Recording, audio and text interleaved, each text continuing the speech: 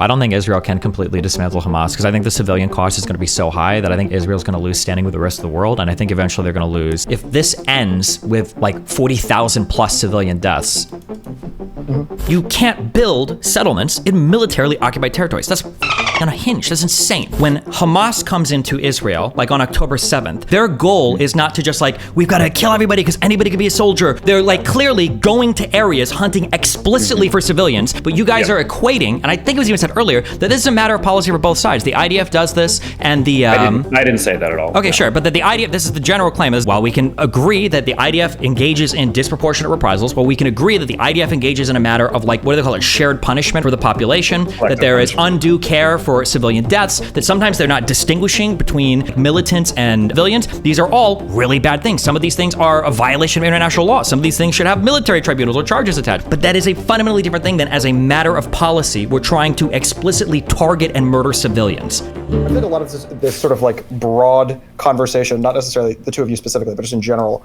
has been like how we got here. But I'm just sort of curious where you both want to go from here. So specifically in terms of Gaza, I'm curious like what you think would be necessary to get to a ceasefire, and absent a ceasefire, what you think the solution from an Israeli perspective ought to be. In my personal opinion, ceasefire has to include the complete and utter abdication of Hamas from that area. And preferably a restoration of PA control, although I don't know if Netanyahu wants to give the Gaza Strip back to, I think Abbas is the leader right now of the PA. I don't know if he wants to, but I feel like at the very least, like Hamas needs to be gone completely. And obviously the hostages have to go back. Then there has to be like a loosening of all the restrictions on humanitarian aid and everything going in. But yes, something there is like a starting point for discussion. And that's a permanent one. Is there a version of I don't know what, when you say permanent ceasefire in Israel-Palestine, I don't know what the means. Not permanent, but like not a, not a 24-hour type thing, but like a longer term thing. Yeah. Okay. Are you basically in agreement on that, Lonerbox, or? Yeah, I think if the only way you get a ceasefire with Hamas still there is if they're just, is if they can just secure the boundaries of Gaza to a point that Hamas can never do what they're doing again, and then you would just have to very, very quickly revive a peace negotiation between the PA and Israel to basically win like the hearts and minds and basically show that negotiation will always achieve more than what Hamas can do. So yeah, one of those options anyway. Gotcha. Okay, I feel like I'm basically in agreement on that. In terms of like absent a ceasefire, what do you think that Israel should do?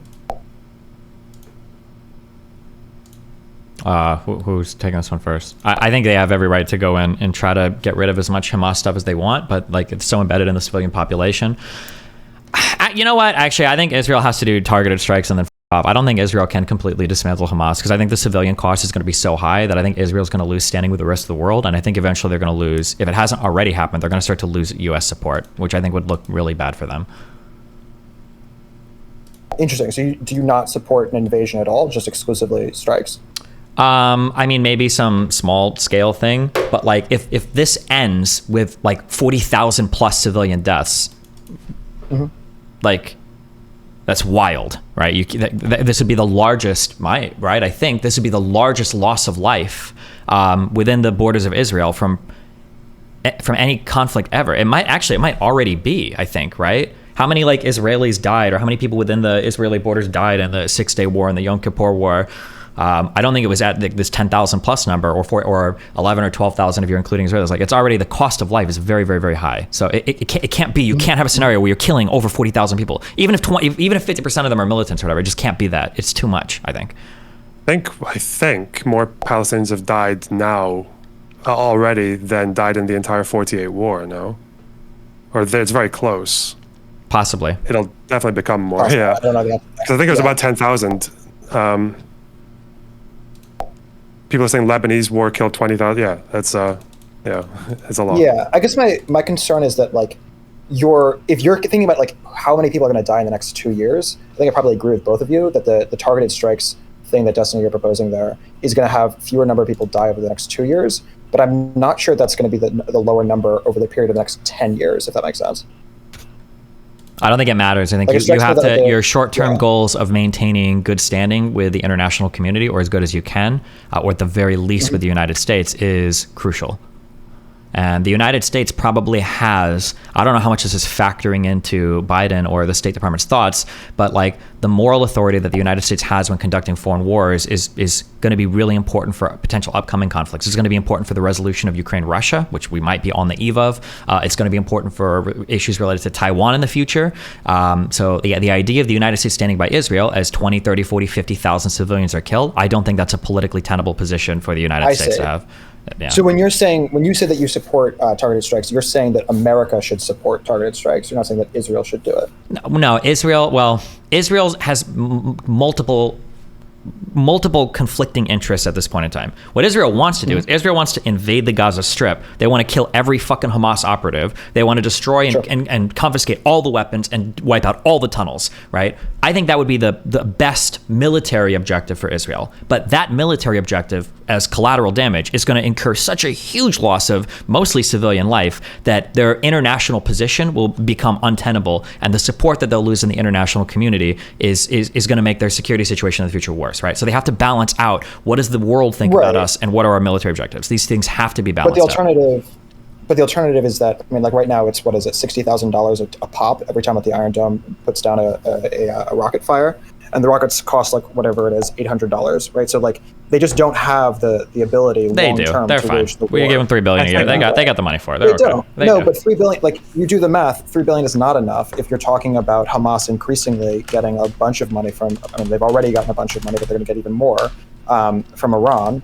And increasingly, that's going to $3 billion in rockets at 80,000 a pop is 37,500 Iron Dome interceptions. I think Israel will be okay. They got it. Israel is not facing an existential threat right now, I don't think.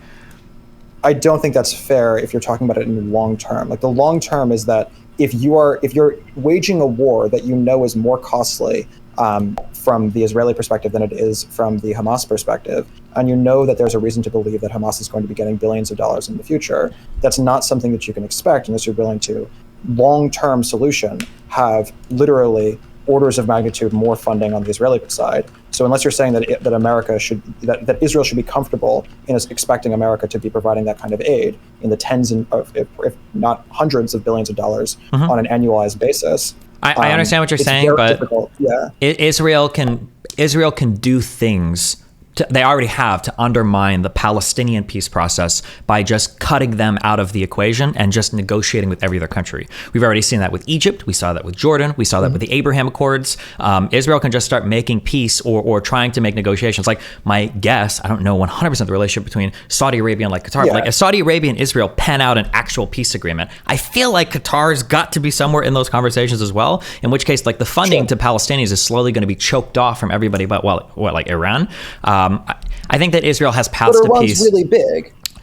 Like the long-term problem here is that there's a broader Sunni-Shia divide that's increasingly becoming a Cold War between Iran and Saudi Arabia, and increasingly Israel is starting to be seen as being on the Saudi side of that.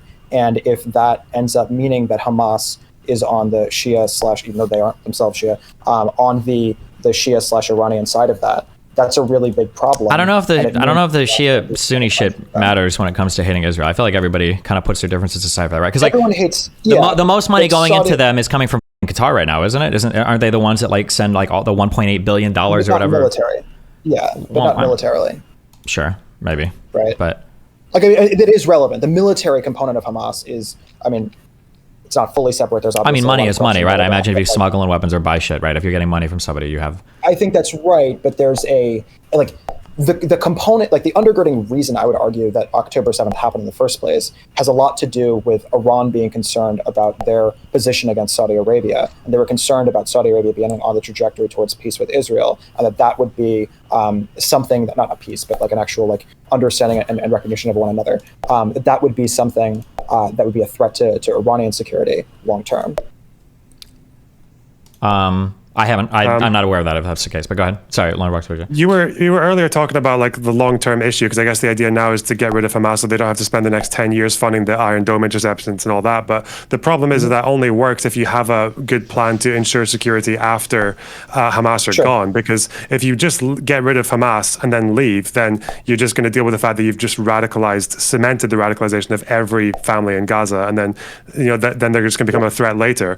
Or you occupy, in which case that's really expensive and it has security issues, because then your soldiers are wandering around a place where you've just killed 20, 30, 40,000 civilians.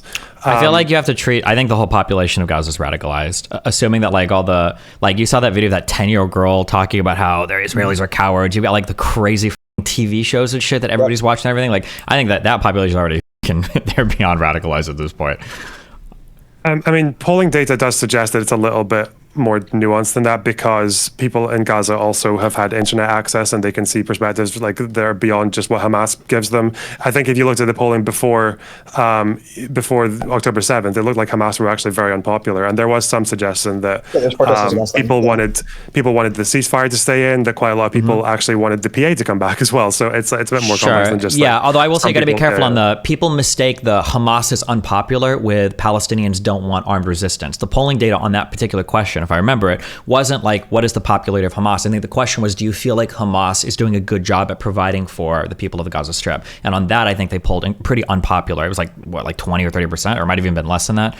But I don't think that necessarily translated to, oh, they want peace because they don't support Hamas. It was just like they felt, same way like in Israel, like Netanyahu, I think, is losing a bit of support, but it's not because people want like a two-state peace solution immediately. It's because they felt like you fucked up hard in defending the country in October 7th.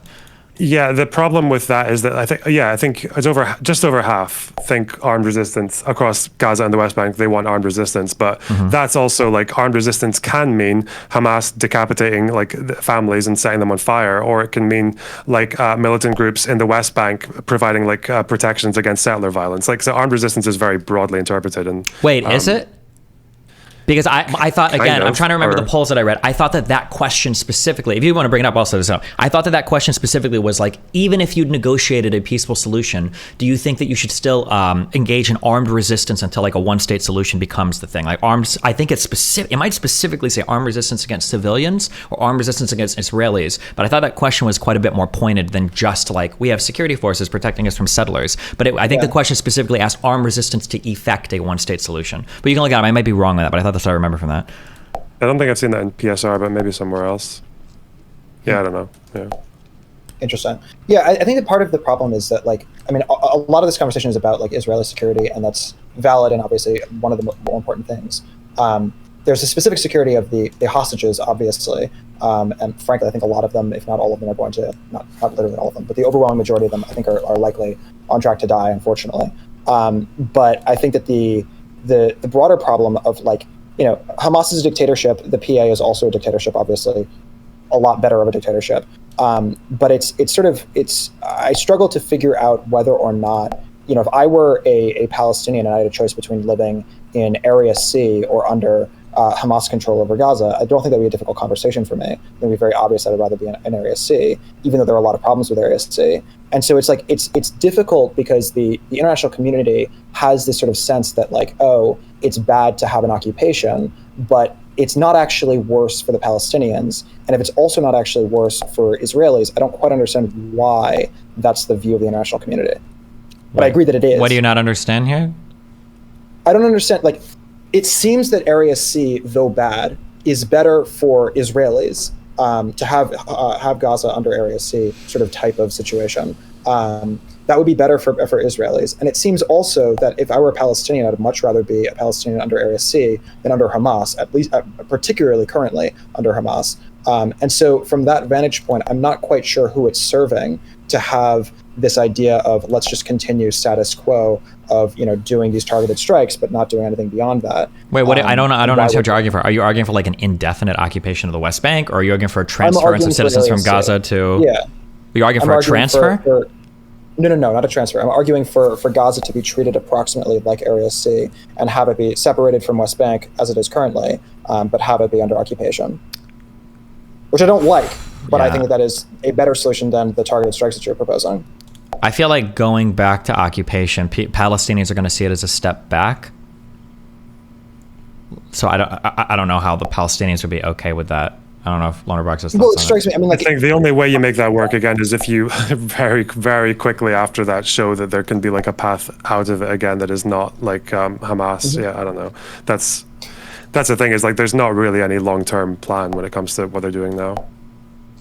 Yeah, I mean, my perfect solution, if I could like just decide and do everything exactly I wanted, I would want to see an occupation, and then as soon as there's an occupation, I'd want to see an election that was run through, ideally through the UN, if they're willing to be involved. Well, obviously, the UN is very complicated and does not have perfectly clean hands from either side of the issue. But like, I'd like to see an election on both the West Bank side and also the Gaza side to try to move towards an Area B type solution within Area C of the West Bank, and simultaneously within Gaza, with an understanding that Hamas would probably be locked out of those elections. But yeah. What if they elect like more radical terrorist leaders? Yeah, I think that's entirely possible, but I think that it's. I mean, that's why it would be Area B. It would not be Area C. They wouldn't have military control. But I think that, like, having this dictatorship is not a long-term solution, and having like some semblance of democracy, at least over civil matters, even if it's a democracy that ends up having bad positions that I don't necessarily agree with as like a liberal or whatever, like that's going to be better for long-term security and long-term peace, to have that trajectory shown, if that makes sense. And it would certainly be better as an average Palestinian, and particularly in Gaza. I mean, again, if you could get Gaza under an Area B situation where, again, there's like a negotiating party on the other side, that sounds, it's just, I just don't think what's happening right now is going to lead you into that situation. I mean, is there going to be any mandate in Israel for that? Like, I think that there's going to be a large mandate to have there be an occupation, and there already is a large mandate for that. And I think that like trying to figure out a way of having a, more progressive version of what that looks like, a closer to a trajectory towards long-term peace version of that. And particularly if that's able to be coupled with the Area C components of the West Bank, I think it's going to be a lot better than the trajectory. The alternatives are either the targeted strikes things that Stephen's talking about, which again I think is going to be incredibly bloody, and I don't see that ending anytime soon. And I also see that as being something that strengthens Hamas's claim that they're able to like get away with stuff with very little pushback. And it's going to grow their movement as a thing that is respected within Palestinian circles, and that's a problem. And it's going to increase the strength of Iran and blah blah blah blah blah. So I don't like that solution, and I think this is the best one that's not just simply an Area C type occupation. as far as I know, Netanyahu has no intention to occupy. At least he said that like 2 days ago.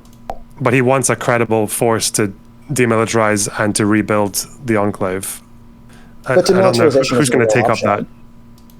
I just don't believe that. Like, I don't believe that you can take out Hamas. Like, we tried to take out the United States tried to take out the Taliban out of Afghanistan. They were not nearly. They didn't have nearly the same network of tunnels, and they were significantly weaker than is Hamas, and we were significantly stronger than is Israel. So the idea that they're going to be able to.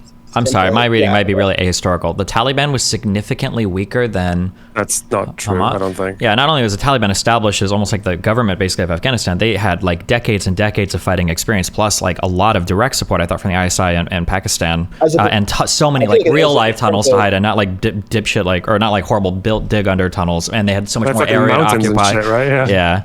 I feel like but I feel like there's 300 plus miles of tunnels within Gaza controlled by Hamas.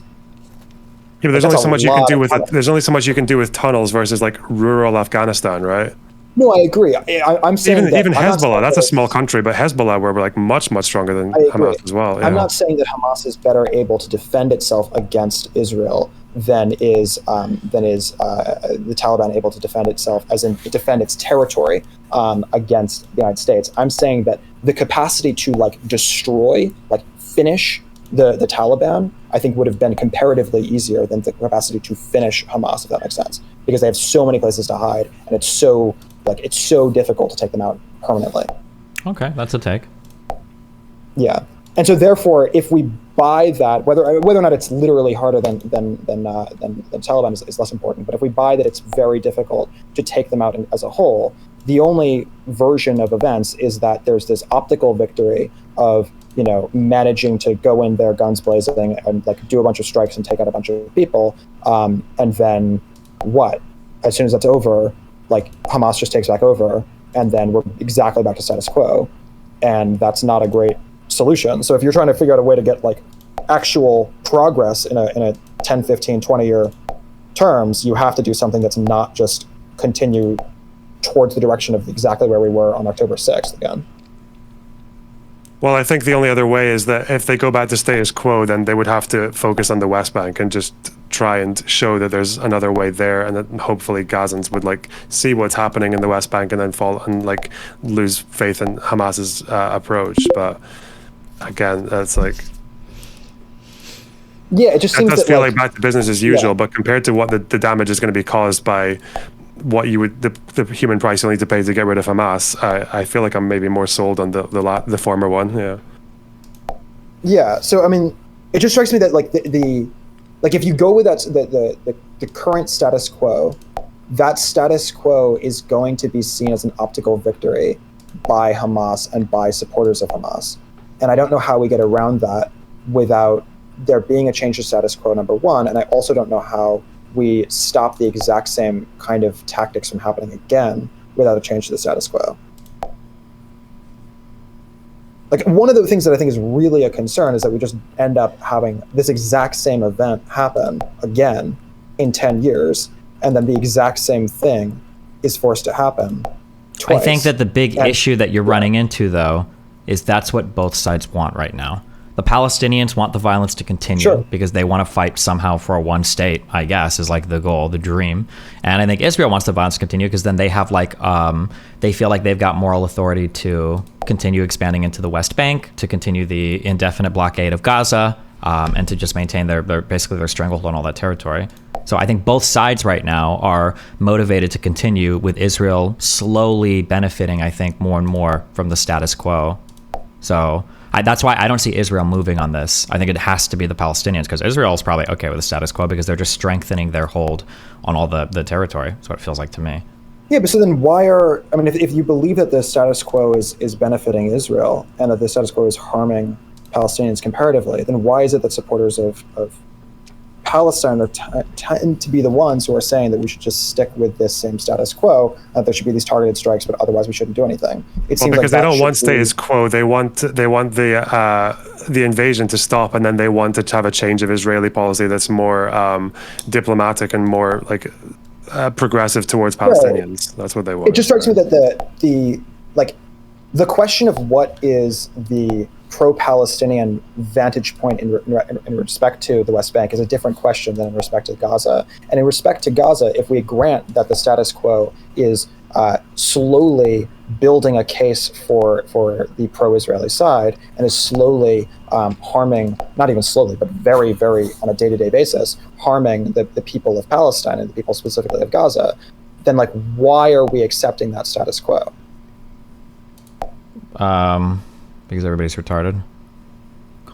Well, so then stop being retarded, right? Like, this is dumb. Like, we should, like, well, I'm not, but again, you're doing like because you're assuming that the status quo is only between Israel and Gaza, right? It's like, but it wouldn't be. It would have to be that Israel's policy and with regards to the West Bank would have to change. So it's not really status quo. But like, why?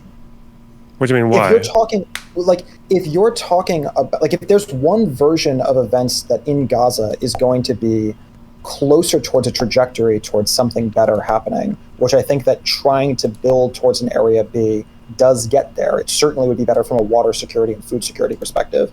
Like, if you're talking about it from that vantage point, that's better, right? That is an improvement. I'm not saying it's like perfect by any stretch, but if it's an improvement, it's an improvement, and that should be the thing. Yeah, okay. And assuming it's like fucking post World War II, where they just raise the place, get rid of Hamas, get rid of the leadership, and then it's reoccupied by some capable force, and then it's just like Marshall planned into oblivion, and then you actually have like a fairly like reasonably like a decent civil society afterwards. The problem with that is that you're only got a guarantee on one step, which is that Israel takes out like 50,000 civilians in the process of destroying Hamas. And then after that, there's no guarantee of anything else. Because I don't know who the is going to be willing to occupy Gaza and rebuild after this is all done. I think no one's going to want anything to do with the place, and they're just going to leave, and you'll just get Hamas too afterwards. That's why I'm not really signing off on what you're saying. That's the like my frustration there is that like in order to get to, if you believe that like point C, or no, I shouldn't say C because that sounds like area C, point 3 of getting to a point where it's under Israeli control, but it is also getting that benefit. It's also getting that international aid. If that's the goal that you think is better than where we're at currently, then you have to support the occupation, the horrible thing that's going to entail in point 1 to get to point 3. But the problem is that we're lacking the political will, and I think this is particularly an American perspective. We're lacking the political will to support the point 1, and without supporting point 1, you can't get to that point 3. If that makes sense. I haven't. Have you seen any indication of like the UN or anyone outside of Israel? Because Israel clearly doesn't want to occupy Gaza again. At least that's what we're hearing from them. So. Have the UN said like we're ready to take over and rebuild once Hamas are gone, or? No, they haven't. But this is my frustration is that like if no one is saying it and the US is also not willing to say it, like we're in a trajectory where we're going to get back to exactly where we were prior to this thing, other than, many tens of thousands of people are going to die most likely. Other than that, the result of this entire endeavor is that we're going to go back to exactly where we were on the 6th. Which means the problem is if point B is like basically not going to happen, then point A is pointless. Yeah, it just strikes me that like if we're like, yeah, it strikes me that there's a comfort with where we're at in a way that I think is really bad. Like we need to recognize that where we're at is untenable, and that a continuation of where we're at for the next 15 years is not something that we can accept. And this is a moment where we can get 2.3 over the period of the next 6 years. And to get there, we have to be willing to take this first step of point 1, which is the occupation. Again, I'll just say it for a third time now. I think I'm not comfortable with going back to where we're at. I think if we go back to status quo, then it's going to have to be the seismic policy shift, at least in the West Bank. It might be. I think if we'd been pre-October 7th, it's probably okay to say that maybe there is like not that much that can be done with regards to Gaza right now, apart from just make sure that they can't crack through the border. And one way to do that, I guess, would be stop stretching the IDF so thin with these new settlement projects. But that's hindsight. Part of the problem that I think that's just sort of undergirding all of this is that everything is being seen through a propagandistic lens by Hamas and by its supporters. And so if you imagine a change in policy within Area C of the West Bank that happened in the next even 10 years, let alone in the next 3, it would be seen as a victory not for the PA, but rather for Hamas, given that it's in the aftermath of this awful attack.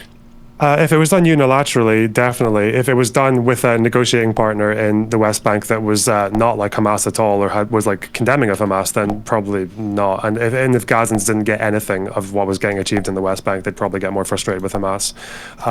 That's my guess. That's probably why a lot of Gazans before October 7th were actually amicable to the idea of the PA coming back. Sorry, I'm not going to take too much of Dustin's time, but yeah. You're good. Just listening. Yeah, I don't know. It strikes me that whatever the solution is going to be, if we're going to move forward in any sense, it has to be a recognition of PA as the future and Hamas as being reprehensible.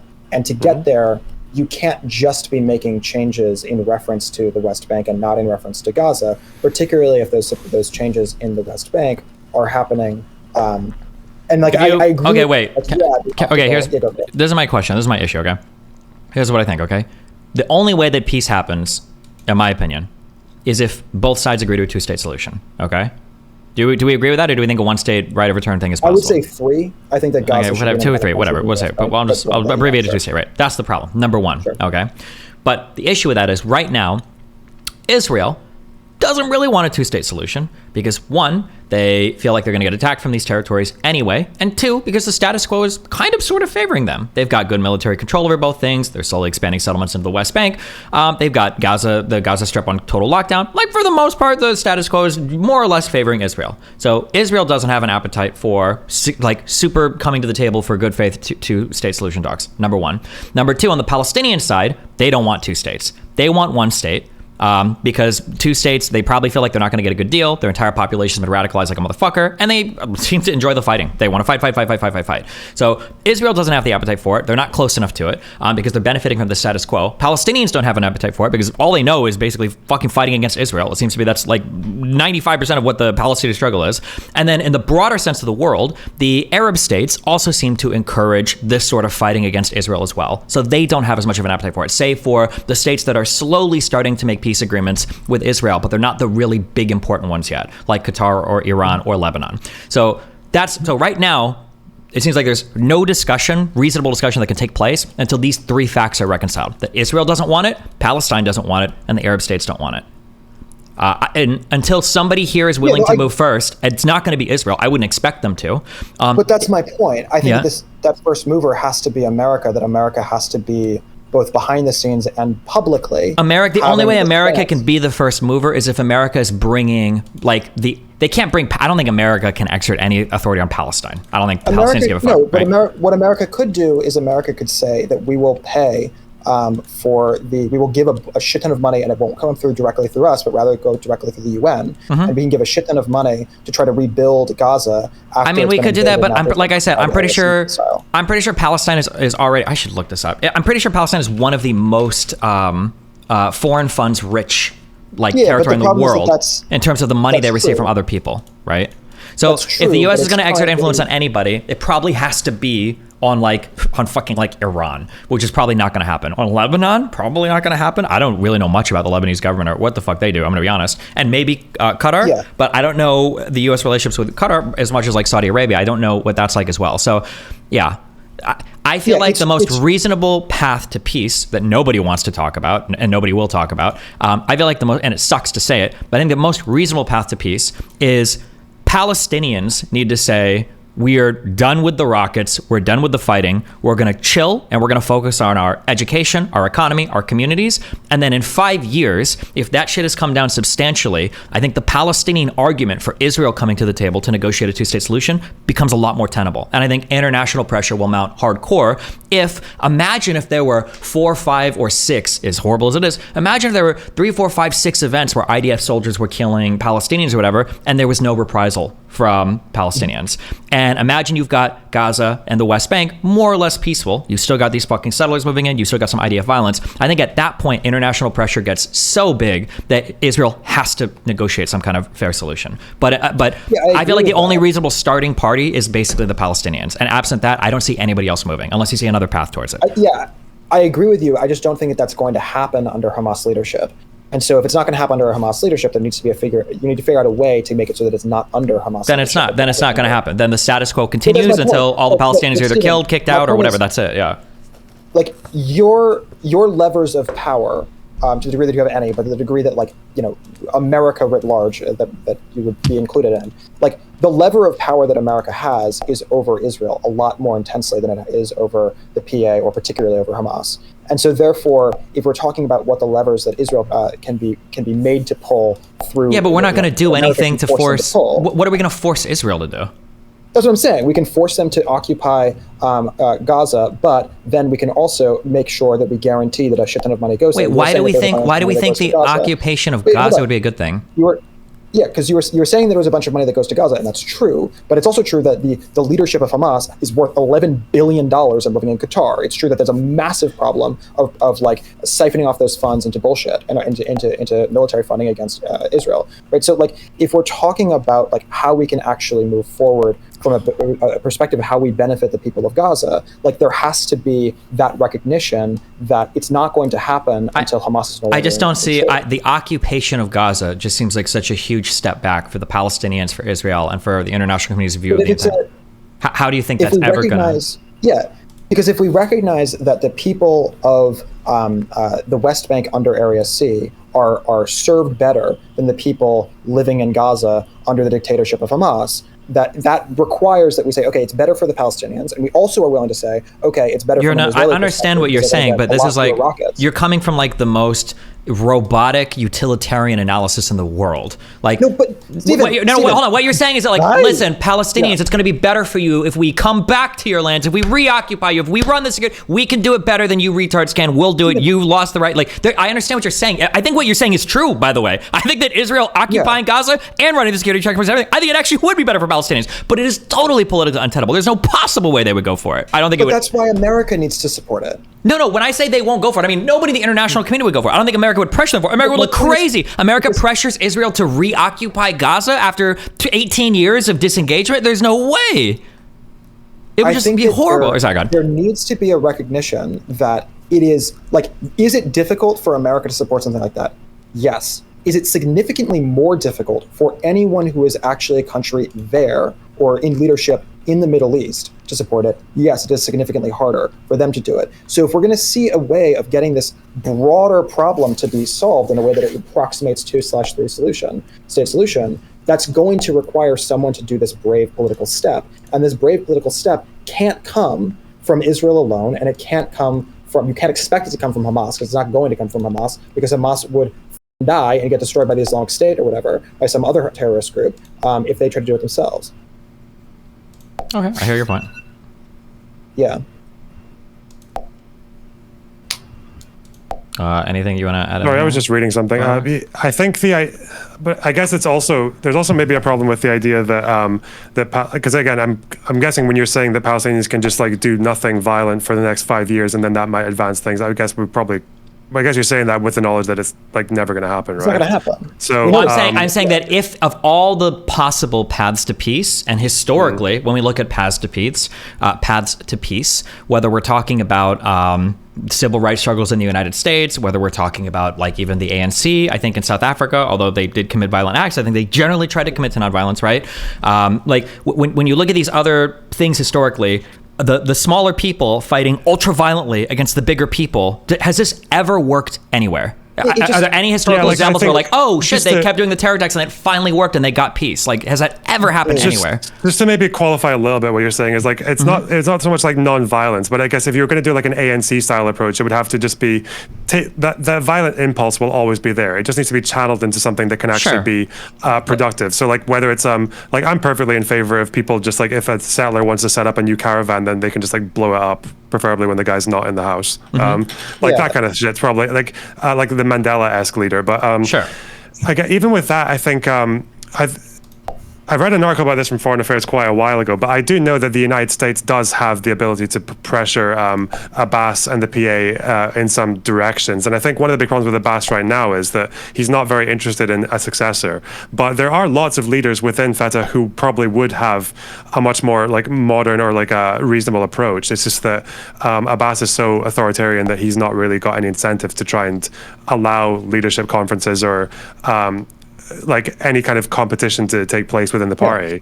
So, but that the United States could pressure that. They could pressure Abbas to like start to explore potential avenues for new leadership, at least in the West Bank, outside of Hamas. It just strikes me that like, I mean, it's almost, I don't know, like it strikes me that like when we're talking about, the first step has to come from Abbas or has to come from Hamas, even worse, like that's not going to happen. We know it's not going to happen. And so making that first step come from the United States is the thing that we have more closer to a level of power over and closer to a level of an ability to actually see done. And we have an ability to pressure Biden in a way that we don't have an ability to pressure, Hamas or Fatah. And it strikes me as a little bit like unhelpful to be saying that it has to come from Hamas and that they have to grow up rather than us recognizing that they're not going to and figuring out a way to move towards a trajectory towards peace.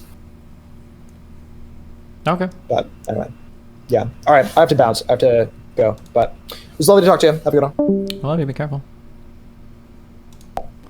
Also, wait, why are you still coming to the line that like what the way the Arab states treat Palestinians is like the actual apartheid? I feel like I heard you say that today as well. Yeah, I feel that way. I feel pretty strong about that. Why, you want to turn me back? Because I'm just saying that like with the whole point of apartheid is like it's about intent. It's about the intent to establish a state of like supremacy of one group over another. I don't think Lebanese people are fucking up over Palestinian refugees to establish Lebanese supremacy. So I think it looks a bit awkward when you're kind of saying that like you're very quick to commit to the apartheid thing with like Lebanon, but when it comes to West Bank or East Jerusalem or wherever, it's like, oh well, actually with the legal definition we don't really know. But yeah, so I guess for me, when I think of apartheid, I think of like this is a country that you fully control, that you are doling out rights to citizens for. The biggest complaints about apartheid for Israel have to do with militarily occupied territories. And like, no, in the history of all of mankind is anybody doling out like equal rights to people in militarily occupied territories. So it just seems like really weird. This is why like the argument that I go with everybody's like, okay, well, if we were to solve the border problem, do you think the apartheid would go away? Most likely it should, almost completely. Mm-hmm. But like, is apartheid ever going away under a military occupation? Almost certainly never. It never will. So it just seems like weird to address that as an apartheid thing. Whereas for the Arab states, like they intentionally and explicitly will maintain second-class citizenship for people in their country for an indefinite amount of time until the Israelis thing is solved, which just seems like really so it's like conditions that are tantamount to apartheid rather than like actual apartheid because but again. So I suppose if the intent is maybe different, so if there's like intention from the Israeli government to hold on to the West Bank, then that probably becomes more apartheid-esque. Let's say if they annexed it, right? If they annexed West Bank, would you say it was apartheid? I mean, if they annexed it and didn't give equal rights, yeah, of course. And I think the strongest... Would you say East Jerusalem is apartheid because that's annexed? Did they formally annex East Jerusalem? Yeah. Well, like what's like is it part is it no longer part of like the military borders? Well, the Knesset was set up in West Jerusalem initially, right? Did they move it to East Jerusalem? No, the Knesset it was passed through the Knesset to annex East Jerusalem, if that's what you mean by formal. Oh, then I mean, are those people?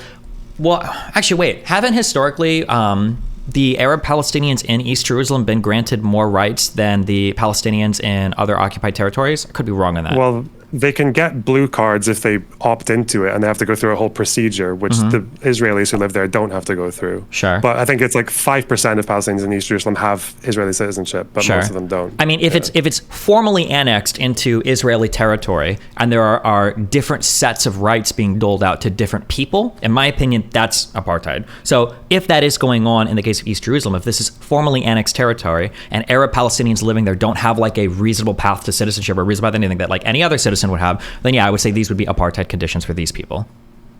Okay. So just backing up a little bit. So you're talking about that this is like a military occupation, so you can't compare to apartheid, but this has been going on for so many decades. I mean, this is like when you have a situation where, like we talked about earlier, there are people who just have spent their entire life in this state, and it's not just that it's like military occupied, but the fact that they don't have freedom of movement within their own territories, the fact that actual Palestinian areas within the West Bank are becoming separated from each other and fenced apart from each other because of the settlements. And the fact that Palestinians, I think, even within like the West Bank, need the Israeli land agency. I can't remember the name for it, but they need to be granted to get building permits and shit.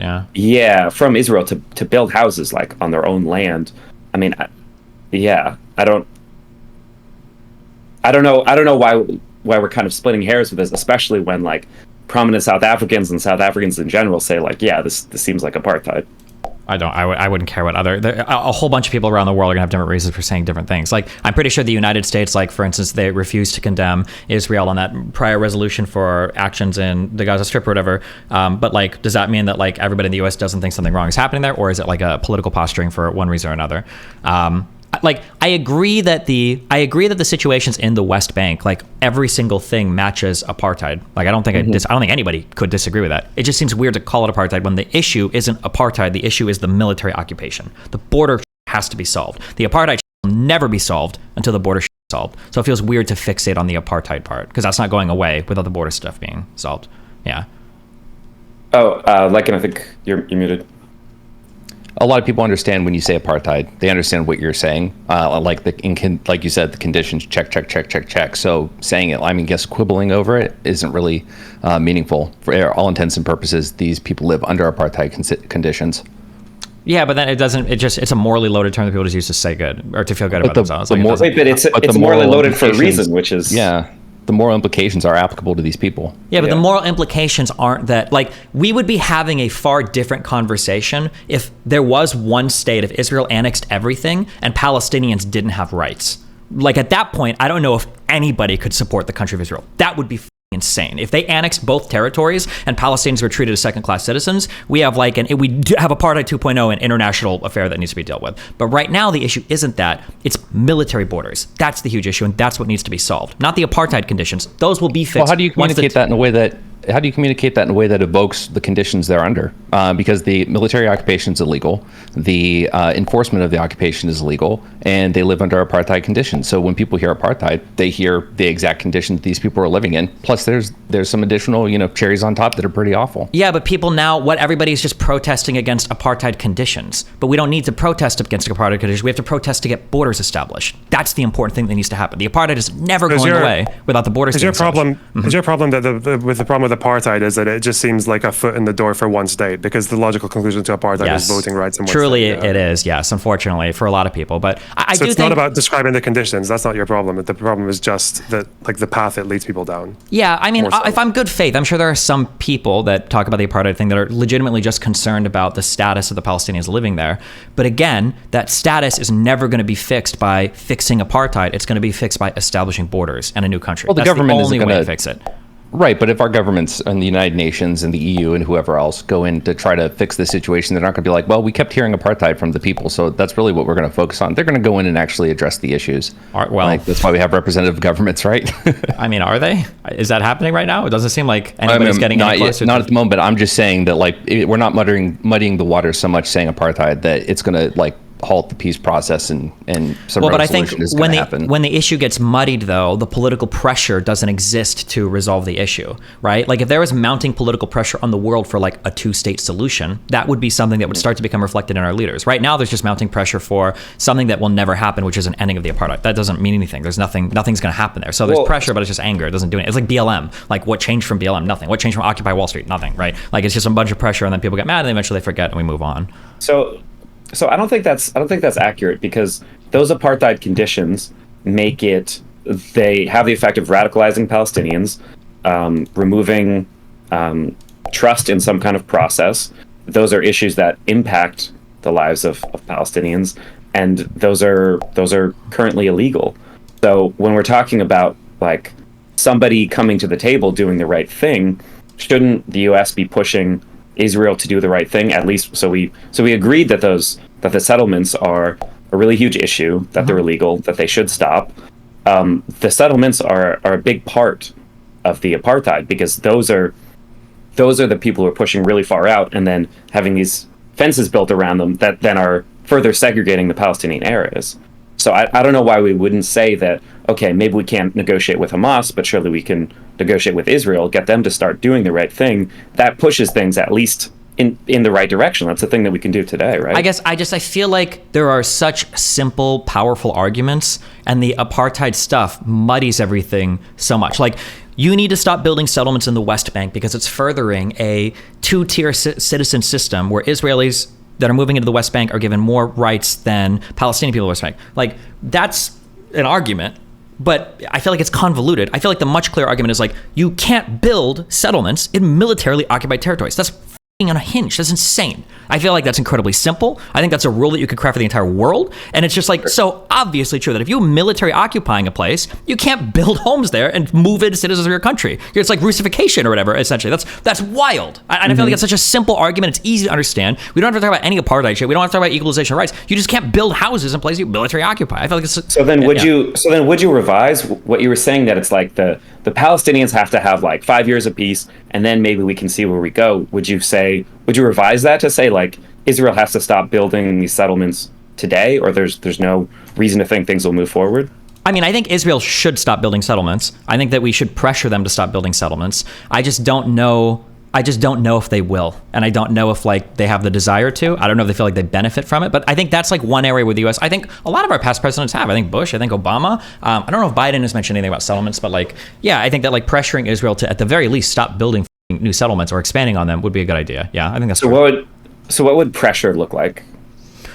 What is pressure? Withholding funds, like Yeah, Bush Senior froze like a $10 billion fund in exchange for a settlement freeze before Something like Madrid. Yeah. boycotting, perhaps, I think divesting, and maybe sanctions. I think those are. I mean, Or- actually, or- because the region is so small, like boycotts are pretty. Like I think even Jordan Valley settlements got really fucked over by a boycott campaign like a few years ago. So yeah, Or a federal lift, okay?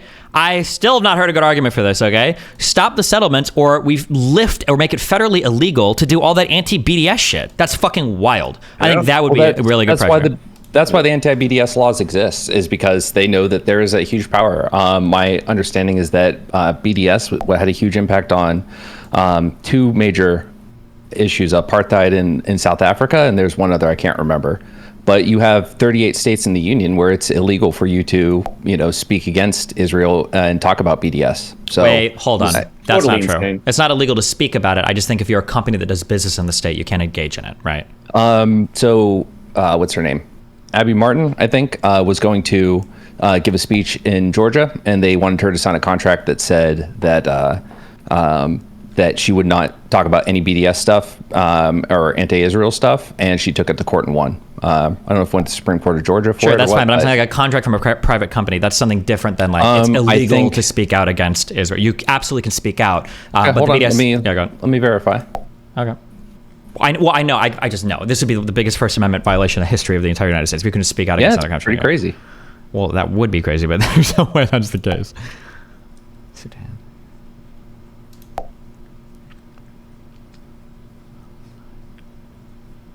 what were we supposed to be talking about? Your mom. Well, I came in, so I had wanted to talk to,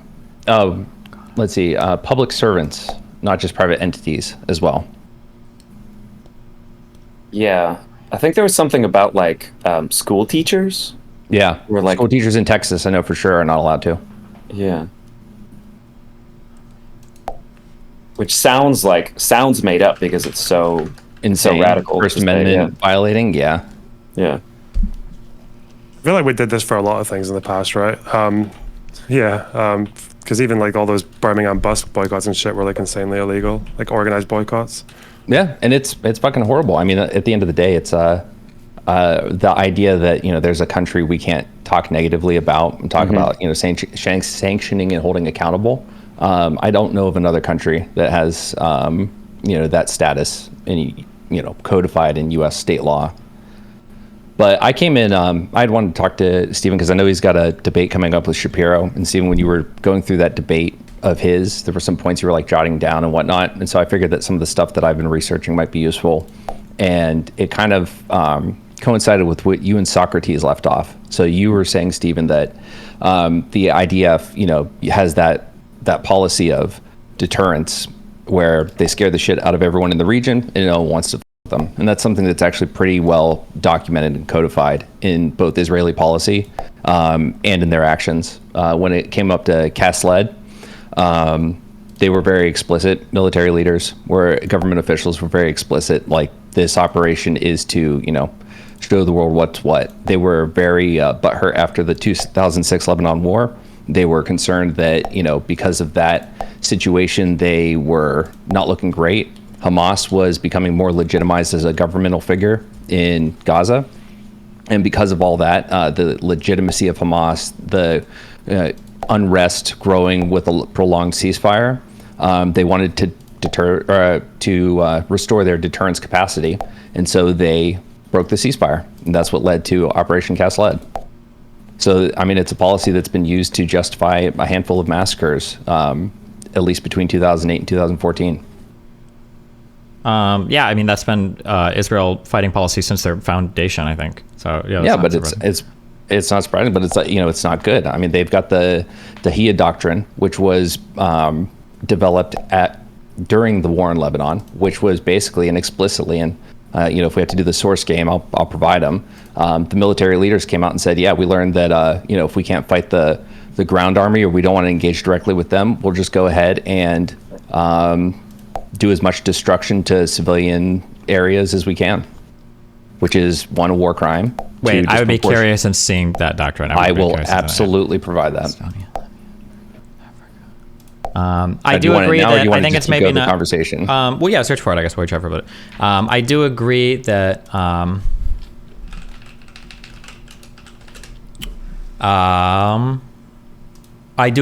it's bad to do that. But when we say bad, I mean, when you say bad, what do you mean when you say bad? I mean, bad in a few ways. Morally, disproportionate force used against civilians to force the government or turn the civilians against the people. A, being a war crime. B, being wanton bloodshed. Yeah, I mean, those are the two primary points when I say bad.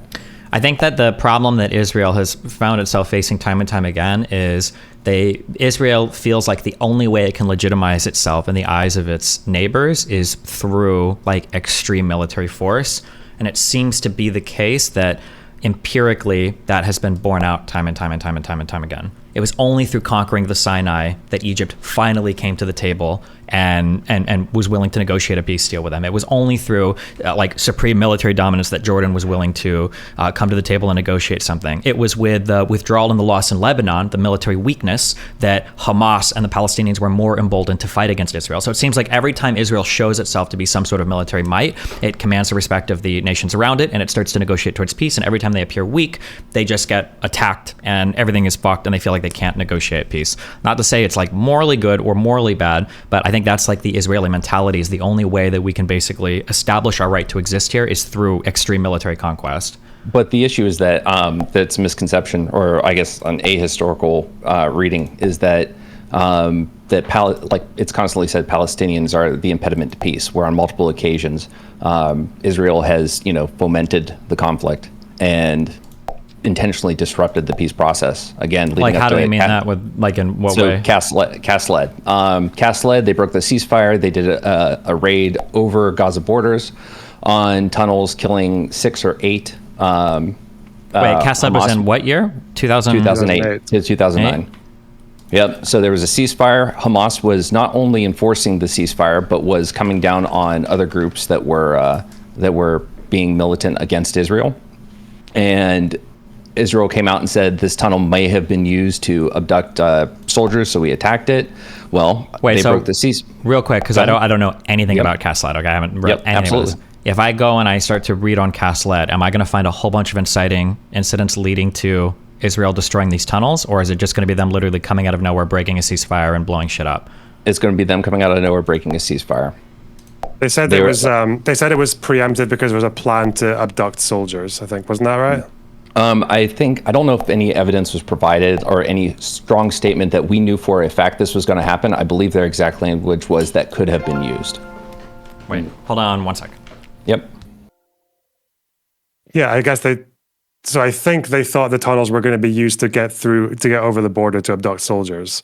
Right. And then they could do what they did and not break the ceasefire. They could have blown up the tunnels on the inside of Israel, and that's what Egypt did. And there were not as many, that my understanding, anywhere near as many going into Israel as there were going into Egypt. There were thousands, I think, in Egypt, and they just bombed them on their side, and that was it. They did no destruction in Gaza. They broke no boundaries, no borders.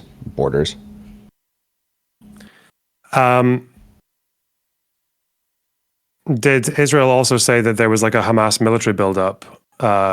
Hamas is allowed to build up a military. I want to say this again when Steven gets here, but something we have to be really understanding of is there's a difference between defending Hamas and their bad actions and really understanding the enemy and the situation surrounding all these events. So at the end of the day, we can't just say, well, Hamas is the government and blame them for everything bad that happens, but then also at the same time say they don't have a right to build up a military or a defense. Okay. And to take it to the next logical conclusion, do they have a right to attack Israel? I mean, under international law, it's been ruled, yes, they do.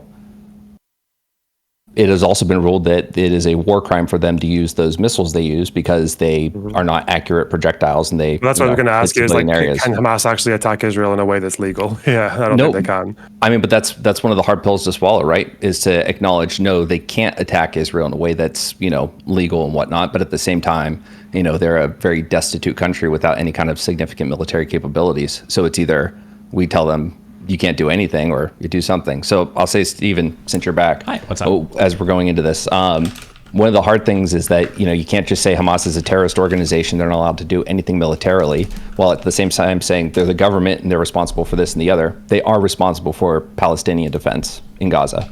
They ultimately are. So they are allowed to build up a military.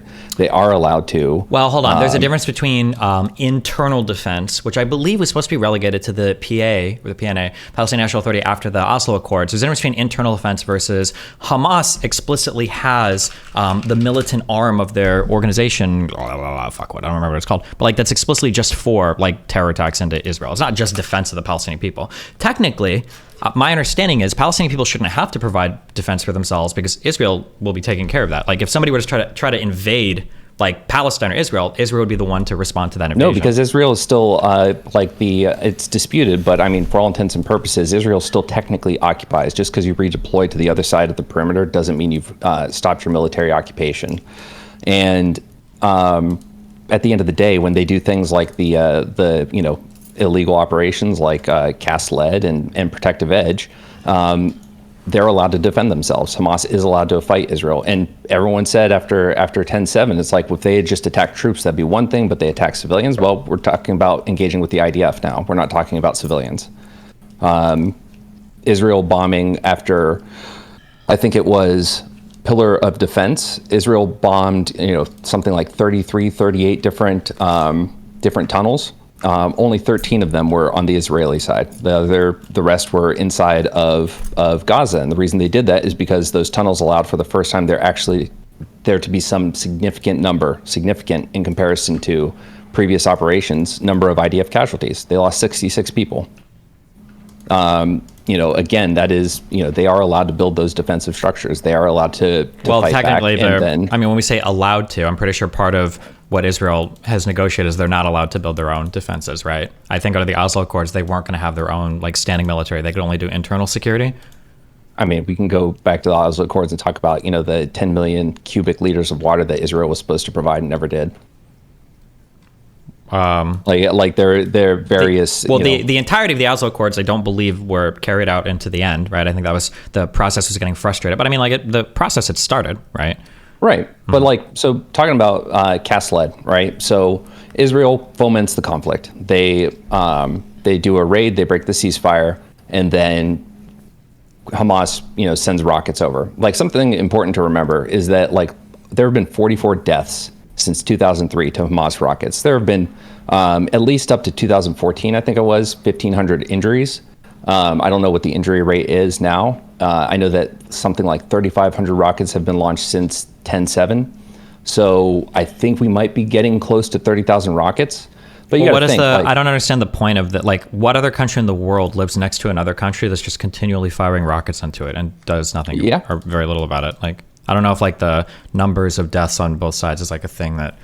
I think, no, not just by itself, right? Number of deaths, but you got to look at the retaliatory effect, and you have to look at the disproportionate force used against Hamas and the people of Gaza, in particular the people of Gaza. You want to attack military people, I don't give a shit about that. You want to attack Gazans, though, after cast lead, Israel was found to have committed war crimes, disproportionate force, disregard for civilians, intentionally targeting civilians.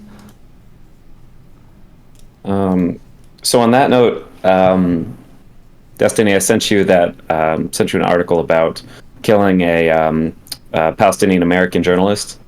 So this was snipers targeting her, and they did an actual study, and they could determine that they actually could see that she was a journalist before they shot her, and then they were shooting all around her so that nobody could drag her away. And so I think there have been other cases where Israel has been targeting journalists. And so people talk a lot about the kind of fog of war around the conflicts. You don't know exactly what's going on or how many people are dying in what situations. I think Israel has some responsibility when they target journalists to make that situation more unclear.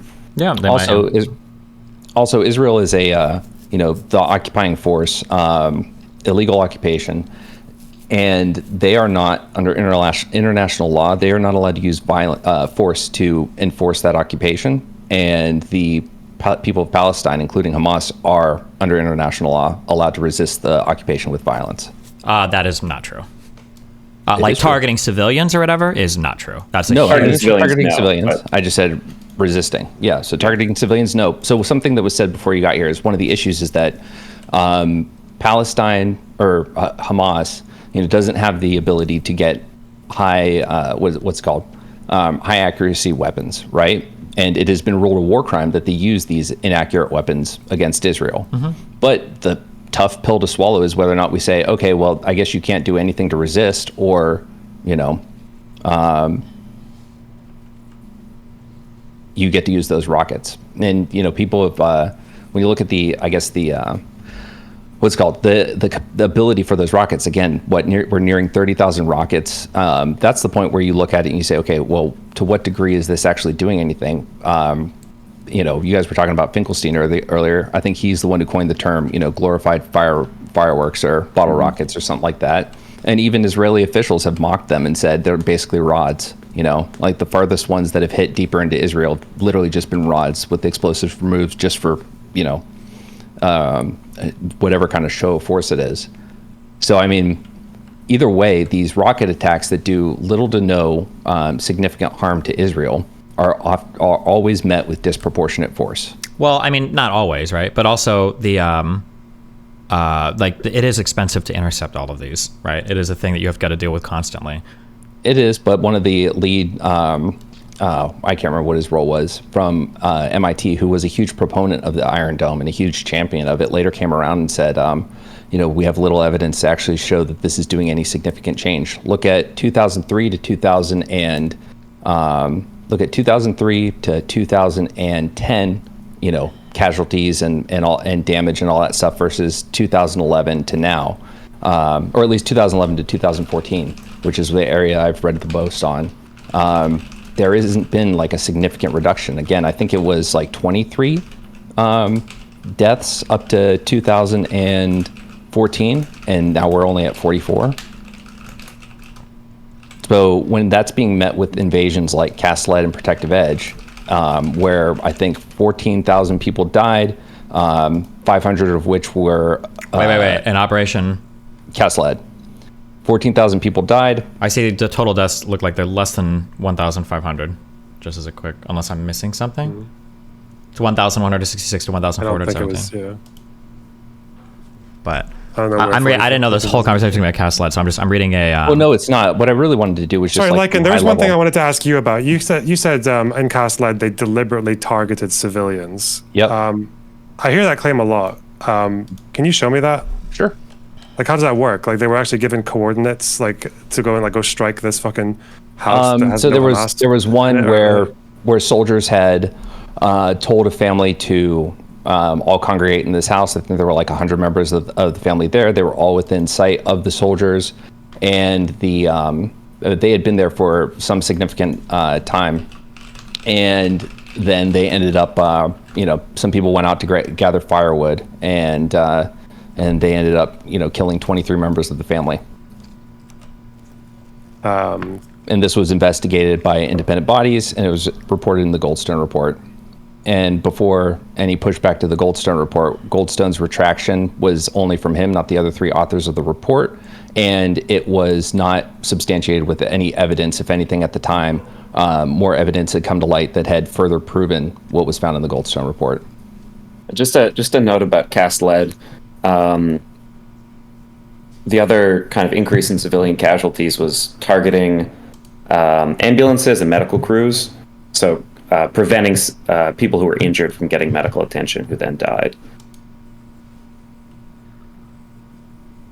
I don't know if there's a good place to put links. Oh, hold up. I'm so sorry. 1 second. And I could be wrong here. Did Operation Cast Lead violate a ceasefire? Yes. Or did the ceasefire end and then Cast Lead began? No, Cast Lead violated the ceasefire. Are you sure? Not Cast Lead, sorry. Cast Lead ended the ceasefire, and then the operation took place. That's what I said at the very beginning. Okay, I'm just reading a congressional. Israel. I haven't read it. So prior to the start of Israel's campaign, experts warned that a full-scale resumption of Israeli-Palestinian violence was imminent as Egyptian mediation failed to extend the 6-month ceasefire that expired on December 19th, 2008. So when did Cast Lead begin? The 27th of December 2008. So it sounds like, unless I'm missing something. They violated the ceasefire before Cast Lead. Okay, what was the violation prior to this? But that means that Cast Lead wasn't the violation of the ceasefire. No, Cast Lead wasn't the violation. So Israel violates the ceasefire by bombing the tunnels on the side of Gaza, killing Hamas people over there. Then Hamas responds with rocket attacks afterwards. And then Israel uses that as a pretense to invade for Cast Lead. November 4th. Oh, wait, hold on. Okay. So a 6-month long between ended on November 4th when the IDF made a raid into Deir al-Balah. This is what you're talking about, right? And Cast Lead was on November 4th. No. Cast Lead was on, I think, the 27th of December. The raid that you're... Or no. No, I think that's right, isn't it? So the November 4th raid. It started Cast Lead on 27th of December, but Yes. the raid was on the 4th of November, yeah. Yeah. We're all reading the same Wikipedia.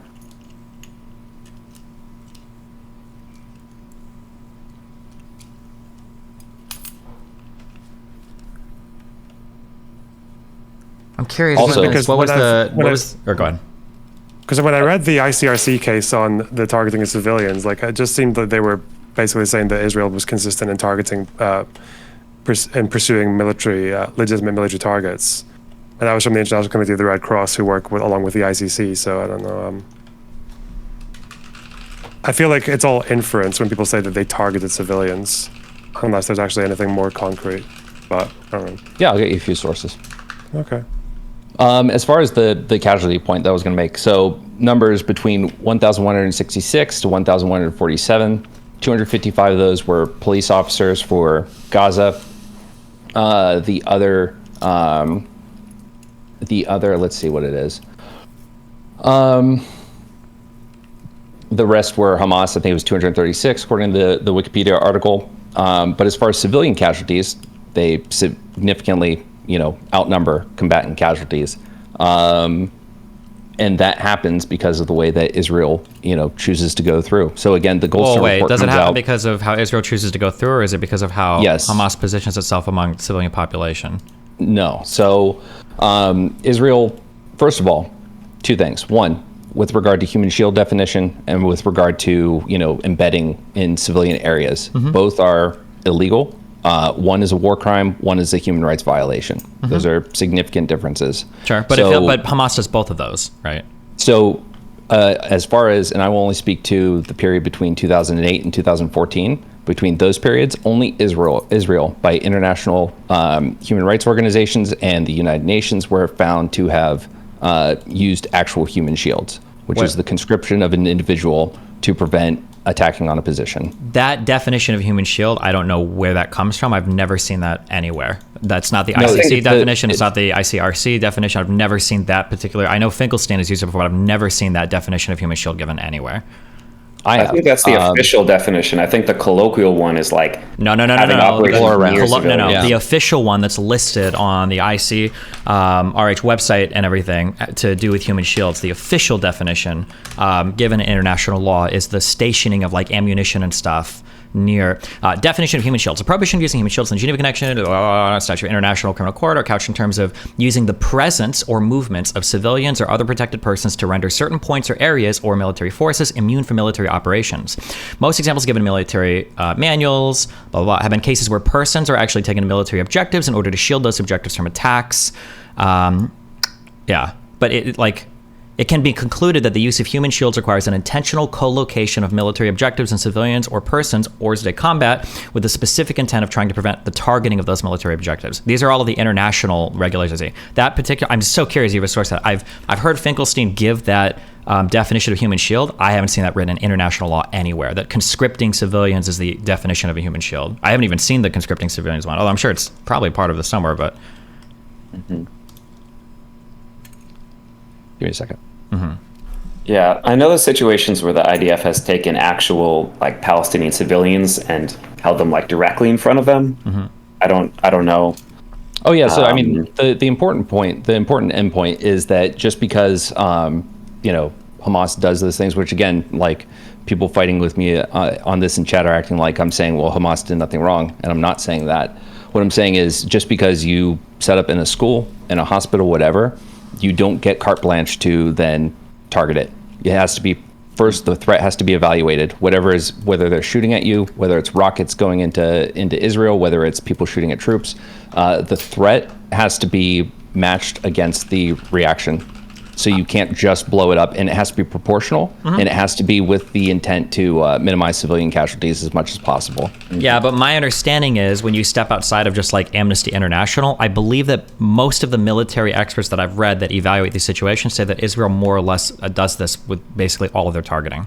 The United Nations completely disagreed, and they're That's what I'm all. saying outside of like UN and like Amnesty International, when I see like military people or people that do like international law talk about this, and I'm curious for the UN, is there like a particular statement from the UN saying Israel is intentionally targeting civilians, or is it always just like a general condemnation of civilian death under the occupation?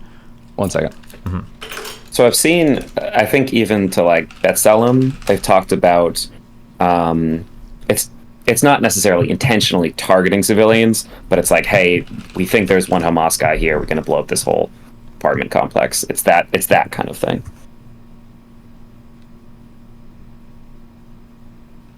Well, I'm just curious, why do you, I guess, I don't know, hand wave is the right word, you tell me what your intent is, but like when I bring up, that it's the UN and international, human rights organizations and international law that cites these things as such. I'm curious if the UN actually has said that like Israel is indiscriminately targeting civilians, or if it's just broad resolutions like condemning the violence. I don't know if I've seen I know there have been like individual instances, I think, where there have been certain condemnations of like an IDF soldier killing somebody, but in terms of just like broadly during military conflict, just broadly and intentionally killing civilians. Well, I mean, indiscriminate bombing, like. Yeah, but Israel clearly doesn't engage in indiscriminate bombing, right? They do indiscriminate bombing. Yes. Where? What? And when? So first, so one, you push back on the population density of Gaza. But Gaza City, which is receiving most of the shelling, is 42,000 people per square mile in that city. That is hugely dense, and it doesn't matter if it ranks if it ranks 62nd in the world. Well, then why does Hamas shoot rockets out of Gaza City? Why not go to the outside of the city? Because it's within range of the enemy. But again, IDF. So again, like. Look at the damage being caused by those rockets, the deaths being caused by those rockets. That has to be evaluated against how Israel hits their targets when they want to, disarm the threat of Hamas rockets. So as long as they can continue to intercept the rockets from the Iron Dome, they have no right to remove. No, Hamas I didn't say that. zone? I didn't say that. Okay, I don't know how that's as long as they proportionally respond. So that means not leveling multiple city blocks, not displacing thousands of people, not killing thousands of innocent civilians. Well, attack Hamas. What does a proportional response look like? A proportional response would be a ground invasion. Hold on. What do you think a ground invasion would be? Less deaths? Less deaths for civilians? Yeah, absolutely. We are at 10,800 as of I think yesterday, as far as deaths go. Most of those are civilians. Well, probably they are. 155 millimeter mortar shell has a 50 meter kill range and a 150 meter casualty range. Well, sure, but like, let's say hold on. Yeah. The danger close for 155 millimeter launched by an M109, which is what the howitzer that the Israeli army uses, has a danger close radius of 750 meters. That is where you account for the inaccuracy where that shell can land anywhere else.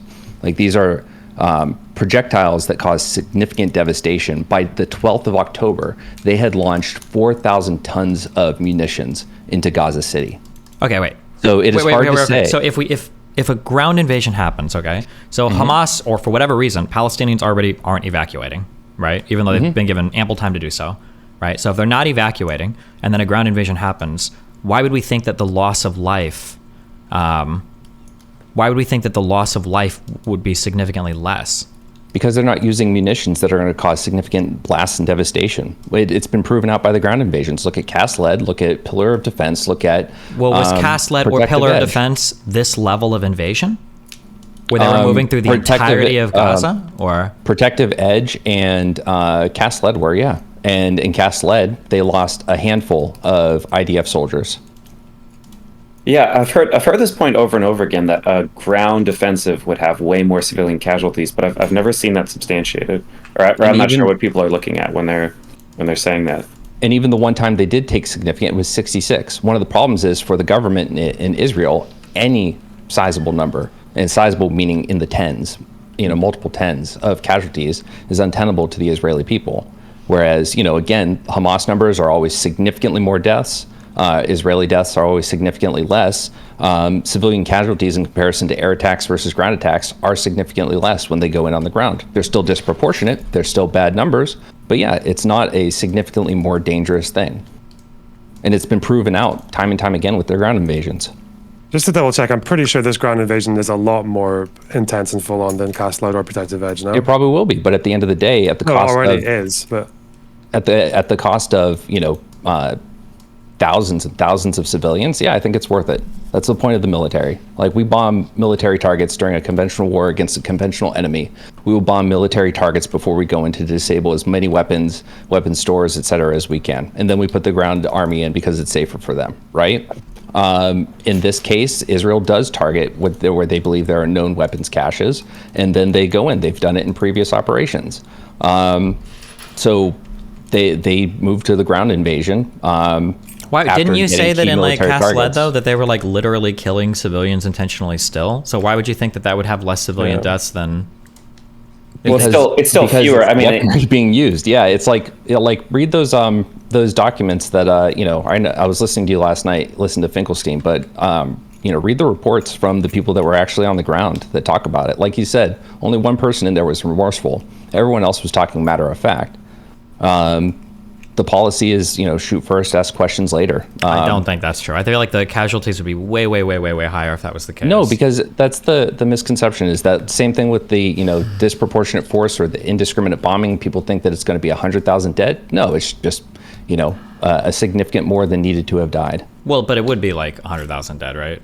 It wouldn't be just one city block level. It would be block after block after block. 44% of, and this was as of a week ago, 44% of structures in, I don't know if it's in Gaza City or all of North Gaza, have either been destroyed or critically damaged.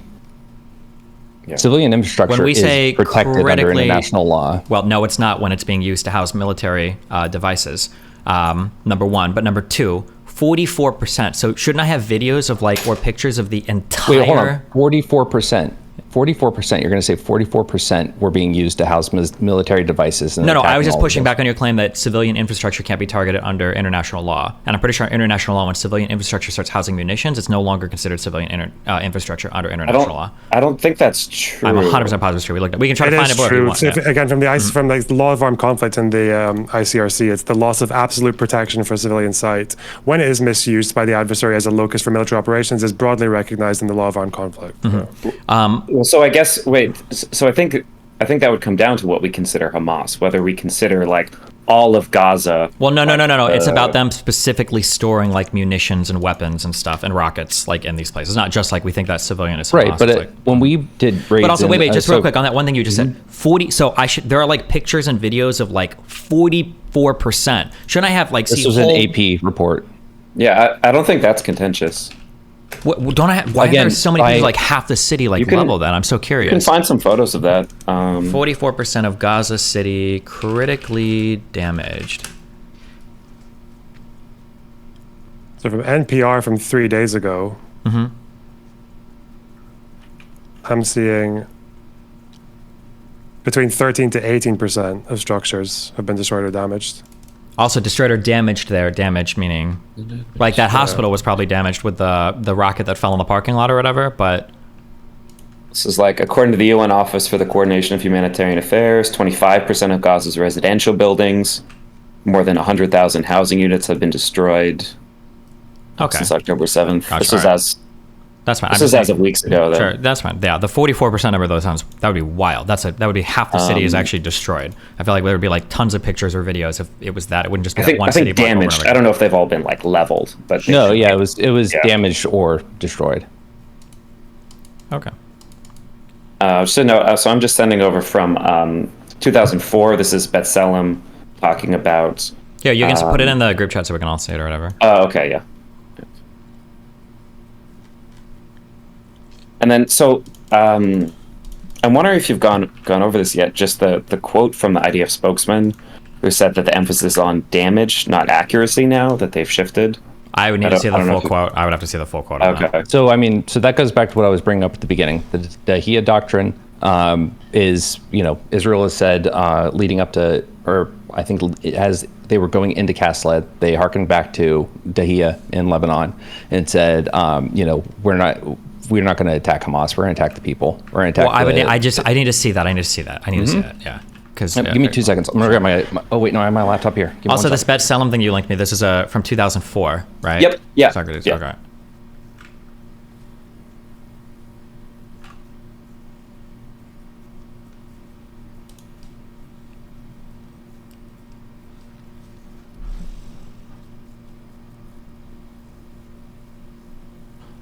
What was this article supposed to say to me as well? The B'Tselem? Yeah, what point were you trying to make with this? So they were saying that, so this is you were talking about that this is just like the UN and Human Rights Watch that were saying that there was disproportionate force. This is from B'Tselem, which is... Well, I don't think I said disproportionate force. We agree with that. We all agree there's disproportionate force. It was about the intentional killing of civilians. It seems like, so B'Tselem, I believe... No. This wasn't that. Yeah. B'Tselem was made, was it in the 80s or 90s in Israel to hold Israel more accountable for the treatment of Palestinians, right? Hold on, I might have gotten... 1890. Is that why it was created? Yes, I believe it was explicitly created for this, yes. Yeah. So their point is always going to be a little bit more in that direction, which is fine. I think that's totally fine. I'm not saying they're fake or they make anything up. But just in terms of reading what you sent me, the death of a large number of civilians who did not take part in the fighting, as well as the enormous property damage, strongly suggest that the IDF used disproportionate and illegal force. The lack of intention to kill civilians does not absolve the IDF commanders from their obligation to prevent gunfire, even when directed at armed individuals, if such fire is liable to result in disproportionate harm to civilians. Yeah. So just to be clear, this thing is not saying that there was like an intentional killing of civilians. It doesn't even make the exact claim that there was disproportionate or illegal force, just that the enormous amount of property damage, just to say, not to say that it wasn't, not to say that, but just as to be clear for what this is, Which I think shows that it's a pretty measured response. I think that's fair. Sure. I put the quote from, it might be paywalled. I can send a... Okay, the Dahiyya strategy.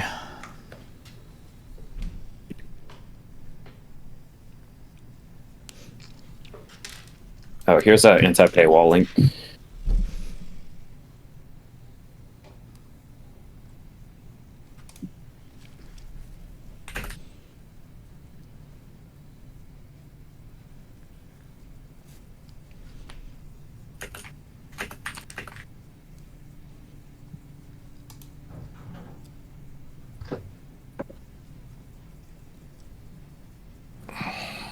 Wait, does this mean this was published in 2008? That's what this means, right?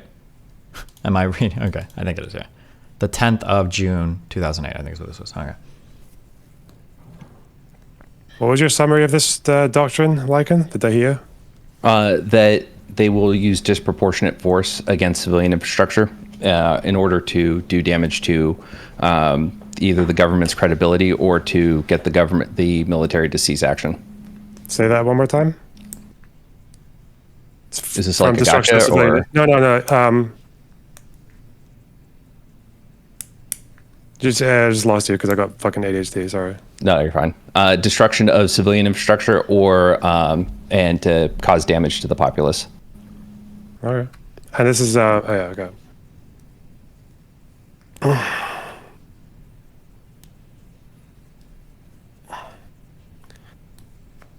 Why did they do that? They do it because, they did it in Lebanon because they didn't want to engage the Lebanese army in a ground invasion. That's just to be clear. What you've linked me is not the justification given.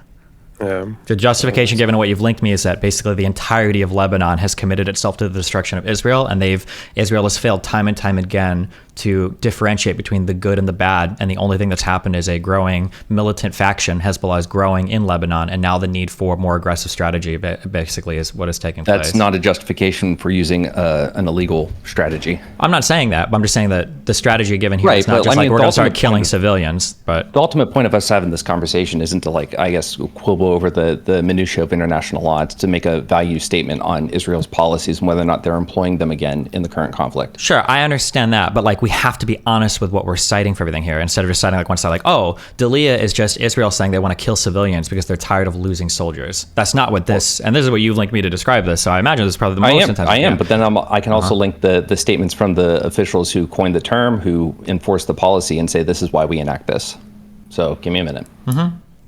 Regrettably, the doctrine did not take hold in the days following our withdrawal from Lebanon. Too bad it did not take hold immediately after the disengagement from Gaza and the first rocket barrages directed at the northern Negev. In both those cases, we deluded ourselves into thinking that the people are not the same as their leaders and that the people only care about making a living, but are captive to radical and irresponsible elements.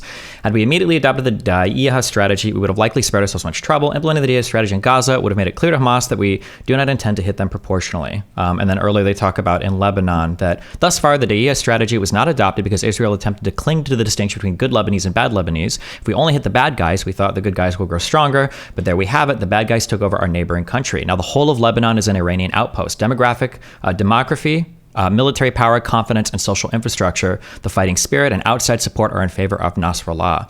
This is both good and bad. It's bad because north of us, there is a state that is entirely malicious. It's good because there's no longer any need for complicated distinctions. Israeli strategists' new point of view is that Lebanon is an enemy rather than a complex puzzle of factions, some of which are enemies while the others are victims of a situation not under their control.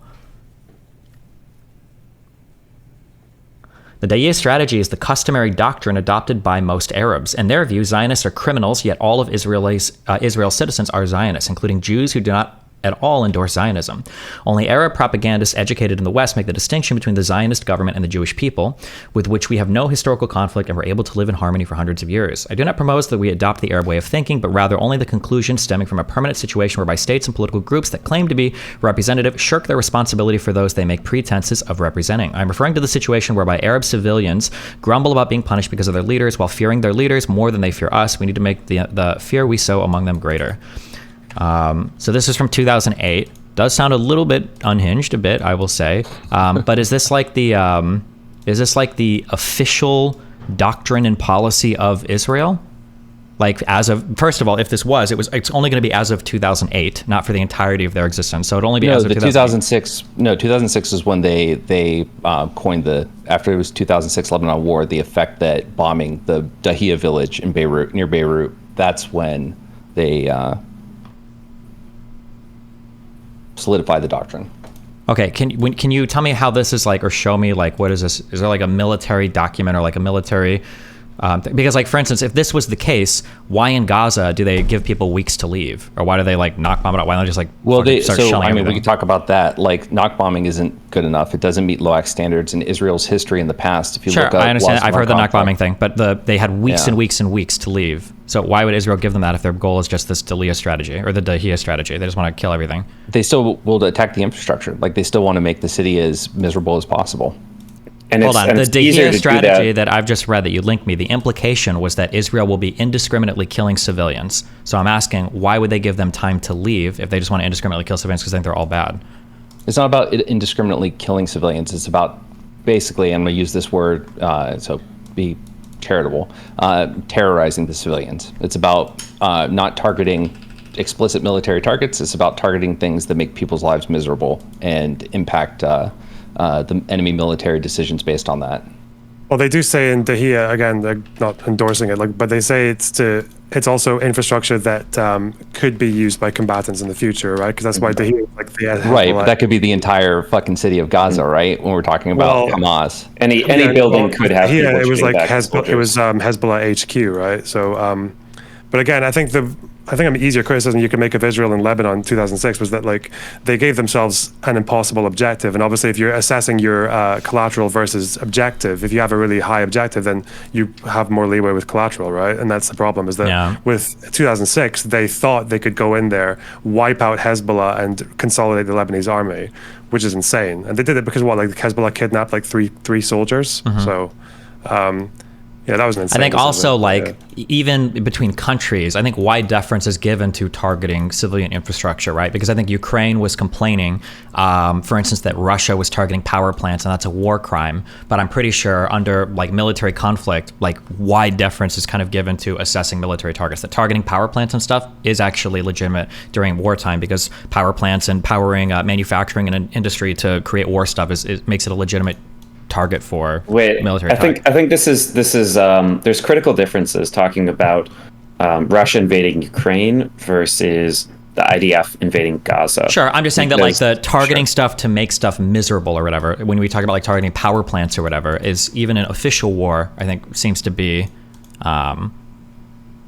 the problem I have. I was going to say the problem I have is that people take things that are obviously very objectionable and quite horrible, like this, like what Israel did in Lebanon in 2006. Like that was fucking insane what they did there. The problem I have is when people take things that are so obviously bad and then they will add like one or two sentences to it or one or two pieces of vocabulary to just make it like a million times worse. I don't know why people feel this inclination, because even today I saw Norman Finkelstein. He's like telling this story about how the IDF took out a house and there was no evidence there was any military activity in it at all. They just took out this house, and then when the injured family came outside the house, the IDF, they waited for the family to come outside to get into an ambulance, and then they blew up the ambulance. And I look up the story, and what actually happened is that this residential area gets struck. We don't know whether there was any military target in there. People come out and go into an ambulance, and then the ambulance has like a pretty like a 1 or 2 foot scratch on the side of it. So it might have been hit by a shell. It might have been hit by the same person who were just sadistically waiting for the ambulance. Or it could have been, there might have been a reason to hit the ambulance. Maybe it was being utilized by a combatant. So I don't know why people always take this thing where they take something that's objectionable, like quite bad, and they have to add a few words into it that makes it like Nazi bad. Because then when you push back on it, it's like, oh, it sounds like you're downplaying a really bad thing. And every other like Israel advocate, like I feel like they just feel so determined to do this, and it's like I don't know why you can't just criticize it on like true terms rather than adding in a few like extra. So wait, hold on, real quick to push back because this is against me. I feel so. I just linked a recent article. This quote though is from when the term was coined, and the full quote is from Gadi Eisenkot. He says, "We will wield disproportionate power against every village from which shots are fired on Israel, and cause immense damage and destruction. From our perspective, these are military bases. This isn't a suggestion. This is a plan that has already been authorized." That's pretty clear right there. Like he's not just saying like, if it could be, it's, we are now going to not what's it called? Distinguish between enemy and civilian. No, hold on. But you're wrong, because he literally said as part of that quote, IDF Northern Command Chief says in any future war, Israel would use disproportionate force on Lebanese villages from which Hezbollah will fire rockets at its cities. From our standpoint, as you said, these are not civilian villages, they are military bases. So again, again, that would just qualify the entire city of Gaza. When they were going through the West Bank, like they were bulldozing homes, they were saying, well, any one of these could be used to shoot a rocket, so this home doesn't get to exist. Okay, I'm just saying that what you're saying, I guess it's kind of like what Lonerbox just said, is that like they're not saying we're going to go and blow up every single civilian village. They're saying every single village that a rocket comes from. No, if they went and blew up every single village, the world would turn on its head and everyone would suddenly turn against Israel. But that's what you made the quote sound like. City. But that is how it is in practice. But it hasn't been that way in practice generally, right? Like there have been like select things, but it's not like Israel's invaded and just like wiped out like hundreds of thousands of people or homes. Because they can't do that. They can't do that to that extent. They could. What do you mean? They did wipe out 100,000 they can't. homes. Well, in where? Right? I can find a link. Are you talking about right now in Gaza? Right now, yeah. Right, that was 100,000 homes destroyed or damaged. I don't know what qualifies as damage. Sure, okay, I can see exactly what level of damage, but it is on that scale. And sure, the Gaza thing right now is on a big scale. I don't deny that, right? That is on a big scale. But also, it's coming after the largest attack, of course, basically into Israel as well. It is, yeah. But I mean, so real quick, and I'm sorry, go ahead. Well, sure. Well, I just want to say, so this question of if they just wanted to kill as many Gazans as possible, why would they tell them to leave first? I mean, Israel isn't stupid, and I'm saying that they're not like also just bloodthirsty either. I'm not saying that their bloodthirst is only limited by their like understanding of public perception, but they do have some understanding of public perception, and it gives them much more of a mandate to destroy a lot more civilian architecture if they can give people some time to leave first. And there was after the Goldstone report, after the Goldstone report, Israel officials said, "Yeah, we know we can't do certain things because the world's eye is on us," and that had a huge impact. The problem here, though, is like you're taking the conclusion and working backwards from it. So you're taking the conclusion that Israel actually does want to wipe out as many Gazan civilians as possible. Hold on, I have never said Israel wants to massacre Gaza civilians. I've never said that once in this entire conversation, not in any of my chat logs. So I don't know. Are you saying that they just I'm want saying to they use disproportionate force and they do not care about civilian death? That is. You also said that they targeted civilians. Them not caring. I can understand. I did. Yes. When you have a target that is civilian occupied, and you still drop on it, or when you use disproportionate force when other means are available and take out a target knowing civilians are there, yes, that is intentionally targeting civilians. Hold on. When you say intentionally targeting civilians, that would be a human shield scenario, and that would actually be covered under military law. You still have to take into account proportionality, but again, I'm pretty sure deference is given to the country in figuring that out. So but if a civilian-occupied place is being used to house military stuff, that place no longer gets coverage as being a civilian place. It does. The civilians within it still get protection under international law. They get consideration, but that's it. But if they feel like it's a valid military target, like that's up for Israel to justify. Like you can't say that just because civilians die, it was an invalid military target.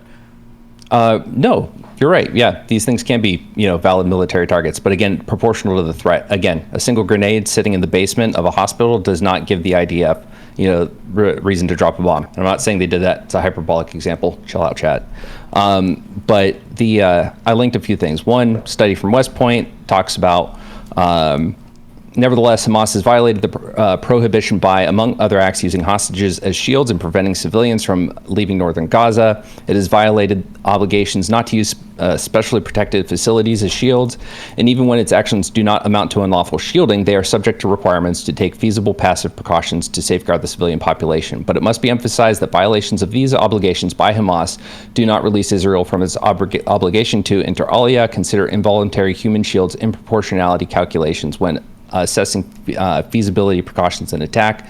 Earlier in that document, it talks about the differences between human shields and, human shielding by using these different areas. And the only reason to quibble over that is just that the people will say, well, they're using human shields. When is that point brought up? That point is brought up when someone says, well, look at this disproportionate number of civilian deaths. So that's kind of like carrying water and whitewashing the situation when it's a matter of Israel's decisions and how they engage as a superior military force with better technology and better trained forces, and there are options not to utilize that to minimize civilian casualties. Can I just get like a theory from you, Lycan, on why? Because again, like the reason if I was choosing to read about CAS Lead, the reason I chose to go with the ICRC was because they can actually work alongside the International Criminal Court. Like they can even interview people when they're being held in custody. It's not like Amnesty where they're more watching from a distance, right? So it's like. But I've got like one of the paragraphs here on CAS Led, which is like, it says, consistent with the principle of distinction, IDF forces attacked military targets directly connected to Hamas and other terrorist organizations' military activities against Israel. And then it says, for instance, IDF forces targeted Hamas rocket launchers, stockpiles, command control facilities, weapons factories, etc. That these objects were often concealed or embedded in civilian facilities, such as residential buildings, schools, or mosques, did not render them immune from attack. In accordance with the law of armed conflict, civilian facilities that are served military purposes did not enjoy protection from attack. So I'm just wondering why do you think there's that discrepancy? Because I'm acknowledging there is. Yeah, also right? Just to add on to that too, why. Because apparently Goldstone wrote an article for the Washington Post because he's upset about how people characterize his report. He says here, like, I continue to believe in the cause of establishing and applying international law to protracted and deadly conflicts. Our report has led to numerous lessons learned and policy changes, including the adoption of new Israel Defense Forces procedures for protecting civilians in cases of urban warfare and limiting the use of white phosphorus in civilian areas. The Palestinian Authority established an independent inquiry into our allegations of human rights abuses, assassinations, torture, and illegal detentions perpetrated by Fatah in the West Bank, especially against members of Hamas. Most of those allegations were confirmed by this inquiry. Regrettably, there have been no efforts by Hamas in Gaza to investigate the allegations of its war crimes and possible crimes against humanity. So it seems like as part of the Goldstone report, like Israel's military isn't trying to do that. The HIA that you mentioned, like they are trying to figure out like how to conduct warfare. Again, the Goldstone report, everything that he says in that was not backed up by any evidence whatsoever. Wait, what wasn't backed up by what? read the gold. It'll take some time. Read the Goldstone report, then read his retraction, and then look up the information that further supports all the claims he made in the original report. Even 2 months before that, he was giving a speech at something like Stanford or Columbia University, where he makes a bunch of comments, and then in that article omits or changes a few things. Within 2 months, he didn't consult the 3 other people before issuing this retraction, and the 3 other people involved in this report did not issue a retraction. Wait, can you give me like a link or something to one major claim that he retracted Yep, without evidence that other people? Yeah. Yep. No one asked me anything else while I look this up. Okay. Yeah, so I can say I think it is really important to distinguish between disproportionate harm to civilians and targeting civilians. I see We these agree. Yeah. as really critically different things. Just to Lonerbox's point, Yeah. because there are situations where, I guess, talking about targeting journalists, where it seems like, or targeting people on like the right to return. There are times where it seems like the IDF does target civilians, but this is very distinct from times when it's using disproportionate warfare, which, just for anybody who's in chat who's not clear on this, sometimes this gets confused with, oh, this many Palestinians died versus this many Israelis.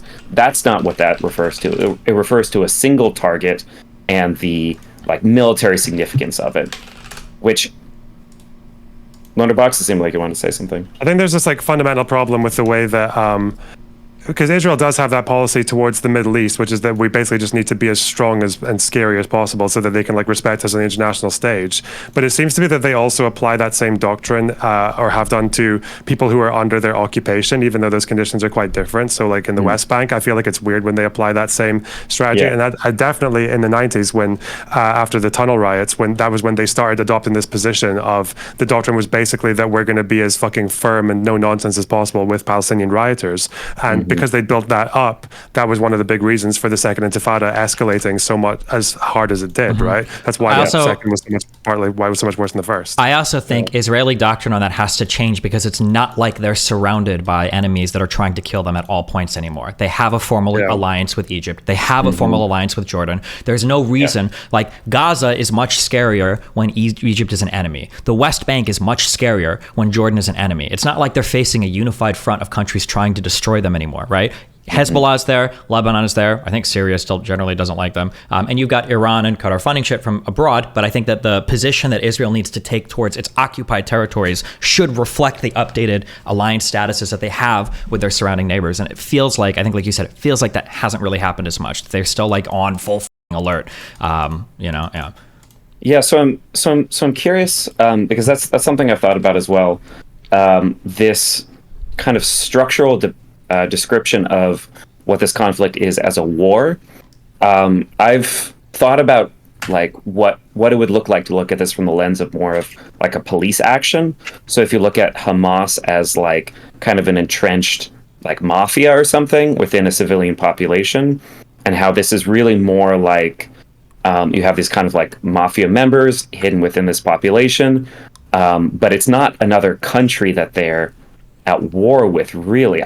I don't know. What do you guys think about that conception? It's something that I've been I think we have to do away with the myth or the illusion that 90% of Palestinians just want peace, and that Hamas is single-handedly bullying the whole population into whatever. I think we have to be more honest and contend with the idea that there are a decent number of Palestinians, that I think more than half, that support this indefinite armed struggle or resistance against the state of Israel until some one-state solution is achieved. I think we have to start there, and the conversation to start there. So so that was something that I wanted to challenge you on, just going back to our conversation before. I have a few things I wanted to challenge you on, but that was one, which is this, what was the polling that you have that Palestinians mostly now want a one state, or will only settle for a one state, something like that? Let me see if I can. Sorry, while he's going into that, I was going to say that I feel with the West Bank, I guess the problem is that even if you assume that all the Palestinians, that's a majority of them are have this resolve to wipe out Israel, then obviously if your policing of the West Bank is the kind of hyper aggressive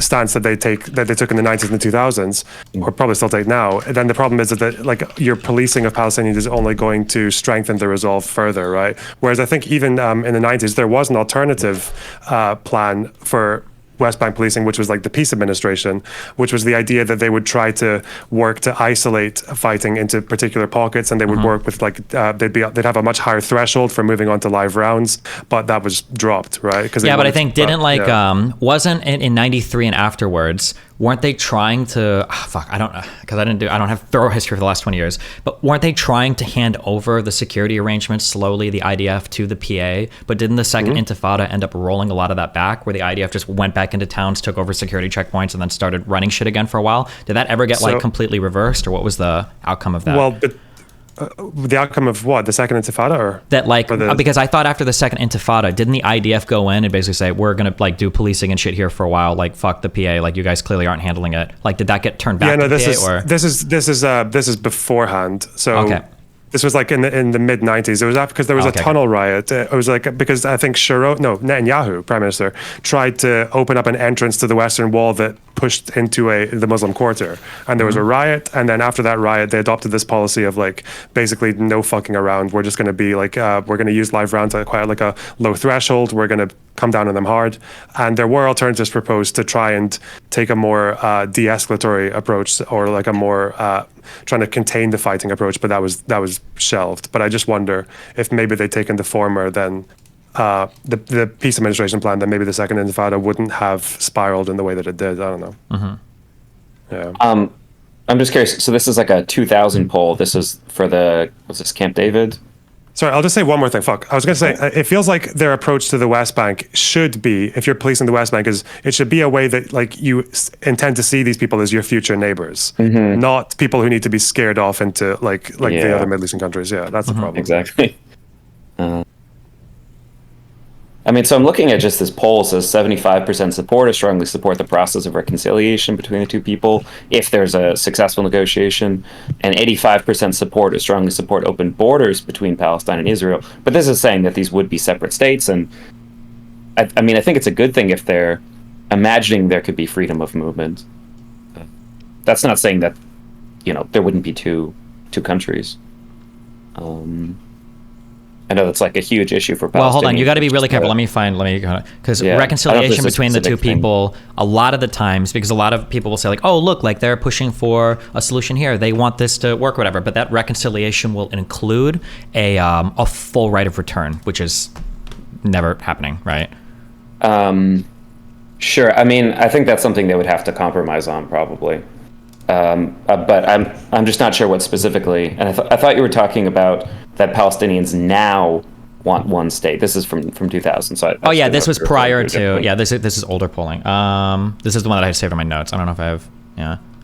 I mean, it's no surprise that they're maximalist like now, because there hasn't been any dialogue for like 20 years, right? Yeah. So I feel like I feel like you would have to maybe see the results of some positive dialogue between Palestinian and Israeli leaders. So like before you can actually see if that shifts opinion or not. Yeah, so this is the important part done here, right? So violence, confrontation, and unilateral declaration of statehood in a scenario of failed negotiations. Today, 52% support armed attacks against Israel, while 43% oppose them. 63% believe that Hezbollah methods in South Lebanon should be emulated by Palestinians. 60% would support or strongly support violent confrontations if no agreement is reached by the 13th of September.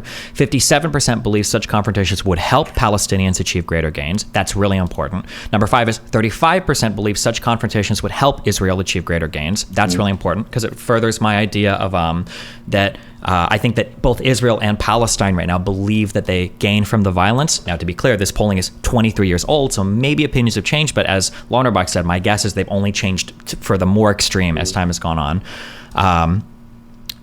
So I feel like, the appetite for fighting for a single state is there, I think. Wait, so I'm not sure I see what you're talking. Like I've looked at the text that you're looking at, but I don't see anything about a single state. Like I just don't see that here.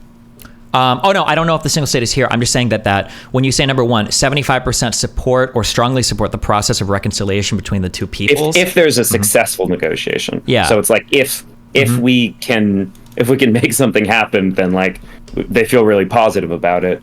But then they're split. It's like 50-50 or 60-40, whatever, toward violence if it fails, which is what we saw with the second Intifada. Yeah, I'm just saying that that what reconciliation means is very contentious, right? Because Well, sure, but I because just don't know I where would you're say seeing that anything about one I would say state. 95% of Arabs in general, 95% or more would support a peace agreement between Israel and Palestine if it was a one-state solution with full right of return. Almost every Palestinian would be like, full okay. Okay, Yeah. so where are you seeing that then? So I just want to nail down some things with. Yeah, wait, what are you looking for? After you guys nailed this, I want to go back to the Goldstone thing. Sure. Yes. So you were saying that it seems like I think you were quoting like something like 66% of Palestinians now only want one state, 33%. Yeah, I thought two. I had this. I just looked at my notes. This might have been another poll that I looked at, and maybe I don't. Because it seems like you have a lot writing on this idea that Palestinians are basically like totally black-pilled on having two-state. And so I think that's really important to. Yeah, sure. Let me see if I can really dig find into. something more recent. And those polls can be tough to do, especially, I imagine, within Gaza. That might be really, really hard. Are you asking for polling about just people who want like a one-state solution, like not binational, but just a Palestinian state? Yeah. Because So I think usually the binational one-state solution is the least popular one, and then it's two-state, and then it's the one Palestinian state. It's usually how it goes. Sure, yeah. But I think to your point about like, okay, probably every party is going to start with their maximalist position and then compromise down to what they'll accept. So like this was another thing. So Destiny, you're saying that it seems like the Palestinians like never accept the peace agreements. I don't know if you've looked into the Taba summit. I hadn't looked like deeply into this, but it looked like Arafat accepted the plan, and then the Israelis were like, "Sorry, what? Absolutely not. I'm prepared to accept it. Absolutely." I believe that statement was made. So after the Camp David summit in 2000, Arafat would not issue any joint statement with the United States, or was it who was at Camp David? Who was the leader? It wasn't Sharon, was it? Oh, yeah, Barak. Yeah. So because no joint statement was made, and the U.S. and Israel were pushing for one to quell like the people from rioting after no peace agreement was made, after the Taba summit, there was a joint statement made, and one of those joint statements made was essentially saying like, we're closer than we ever have been to peace. We're like ready to sign. That was the public statement made, but privately nothing was accepted from Arafat. Absolutely not. I know that Arafat wouldn't have accepted it because they probably, like you said earlier, remember, there were probably still major disagreements on the table about the control of Jerusalem, especially East Jerusalem, and that had never gotten fine pointed out. Like nobody made any decisions. Sure, but he said that he accepted it, and then the Israelis said that it was no longer on the table. Wait, show me that. There's no way. I know this is not true. I'm curious. Here's a Guardian article.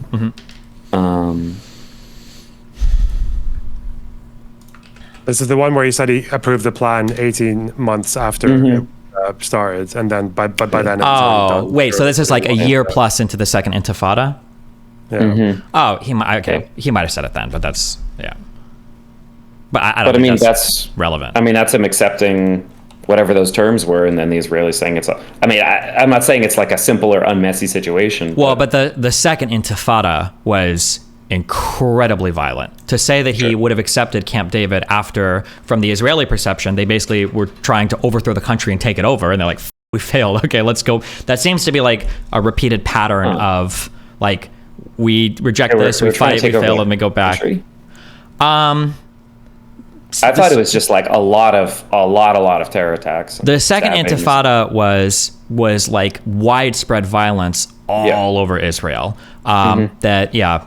Because almost every other day there were bombings in Israel, attacks. But I think the problem is like, I think there's one interpretation, which is that Arafat had hoped that the violence of the second Intifada would have pushed for better concessions than Camp David. Yeah. But the problem was that it got Sharon elected, and Sharon wasn't going to go to any peace talks ever. Exactly.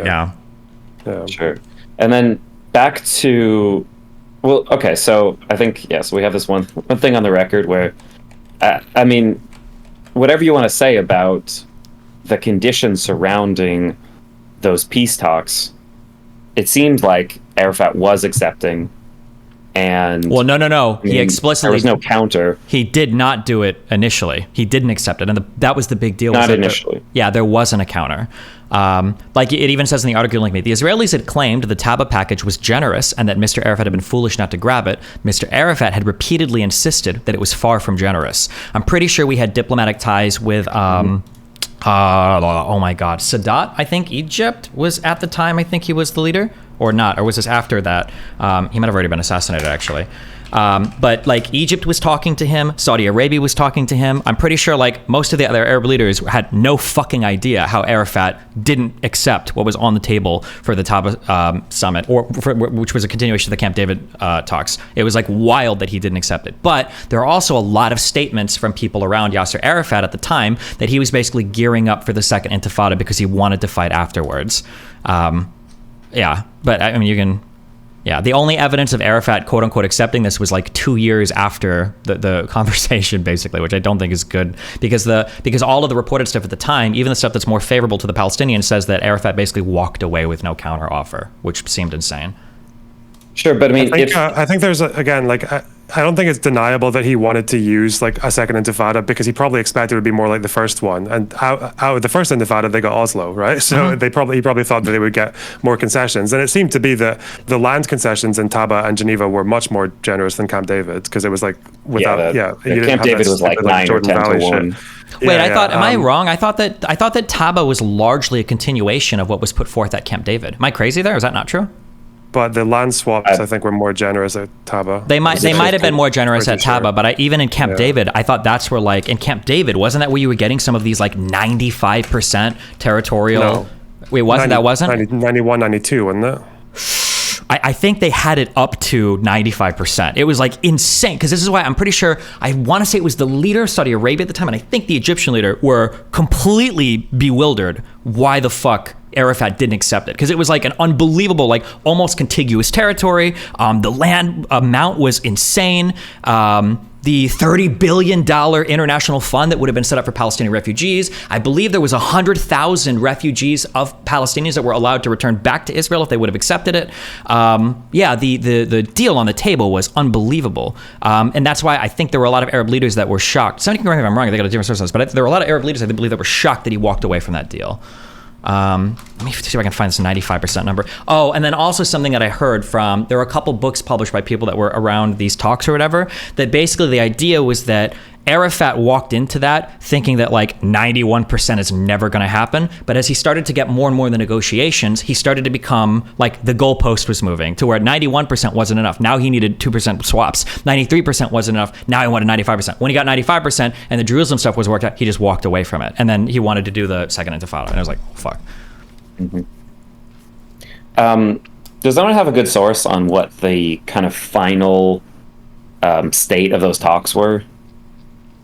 I think you can Google Taba Summit. I think you can Google Camp David Accords maps, and you can look at what the proposal was in terms of what was being offered. Hold on, there's at our fun Jewish virtual library. But if the Taba Summit was really different than the Camp David, because the Camp David was apparently like pretty bad. So I don't think Camp David was bad. I don't think anybody characterized it that way. So one of Israel's, I don't know if you've seen this quote, but from this guy Ben Ami, one of Israel's chief negotiators at Camp David, later commented, "I would have rejected Camp David as well."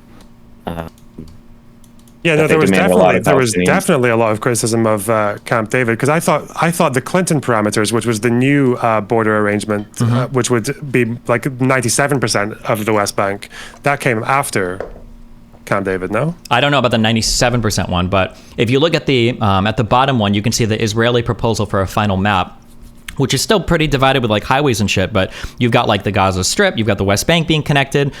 This area to the east is like Israeli control of the border, but like this was the Israel proposal, and then there was never a counter proposal given to the end of this map. But even this right here, I would argue is way better than like the dog shit offered to like Trump that I think was the plan for peace. Well, sure, it's definitely better than Trump's, but I think after the thing, here's one thing I don't get is like, I can get Arafat walking away and wanting to start violence because he thinks violence will get him a better concession, but I don't get why after walking away from Camp David, I think communications between negotiators reopened within just like a couple of months.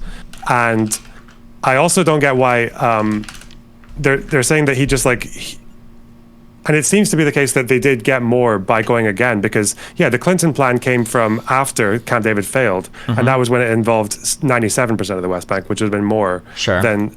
But then I'm pretty sure Camp David was 92.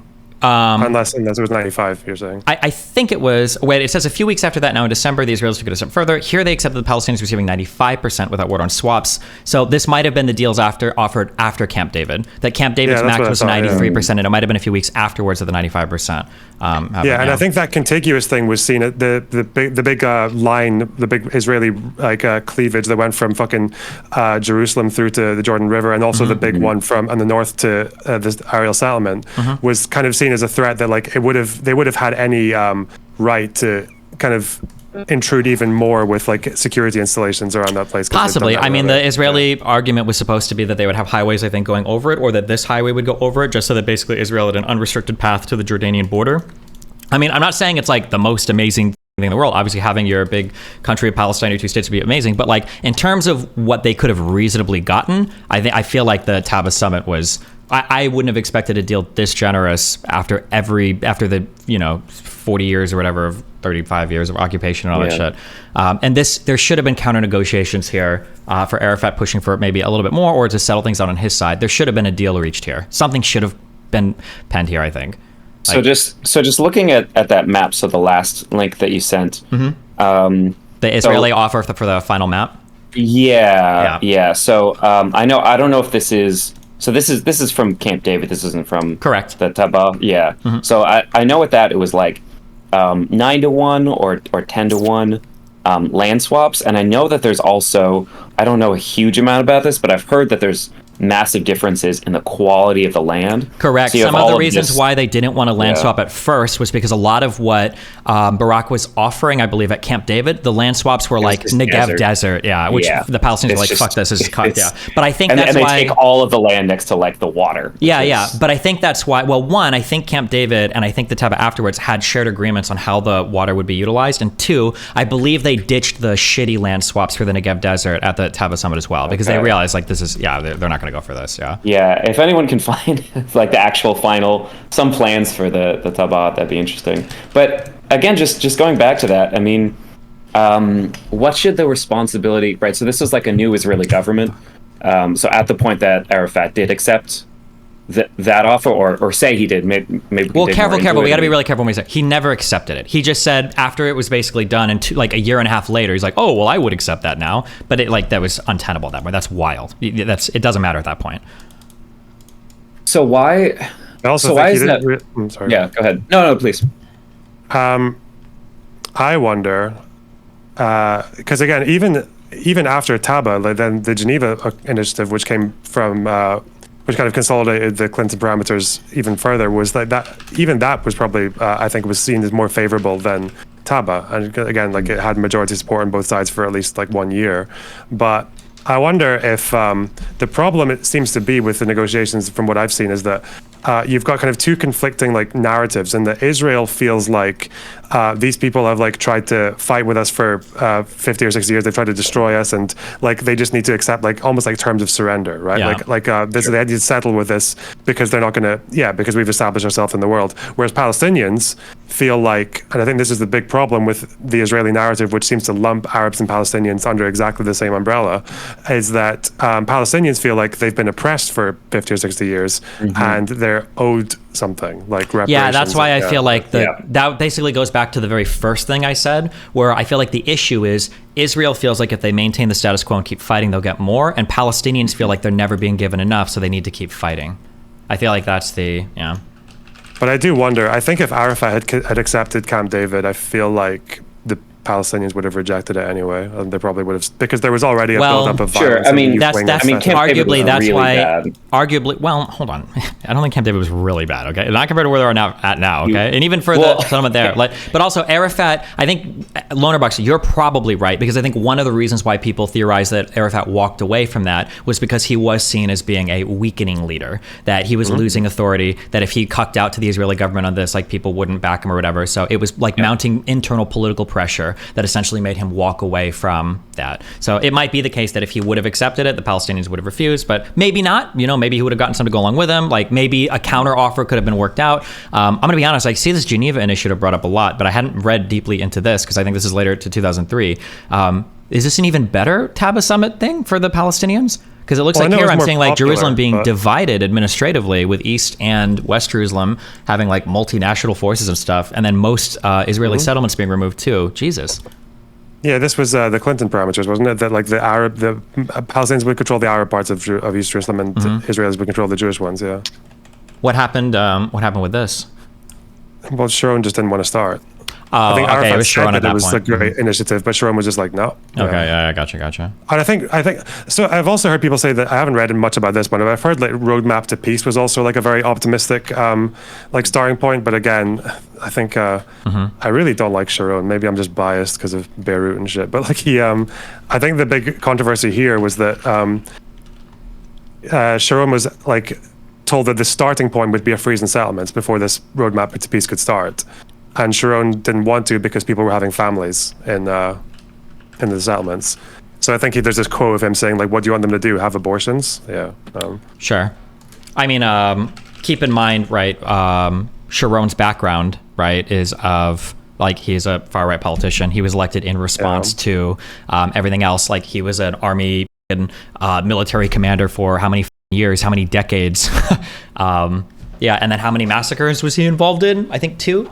Right, he was involved in the he was involved in the Kibya one, and I think he was involved in the that Sabra and Shatila one. He was the one that was the leader during that, which was wild. So yeah, Sharon is definitely a hardcore, not great guy, and he was definitely elected for a particular reason, following the Second Intifada. And it's not surprising that his position on Palestinians, given this guy's background is war and military, is going to be to like be as antagonistic as possible, right? Or to be relatively antagonistic, more so than Rabin or Barak, probably, right? So I want to go back a little bit to the evidence I provided. So I provided a link to the actual Goldstone speech. That's the one from mauriceostroff.tripod.com. But I posted a thing that shows the top is Goldstone's statement on April 20, 2011. And he just says, for this one, this is in the retraction, reconsidering the Goldstone report or whatever. For the wait. Where is this link? Can you show me? Or it's in chat. Pictures. I have pictures of it. Well, wait, and I have the link of it. I linked the actual thing, but I need to read the pictures because it shows what's highlighted. So look at the pictures, and you can compare after. Like I'm not lying to you. Yeah, that's fine. Okay, this is the Haaretz article, right? No, this is the here. I'll reply to it. So, but you need to look at the pictures to see what's different. So that is the thing. So you can get the entire transcript of his notes.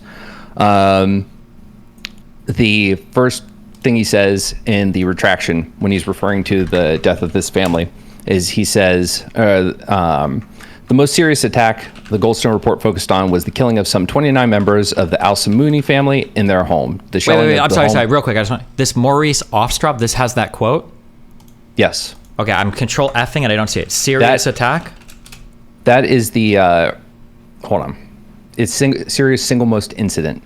Wait, you said serious. So the first Stephen, follow. Yeah. The first part of that image I sent you is from the Goldstone's retraction in the New York Post. Okay, the Washington Post. Okay. Washington Post. Okay, hold on, wait. I just want to. I can link that if you need it. Point 29, I think, right? Single most serious incident.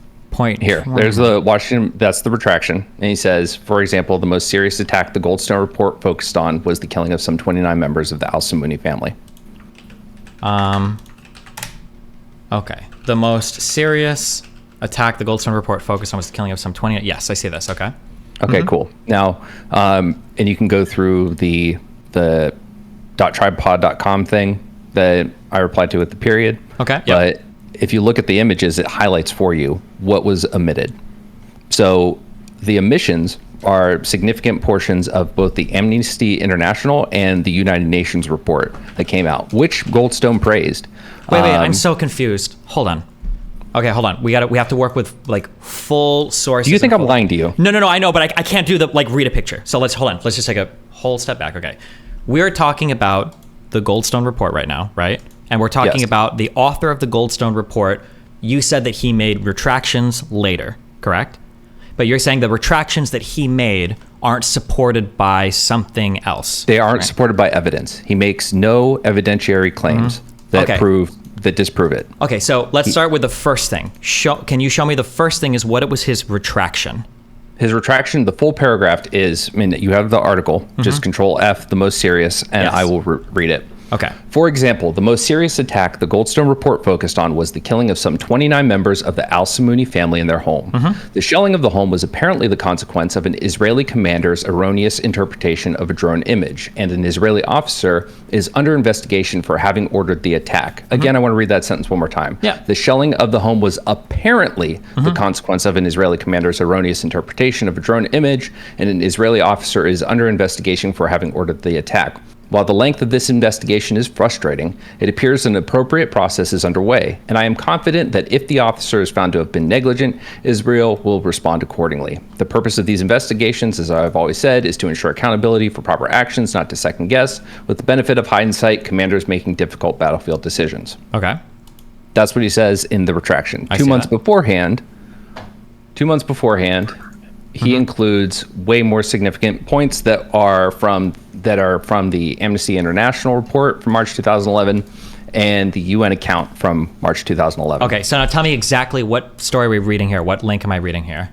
So this is the link from Maurice Ostroff.tripod.com. These are from his speech at Stanford. Okay, you said this had to do with something that came out in March of 2011 because this is so March the report's due, and he gave his speech before his retraction. I understand. Okay, so this is a speech that he's giving at a Stanford University panel on January 20th, 2011. Okay. Yes. All right. So what am I reading here? So in that what he omits, I'll just read the omitted parts. Omitted, again, with no evidence provided in his retraction. When you say he omitted it from the Goldstone report, he omitted it from his retraction? He omitted it from his retraction. Okay. He did not include or address these in his retraction. Okay, go ahead. The IDF decided to take over the house of Saleh al-Samuni as part of the IDF ground operation. They ordered its occupants to relocate to the home of Wael al-Samuni. It was located about 35 yards away within sight of the Israeli soldiers. In the result, there were over 100 members of the family gathered in the single-story home of Wael al-Samuni. Early on in the cold wintry morning of 5 January, several male members of the al-Samuni family went outside to gather firewood. They were in clear sight of the Israeli troops. Next highlighted point. Hold on, real quick. Yep. This sounds I'll like read it's the whole referring. thing if you want. Sure, yeah, that's fine. But real quick, this sounds like it's referring to something completely different than. Nope. This is that same. Is this the same thing? Okay, gotcha. Yes. All right, okay. Oh, because it is the al-Samuni family. Okay, gotcha. Okay. Yep. Okay. A next omitted part, the men, women, and children were known by the Israeli troops to be civilians and were ordered by them to relocate to a house that was in the vicinity of their command post. Wait. Why did we skip reading everything that came after that? I'll read the entire thing. If we want to do that, cool. Sure, okay. So wait, also, where did you skip to? How far down? I'm just reading the highlighted omissions. Okay, you keep saying omissions. When you say omissions, you mean things that he's not mentioning when he says that the investigation... In his retraction, he did not... This is a speech of his from January. He issued his retraction in April. And I'm saying that from a speech a few months before, and from his report, these are things that he is talking to, and that he has given no evidence as to why these are being retracted. Well, did this story end up in the Goldstone report, or was this just while the report was ongoing and it hadn't been verified yet? The incident is documented in the Goldstone report and further reports, which is the Amnesty International report from 2011, March, and the UN report from March of 2011 further corroborated these. So these were in the report. They were investigated. Okay, so then let's just from 31 on down. Early on the cold, wintry morning of the 5th of January, several male members of the al-Samuni family went outside to gather firewood. They were in clear sight of the Israeli troops. As the men returned with the firewood, projectors fired from helicopter gunships killed or injured them. Immediately after that, further projectiles hit the house. 21 members of the family were killed, some of them young children and women. 19 were injured. Of those injured, another 8 subsequently died from their injuries. The number of members of the family killed was thus 29. That was the evidence considered credible and supported by ambulance records and reports given at the time to non-governmental organizations. It led the fact-finding mission to conclude that, as a probability, the attack on the al-Samuni family was constituted a deliberate attack on civilians. The crucial consideration was that the men, women, and children were known by the Israeli troops to be civilians and were ordered by them to relocate to a house that was in the vicinity of their command post. Members of the al-Samuni family have regarded the presence of the IDF as a guarantee of their safety.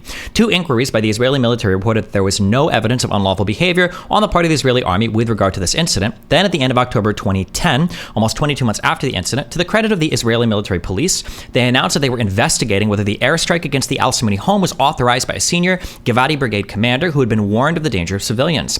At about the same time, there were reports that the attack followed upon the receipt of photographs by the Israeli military from a drone showing that that was incorrectly interpreted to be a group of men carrying rocket launchers towards a house. The order was given to bomb the men and the building. According to these reports, the photograph received that the drone was not of high quality and in fact showed the men carrying firewood to the al-Samuni home. The results of this military police investigation are as of yet unknown. So it sounds like he didn't actually retract anything in this Washington Post story. It sounds like he's saying basically exactly what was said here, that there was indeed a drone photo that was shitty and then a commander gave an order. That was his report from then, but then I can get you the reports or you can read the images. You let me know what you want to do. Well, we can do both. But the next images are the Amnesty International excerpt from the Amnesty International report from March 2011, which was a couple months after the January one, his January speech. And so do you want to read those? Yeah, give me either one. Yeah, because right now this isn't contradicting anything. It seems like it's reinforcing the Washington Post story. How do you say that? Because the Washington Post in the Washington Post, he says, for example, the most serious attack the Goldstone report focused on was the killing of some 29 members of the al-Samuni family in their home. The shelling of the home was apparently the consequence of an Israeli commander's erroneous interpretation of a drone image and an Israeli officer is under investigation for having ordered the attack. While the length of this investigation is frustrating, it appears that an appropriate process is underway, and I'm confident that the officer has found to have been negligent. Israel will respond accordingly. Then when I look back here, it seems like you're saying they omitted a bunch of evidence, but it seems like you were the one that was cutting out. The evidence that they had told them to locate to that. They were within 35 yards of the troops. They knew they existed there. They were the ones who told them to go there, and then they called in an attack on it. But it wasn't. No. It doesn't sound like those troops that were right there that were familiar with them. It doesn't sound like they called an attack at all. It doesn't even sound like they were part of the attack. It sounds like an attack was called in far away from another commander, and that an airship was what moved in and was the one that bombed these things. That it wasn't the people. When your troops are that close, you are not having a gunship come in like that and not communicating with them. I could be totally wrong, and you're the military guy here, but I would be shocked if I was wrong here. If you have a commanding officer in some other place, and he calls in an airstrike on a village that's close by to you, and then those troops are informed of it, do you think those troops complain to their CO and go, hold on, you need to stop that strike? Is that something that happens? Or do you rely on the intelligence that you have in another place and assume, well, they probably know something that I don't, and you just follow orders? If you were operating within that vicinity, within 35 yards of anything, there's not going to be a gunship. No AC-130, no fucking Apache, nothing is going to come in and start blowing shit up without communicating with you. No, I understand there's going to be a communication, but are the soldiers on the ground? One, they're not directing the airstrike. No, you will absolutely get, you will have the commander on the ground that will absolutely return a radio and be like, do not fucking do this. I don't think that's true. That is 1,000% true. So you're telling me then that all of these troops were nearby, they knew it was civilians, and that even though it was other intelligence that led to the attack on this house, the guys on the ground were like, fuck it, we're not going to say shit, we're going to let all these civilians get killed? That is the evidence against them, yes. Wait, where is the evidence of that? Because nothing in here supports that version of events. Hold on. First, let me link these, okay? So there is the, let me make sure I link the right one. Also, there's also no evidence that they were like 35 yards away when this attack happened. Like, I don't know if that's because it was on January 4th that members of the Givati Brigade of the IDF took over the house, and then it was on the morning of the 5th that house apparently got attacked by, it sounded like it was an airship or a helicopter or something. The order was given to bomb the men in the building. That's the wrong link. Don't click that. It's a different thing. I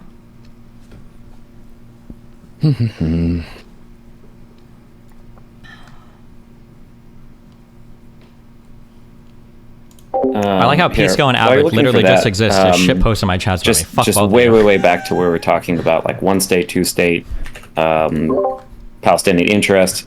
I don't know if this was like the poll, Destiny, that you were talking about, support for two-state solution. It seemed like part of this was looking at really just how likely they think it would be or how much faith they have that this will happen. So it's about the amount of like trust in Biden, the amount of like support for a two-state solution. I'm not sure if this is what you were looking at when you were. It might have been. Real quick, I got two questions in chat. What is your best opinion towards the people who call the Ashkenazi Holocaust survivors colonizers for returning to Israel? My family was in Prussia, nowhere to go back to. I don't know how to explain to these people it's not colonization. I mean, like, if you're a Jew and you're moving to Israel from, like, some part of Europe or Russia, you're kind of colonizing. I mean, even if you're getting expelled from another area, like, it's kind of what you're doing, regardless of why you're leaving the other area. Somebody else said, did you ever check civilian casualty ratio during the end of the 2008 war? I think Israel had it as 1-to-1 compared with the 2014 Gaza war. It was 3-to-1. Current estimates have it about 10-to-1 so far in 2023. Okay, just reading. Don't know. Okay, waiting for Lycan's link. Amnesty International. Okay, what page do you want me to go to here? Or should I just go to like the name of the family? I'll tell you. Give me 1 second. For that one, Control F. One prominent case. Control F. One prominent case. One prominent case that was examined by the UN fact-finding mission and various human rights groups and is the subject of an ongoing Israeli criminal investigation is the killing of some 21 members of the al-Samuni family who were sheltering in their home of Wa'al al-Samuni when it was struck by missiles or shells on the 5th of January 2009. The Israeli military announced that an MPCID investigation had been opened into the incident on the 6th of July 2010. On the 21st of October 2010, Colonel Ilan Malka, who was commander of the Givati Brigade during Operation Cast Lead and was allegedly involved in approving the airstrike which killed 21 members of the al-Samuni family, was questioned under caution by military police. According to media reports, he claimed that he was unaware of the presence of civilians in the building when he approved the strike. The decision to approve the airstrike was reportedly based on drone photographs of men from the al-Samuni family breaking apart boards for firewood. The photographs were interpreted in the war room as Palestinians armed with rocket-propelled grenades. But at the time the photographs were received, the family had already been confined to the building and surrounded and observed by soldiers from the Givati Brigade and at least 6 different nearby outposts for more than 24 hours. At least some soldiers in the outposts would have known that the family were civilians since they themselves had ordered the family to gather in Wa'al al-Samuni's home. Some of these officers reportedly testified to the military investigators that they had warned Colonel Malka that there could be civilians in the area. Colonel Malka is currently Assistant Chief of Staff for Operations at IDF Central Command. His promotion to the rank of Brigadier General is postponed due to the investigation. Senior military commanders, including Yoav Gallant, former head of the IDF Southern Command, and the head of the IDF Central Command, Avi Mizrahi, have reportedly opposed an MPCID investigation of the case, while others have praised Colonel Malka's professionalism and caution against him turning into a scapegoat. Media reports also said, okay, I think that's it. Okay, so what about this? And then we'll do the other one, and then we'll make the point. So the next one, Control F, the committee does not have. Control F. Wait, in the same report? No, this is the other one I linked. Wait, which other one? Where? This OC... OCHR. Okay, hold on. OHCHR. The committee does not have sufficient information to establish the current status of the ongoing criminal investigations into the killings of Atiyah and Ahmad Samuni, the attack on the Wa'al Samuni house, and the shootings of Iyad Samuni. This is of considerable concern. Reportedly, 24 civilians were killed and 19 were injured in the related incidents on the 4th of January 2009.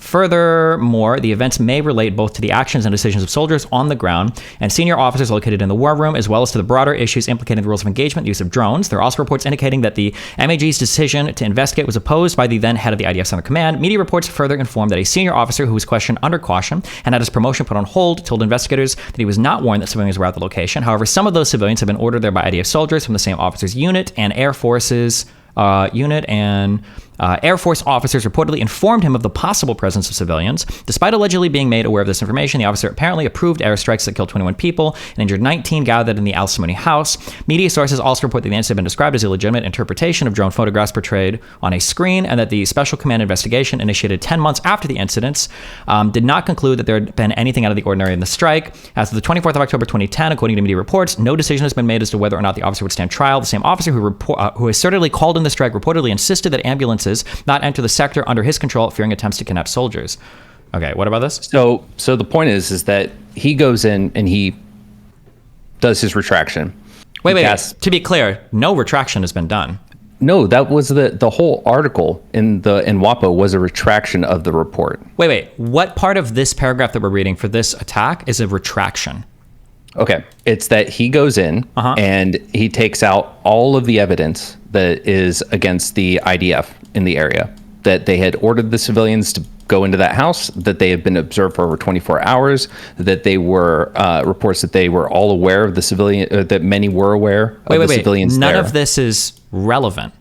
Right? It is very relevant. The question is, did the guy who called in the airstrike, right, was it a good or valid interpretation of the images they saw? That's the first question. And the second question is, once it was called in, did the commander on the ground convey appropriately or understand appropriately that the civilians were still in that house? Those are the two questions, right? Which is apparently what the investigation is trying to ascertain. But none of that is retracted here. It's all stated here. No, come on. The retraction is him saying in his statement, all he says is the most serious attack on the Goldstone report focused on was the killing of some 29 members of the Al-Samoni family in their home. The shelling of the home was apparently the consequence of an Israeli commander's erroneous interpretation of a drone image.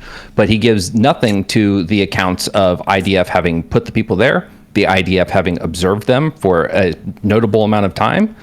None of that is discussed. None of that is hand waved. And in the overall report, he says we know more things now than we did then, but nothing is proffered as far as to what exactly we knew. What undermined because all of that it's under investigation.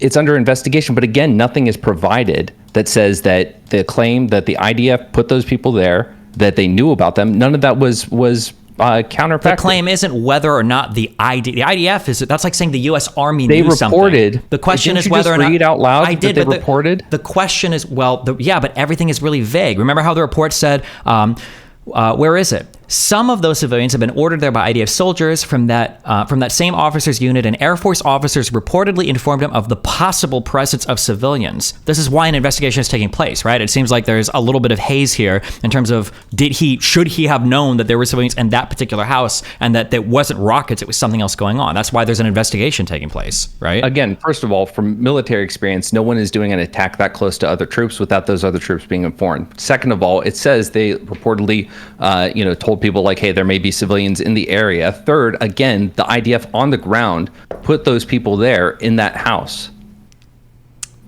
Okay, that's why there's an investigation going on, because if they knew there were civilians. But what I'm saying is, you're making the claim. Tell me you would read Goldstone's statement and say he is not casting doubt at all on the Amnesty and UN reports and the report that he put out himself. I don't think there's any doubt being casted. For example, the most serious attack of the Goldstone report focused on the killing of some 29 members of the Al-Samoni family in their home. So he's talking about killing of 29 people in one shelling. The shelling of the home was apparently the consequence of an Israeli commander's erroneous interpretation of a drone image, and an Israeli officer is under investigation for having ordered the attack. That's a summary of what happened. There was potentially a bad interpretation of a drone image. Maybe, are you just upset here that he didn't include one more sentence saying there were reports that the IDF knew there were civilians in that area? Because it seems like what you want to say, substantive evidence. He doesn't, that drone image has never been released publicly. U.S. has done that before. That drone image has never been released publicly. He provides no evidence. He gives a very wishy-washy, very watered-down account and says, it was apparently a drone image and that investigation's ongoing. He says nothing about how any of the other evidence has been disproven.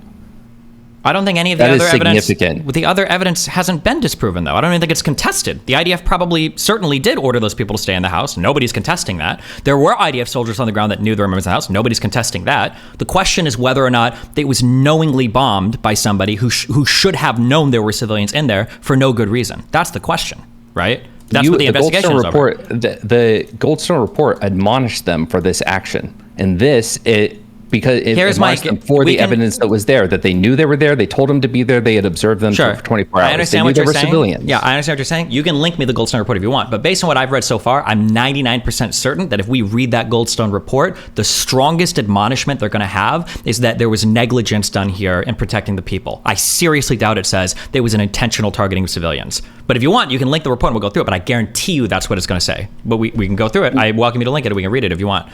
Mm-hmm. Yeah, so are we arguing about whether the report was saying that he targeted civilians, and are we arguing about whether Goldstone retracted? So it sounds like Lycan is basically making the argument that the report is essentially saying it was an intentional murdering of an entire family in a house. And Lycan is saying that when Goldstone talks about it in this WAPO article, he's saying that, well, maybe it was just a mistake because of a misinterpretation of a drone image. And Lycan is using evidence from earlier reports that were published that basically says the same thing, but has a couple other facts about how the IDF ordered those people to be in the houses. And Lycan thinks that that's strong enough evidence to prove that the officer knew that there were civilians there that weren't representing a threat to the IDF, and so he knowingly just had an airstrike called in on a civilian house to kill civilians, which there's been zero evidence supported for. That's an outstanding claim.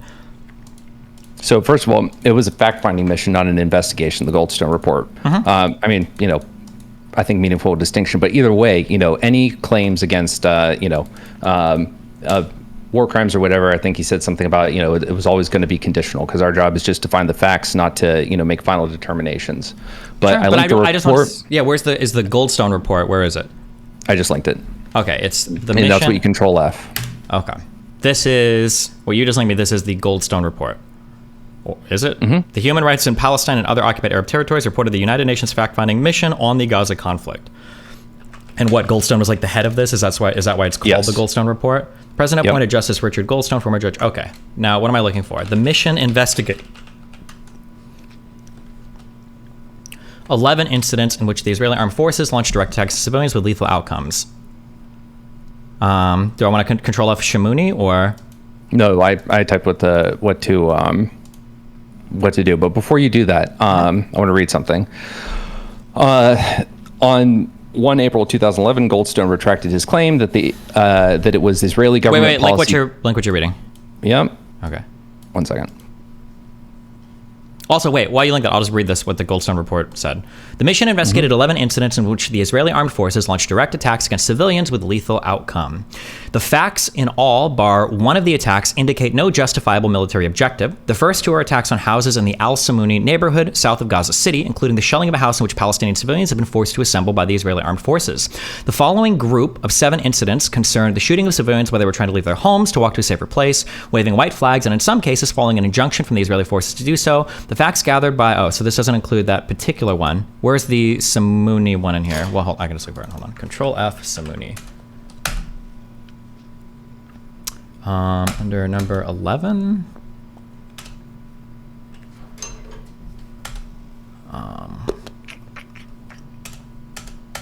Okay, it sounds like attacks on the houses of Atrial al-Samuni. Okay, to investigate the attacks on the house of Atiya and Wael al-Samuni, which killed 23 members of the extended al-Samuni family, the mission visited the site of the incidents. It interviewed 5 members of the al-Samuni family and several of their neighbors on site, 2 members of the extended al-Samuni family who were eyewitnesses to the incident, blah, blah, blah. The mission also interviewed PCR and ambulance drivers, obtained copies of the records. The so-called al-Samuni area is part of bordered to the east by this. Al-Samuni area is more rural than urban. Houses used to stand next to small olive and fig grows, buildings, okay. The Israeli ground offensive from the east reached Al-Samuni neighborhood around the 4 a.m. on the 4th of January 2009. In addition to ground troops moving in from the east, there were in all likelihood Helaborn troops that landed on the roofs of several houses in the area.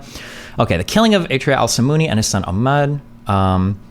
During the morning of the 4th of January 2009, Israeli soldiers entered many of the houses in the Al-Samuni area. One of the first, around 5 a.m., was the house of Ataya Helmi al-Samuni, a 45-year-old man. Faraj, his 22-year-old son, had already met Israeli soldiers some minutes earlier as he stepped outside the house to warn his neighbors that their roof was burning. The soldiers entered Ataya al-Samuni's house by force, throwing some explosive device, possibly a grenade, in the midst of the smoke, fire, and loud noise. Ataya al-Samuni stepped forward, his arms raised, and declared that he was the owner of the house. The soldiers shot him while he was still holding his ID, and an Israeli driver, slicings in his hands. The soldiers then opened gunfire inside the room in which all of the approximately 20 family members were gathered. Several were injured. Ahmad, a boy of 4, particularly seriously. Soldiers with night vision equipment entered the room and closely inspected each of those present. The soldiers then moved to the next room and set fire to it. The smoke from the room soon started to suffocate the family. A witness speaking to the mission recalled seeing white stuff coming out of the mouth of his 17-month-old nephew and helping him to breathe. At about 6:30 a.m., the soldiers ordered the family to leave the house. They had to leave Ataya's body behind, but were carrying Ahmed, who was still breathing. The family tried to enter the house of an uncle next door, but were not allowed to do so by the soldiers. The soldiers told them to take the road and leave the area, but a few meters further, a different group of soldiers stopped them and ordered the men to undress completely. Faraj al-Samuni, who was carrying the severely injured Ahmed, pled with them to be allowed to take the injured to Gaza. The soldiers allegedly replied using abusive language. They also said, "You are bad Arabs, you go to Nitzarim." Faraj al-Samuni, his mother, and others entered the house of an uncle in the neighborhood. From there, they called PRCS. As described below, at around 4 p.m. that day, a PRS ambulance came in and was lying wounded. Okay, I'm trying to find the attack on the house. In other cases, the entry of soldiers was less violent than the Ataya al-Samuni's home. In one instance, the soldiers landed on the roof. These real soldiers also, that's all 100 members, majority of women. Okay. In the morning of the 5th of January 2009, around 6:30 to 7 a.m., Wael al-Samuni, Saleh al-Samuni, Hamdi Mayer al-Samuni, stopped outside the house to collect firewood. Rashad Helmi al-Samuni remained standing next to the door of the house. Saleh al-Samuni had pointed out to the mission that from where the Israeli soldiers were positioned on the roofs of the houses, they could see the men clearly.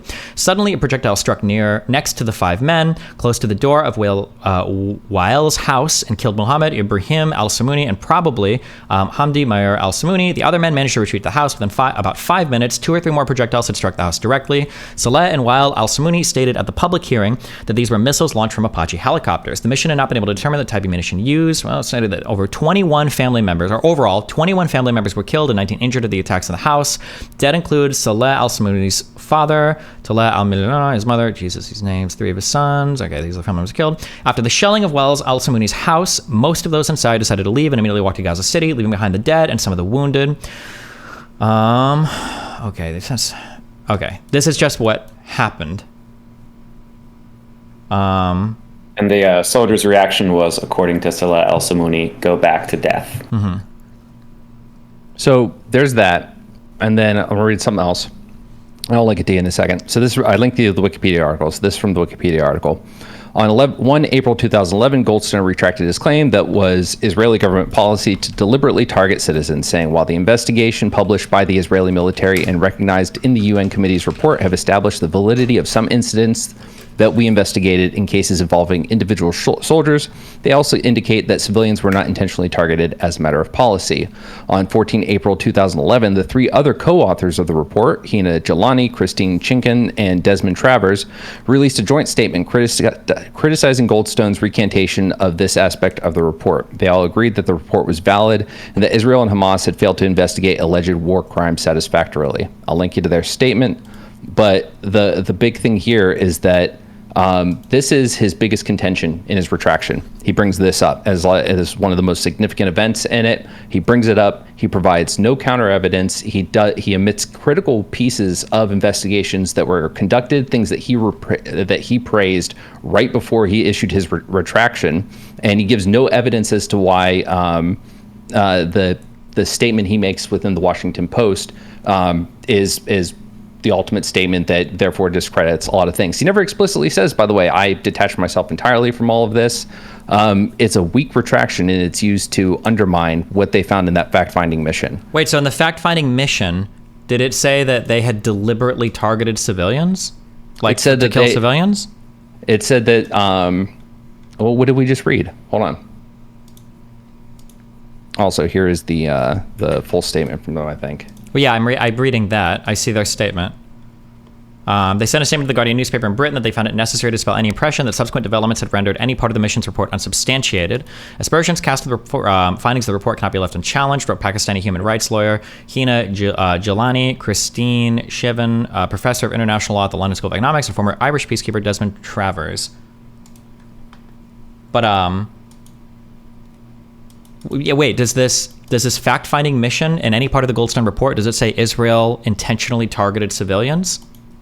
So Goldstone, he recants that key claim in his report. Wait. You say he recants the claim in the report. I'm asking, is there a claim in this report that Israel deliberately targeted civilians? Yeah, that's like section 11. If you go to like the deliberate attacks on the civilian population.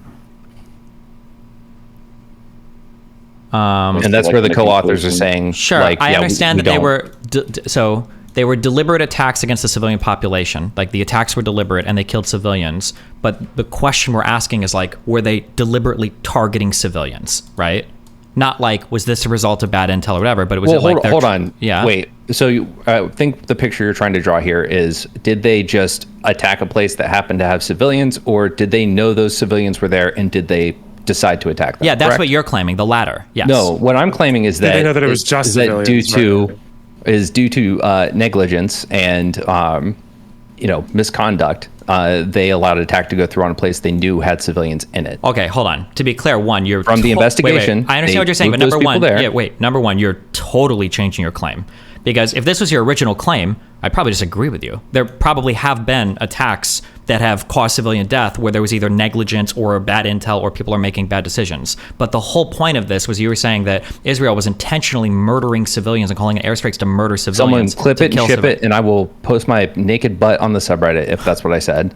No, what I'm saying is that they act in such a negligent way. They put them there. They knew they were there. They put them there. Wait, when you say put them there and knowingly put them there, that you're saying that they were knowingly murdering civilians for no reason. Not that it was a mistake or negligence. No. When I say put them there, I'm saying they ordered these people, hey, everyone congregate here. You go to this house. The IDF stationed within 35 yards of that, under observation for over 24 hours. They knew they were there. They put them there. I'm saying that military is not going to come in and send a gunship that close to troops and not let them know. And that we have from the UN committee report that officers had said that they had let people know like there were civilians in the area. Like there were multiple IDF people that knew these people were there that put them there. So then they were deliberately just airstriking civilian houses to kill civilians. Here. So let me read. This is like toward the end. This is kind of in the conclusion. You can Control F this section. This is like 1921. The mission found numerous instances of deliberate attacks on civilians and civilian objects, individuals, whole families, houses, mosques, in violation of the fundamental international humanitarian law principle of distinction, resulting in deaths and serious injuries. In these cases, the mission found that the protected status of civilians was not respected. The attacks were intentional, in clear violation of customary law reflected in articles, etc. In some cases, the mission additionally concluded that the attack was also launched with the intention of spreading terror among civilian population. And when we started this, my whole thing was Goldstone issues the retraction that gets mentioned. You bring it up. You point it out. I say there's going to be something that I'm going to point out where Goldstone doesn't substantiate his retraction. It's one of the biggest claims within this entire Goldstone report.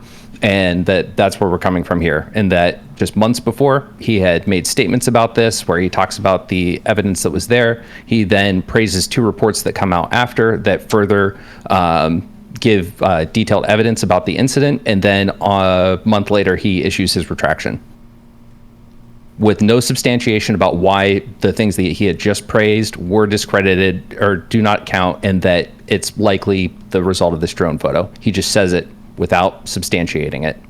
He doesn't but the say drone photo was literally mentioned in the report, wasn't it? Or part of the Israeli investigation, wasn't it? It was mentioned in the, what's it called? 1 second. Like, I don't think that what Goldstone said was a retraction. I mean, if you say it's not a retraction, then I mean, no, I guess it was definitely a retraction. Report, but it was a retraction. So if you look at just like the NPR article I sent, I'm trying to look for like the primary sources for this, but foreign minister. To be clear, this is hold on.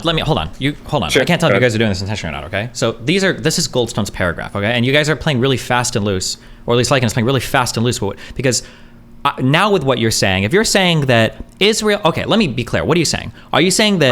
Wait, hold on. I need to say these clearly. Are you saying that because of Dalia or whatever you think you linked earlier, that Israel has an intentional policy to murder civilians, or are you saying that Israel, through a matter of negligence, kills more civilians than it should? Which one of those two statements are you saying? I mean, I'd say both, but right here, my point of contention is that the Goldstone report alleges that the Israelis, the IDF, intentionally targeted civilians, points to evidence of this happening.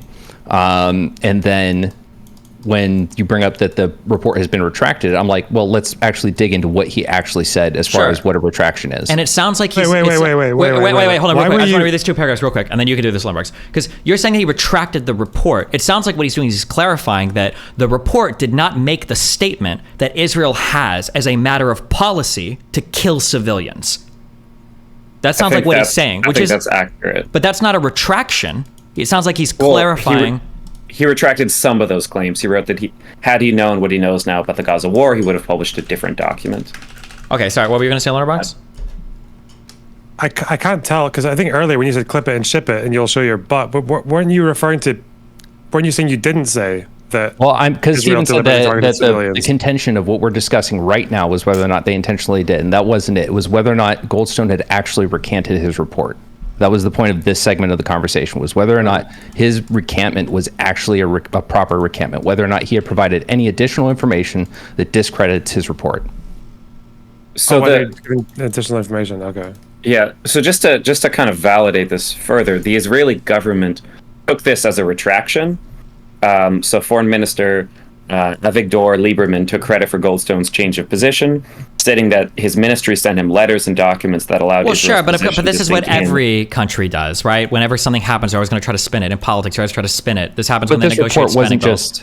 Sure, but this report was very significant to Israel. Netanyahu, I believe, had once said the three great threats we're facing are rockets from Hamas and Hezbollah, Iran, and the Goldstone report. And this report was, in-depth fact-finding mission, corroborated by multiple organizations, the UN's power all behind it. And not only that, something important to remember is that Goldstone is a Zionist. Goldstone is no. This is not like some conspiracy shit. I'm giving this to his credit. This is it. Israel could not decry this man because he is a jurist with an excellent record. He is very pro-Zionism. He is proud Israeli. He is a member of significant institutions within Israel. So this is and also when the report was first discussed, it was just going to be an investigation into Israel, and Goldstone said, "No, I also want to do. I want to investigate Palestine as well." So this man comes to this report of impeccable character, with very Israel familial and personal ties. His daughter has done an aliyah. He is beyond reproach as far as this investigation. He came into this with no bias, and Israel lost their shit when this report came out. Sure. So this is what it sounds like, just reading these two paragraphs. The allegations of intentionality by Israel were based on the deaths and injuries to civilians in situations where our fact-finding mission had no evidence on which to draw any other reasonable conclusion, while the investigations published by the Israeli military and recognized in the UN Committee's report have established the validity of some incidents that we investigated in cases involving individual soldiers. They also indicate that civilians were not intentionally targeted as a matter of policy. And then he talks about that, the one killing the 20 members of the family. It sounds like what he's saying is it sounds like what he's saying, right? I don't think this is a retraction, but it sounds like what he's saying is that some people, and it sounds like you were doing this earlier, although you're saying now you weren't, some people are taking the Goldstone report. You were doing this earlier, because this is why you linked me to things about the Dalia or the Dalia or whatever the fuck, right? You were making the claim that Israel... Wait, hold on, because you just made a claim. To be clear, I said, in this moment, in this discussion, the point of this, the contention, is that he issued a retraction that wasn't a retraction. That was this. But it sounds like what he's saying is, listen... Because I did say way earlier, they intentionally targeted civilians. I've never walked that back. Sure. Okay, so he's saying that Israel doesn't have a policy of targeting civilians. And it sounds like he's saying that people read the Goldstone report, and from that, they're taking this idea that Israel has a policy of targeting civilians. Yes, but it sounds like he's not saying that the Goldstone report didn't justify that. The conclusion of the Goldstone report was that Israel targeted civilians. Goldstone comes in and says... they do not have a policy. No, we're not arguing. Wait. Why do you keep playing? Hold on. Why do you keep? I don't know why you keep playing sweeping that. We're not talking about if Israel targeted civilians. We're talking about if Israel has a policy of deliberately targeting unarmed civilians. That's the question. Not did they target civilians. That's a meaningless statement. He is saying yes. I'm saying the Goldstone report says yes. Goldstone comes out later and says no. But that's a retraction. He is undermining the entire report when he says that, because that was the conclusion of the report, among many other things. I think this is what Bet Salem said as well, because they've got an article, they're just got a piece talking about the whole report and the retraction. I think they're saying he contended that had he had access to information from the Israeli military, he would have reached different conclusions. He now states that Israel did not intentionally target civilians as a matter of policy, and that there are no grounds for believing Israel committed crimes against humanity. Okay, that So would have been a sounds like much he now stronger states, yeah. statement. Yeah. Yeah. So my whole point with this, especially if you're So going even to Ben go, Salem originally said that his conclusions weren't based on the facts presented and about the intentional policy of targeting civilians. Wait, sorry. Can you link that, the B'Tselem article? Yeah.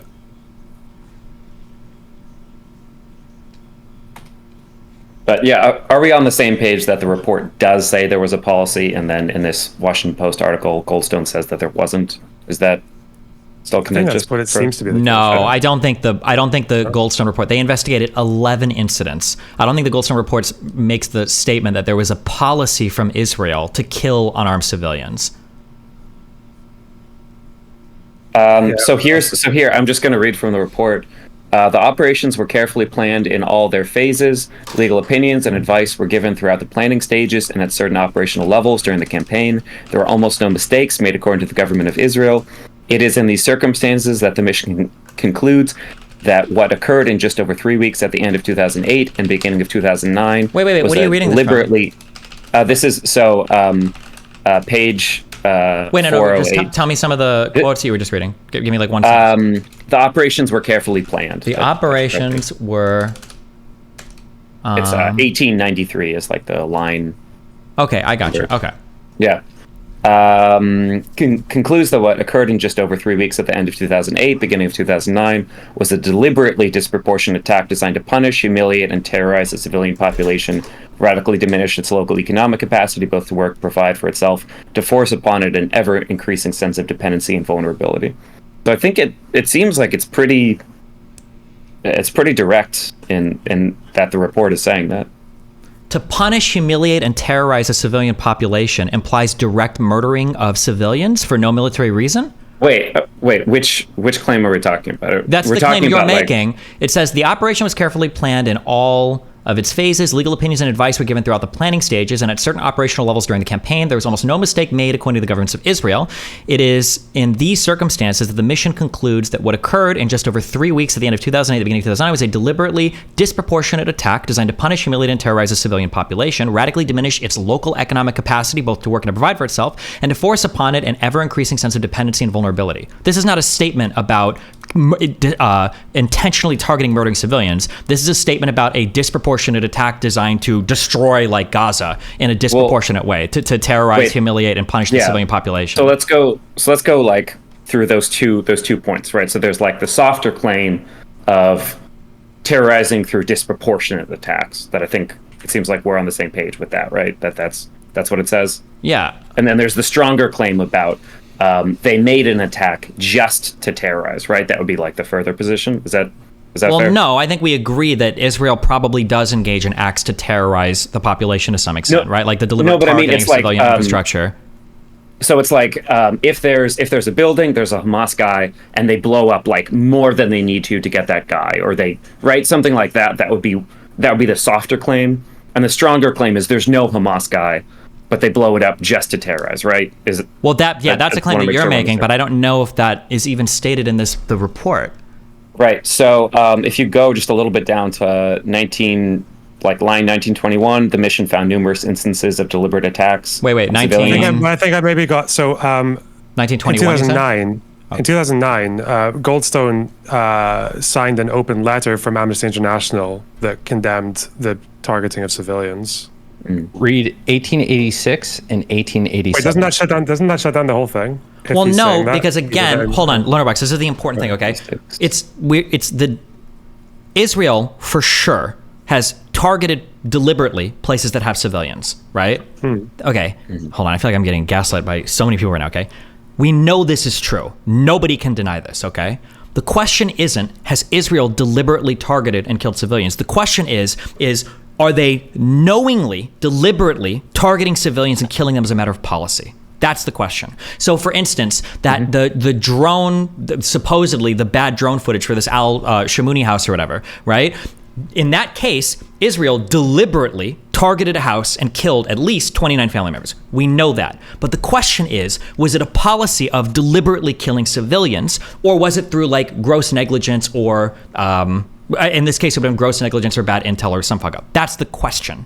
Because the claim being made, I don't know why people keep dancing around it. The claim being made, truly, is that Israel, as a matter of policy, wants to deliberately target and kill civilians with no military objectives defined. That's the goal of that's the Israeli military policy. Okay, so I would strongly push back on this characterization that everybody agrees that Israel is using disproportionate warfare to terrorize. That's like extremely contentious. I don't think that's contentious at all. With any history of reading, no, Israel has literally explicitly said it. They've said it in the Samu incident. They've said it in every time Israel goes across the border and fight. They said it in Lebanon that we need to go and f them up so hard that they do not come back on us. We know it's disproportionate. Anybody that says otherwise is delusional. They're insanely pro-Zionist. Yes, I consider it a settled historical fact. Yes, that Israel will intentionally go and sometimes destroy villages and.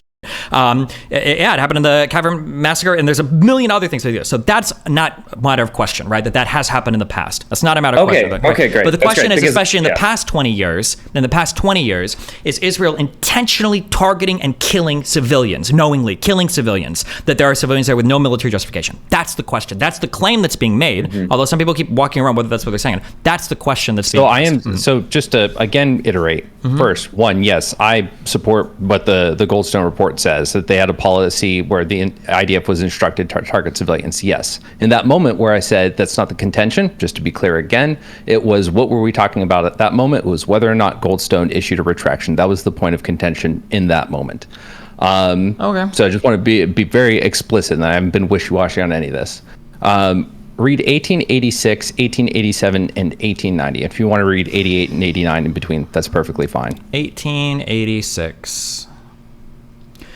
In this respect, the mission recognizes that not all deaths constitute violations of international humanitarian law. The principle of proportionality acknowledges that under certain strict conditions, action resulting in the loss of civilian life may not be unlawful. What makes the application and assessment of proportionality difficult in respect of many of the events investigated by the mission is that deeds by the Israeli armed forces and words of military and political leaders prior to and during the operations indicate that, as a whole, they were premised on a deliberate policy of disproportionate force aimed not at the enemy but at the supporting infrastructure. In practice, this appears to have meant the civilian population. The timings of the first Israeli attack at 11:30 a.m. on a weekday, when children were returning from school and the streets of Gaza were crowded with people going about their daily business, appears to have been calculated to create the greatest disruption and widespread panic among the civilian population. The treatment of many civilians detained or even killed while trying to surrender is one manifestation. The way in which the effective rules of engagement, standard operating procedures, and instructions to the troops on the ground appear to have been framed in order to create an environment in which due regard for civilian lives and basic human dignity was replaced with disregard for basic international humanitarian law and human rights norms. The mission recognizes fully that the Israeli armed forces, like any army attempting to act within the parameters of international law, must avoid taking undue risks with their soldiers' lives,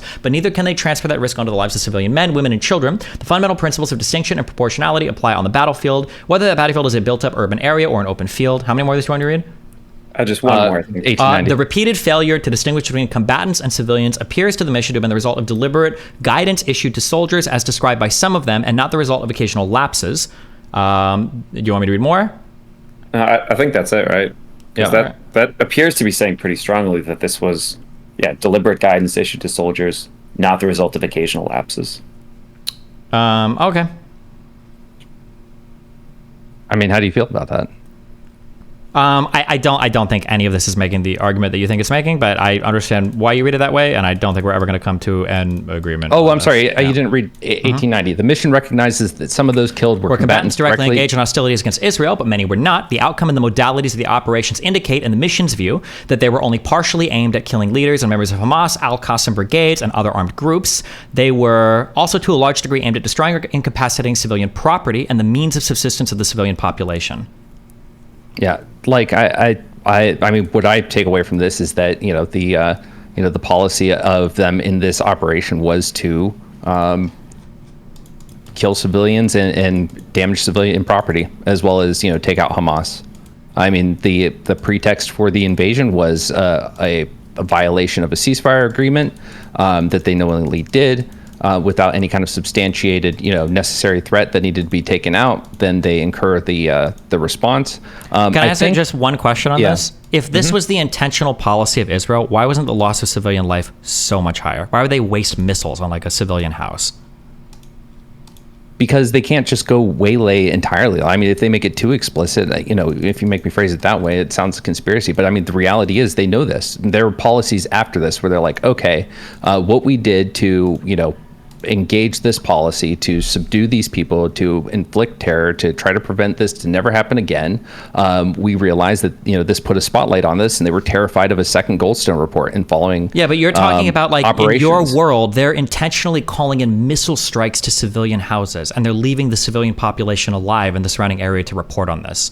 Because they're not trying to, at least in this point, they're not trying to just massacre as many civilians as possible. Well, but that's what you're saying. That is what they're trying to do. No, I'm saying they intentionally targeted them and they wanted to terrorize them. I'm not saying they wanted, to wipe out the entire population.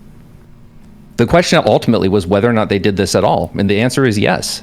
And now we see 10,800 dead. Wait, no, in hold Gaza. on. You keep changing the argument. The question is not if it ever happened at all. That's not what's being contended here. The question was whether it was a matter of Israeli military policy. That was the initial argument that you made. If you want to just say, has it happened? No, everybody here agrees that it has happened. Everybody agrees that it's happened. You fought back on that point by saying, why didn't more die? And that's not the point. The point is because whether or if not your it argument happened. is that no, it's not. That was never the point. We all of us know here that the IDF has killed people that there was no good justification for. The question is whether it's a matter of military policy to inflict as much damage on the civilian population in terms of murdering civilians as possible, no military justification. That was the initial point for all of this, not just. So let's look at that in a little bit more detail. Sure. When it comes to destroying civilian infrastructure, that the attempt to destroy as much as possible does seem to be there. I can justify that more if you want, but then to the other one, I wouldn't disagree with that. Yeah, I'm pretty sure that's our stated goal. Yes. Mm-hmm. And then on the question of killing civilians, this is saying, so 1889 is saying that this is deliberate guidance, but it's to terrorize. It's to kill some number of, to target civilians sometimes to terrorize. I don't think this is saying an attempt to literally just murder every single Palestinian. That's why anytime the indiscriminate bombing, which I think is also covered in from this report, indiscriminate bombing is never measured by whether or not, a certain threshold of civilians have been met per bomb dropped. It's a matter of whether or not it's disproportionate force and indiscriminately used. I think Destiny is especially concerned with looking at this specifically only targeting civilians. So not the disproportionate, but specifically only targeting civilians. Right, and which I am saying that's a claim I absolutely make and I support through the Goldstone report. So, the question of why didn't they kill more, that's not really a refutation. The point is that they found evidence they did intentionally target civilians and that it was a matter of policy to terrorize them. Yeah, okay, I understand. We're running in circles, but none of this has shown that there is a policy from Israel to murder civilians with no military justification. None of that has been established. Recklessness, absolutely. That point you gave me, a failure to distinguish between, or make good faith effort to distinguish between combatants and civilians, appears to have been neglected. That all of this is true, but I don't think I would have opposed. I don't think I would have disagreed with any of this. The question was whether, the initial framing that you gave, and I think you're pretending that you didn't give this framing now. Now you're walking it to a more reasonable position that I think I would have agreed right at the start. The initial framing given was the IDF calls in and says, hey, we've got a house, we put 29 civilians in there. And the commander goes, okay, well, what's up? That. Yeah, that is exactly what you claimed. And the guy says, okay, that's correct. There are 29 civilians in there. We're going to go ahead and order an airstrike to kill those 29 civilians. And then the IDF was correct, we're 35 yards away. We're watching the house. We see them. We've talked to them. We know they're civilians. Go ahead. You're clear to blow that house up and kill the civilians. That is the initial, that is still your position, although you keep kind of just that's the impression that you're giving. That's far different than every other claim you've made, which is, well, sometimes they don't distinguish, well, they're trying to terrorize, well, they, gross negligence, well, they're interpreting photos wrong. You're giving the impression that they're we moved 100 civilians into this house, then we called in an airstrike on that house to kill the civilians. That's the claim that you made. Is that not the claim that you're making? Am I misunderstanding that? Because I know we can go back in the VOD and say, because all the supporting arguments you were given, you gave all the arguments. You said they had talked to the people. They were 35 yards away. They forced them to go into that house. And then an airstrike was called in for no reason. All the arguments you're giving is that they are knowingly putting civilians in houses and then knowingly calling in airstrikes to kill civilians. That's what I'm you claiming are saying. Both. They're not mutually exclusive. But that's the stronger claim, right? The initial contention was about the Goldstone report being retracted, and it was disproving that no actual meaningful retraction was given. That was the main contention when we got into this. Okay. So just to answer directly, so specifically targeting civilians. So again, if you look at, just scroll down, like it's like 2 pages to 1921, this is directly saying instances of deliberate attacks on civilians. And then in that same paragraph, in some cases, the mission additionally concluded that the attack was also launched with the intention of spreading terror. So my reading, maybe I am dyslexic, maybe I'm not reading this correctly, but it looks like they're targeting civilians and in some cases doing it to spread terror. It doesn't say that they're trying to kill literally everyone, but that they are. Wait, what was that quote again, real quick? 1921. What's a good? Oh, this is the top one here. Yes. Yeah. Incidents involving the killing of civilians. Yeah.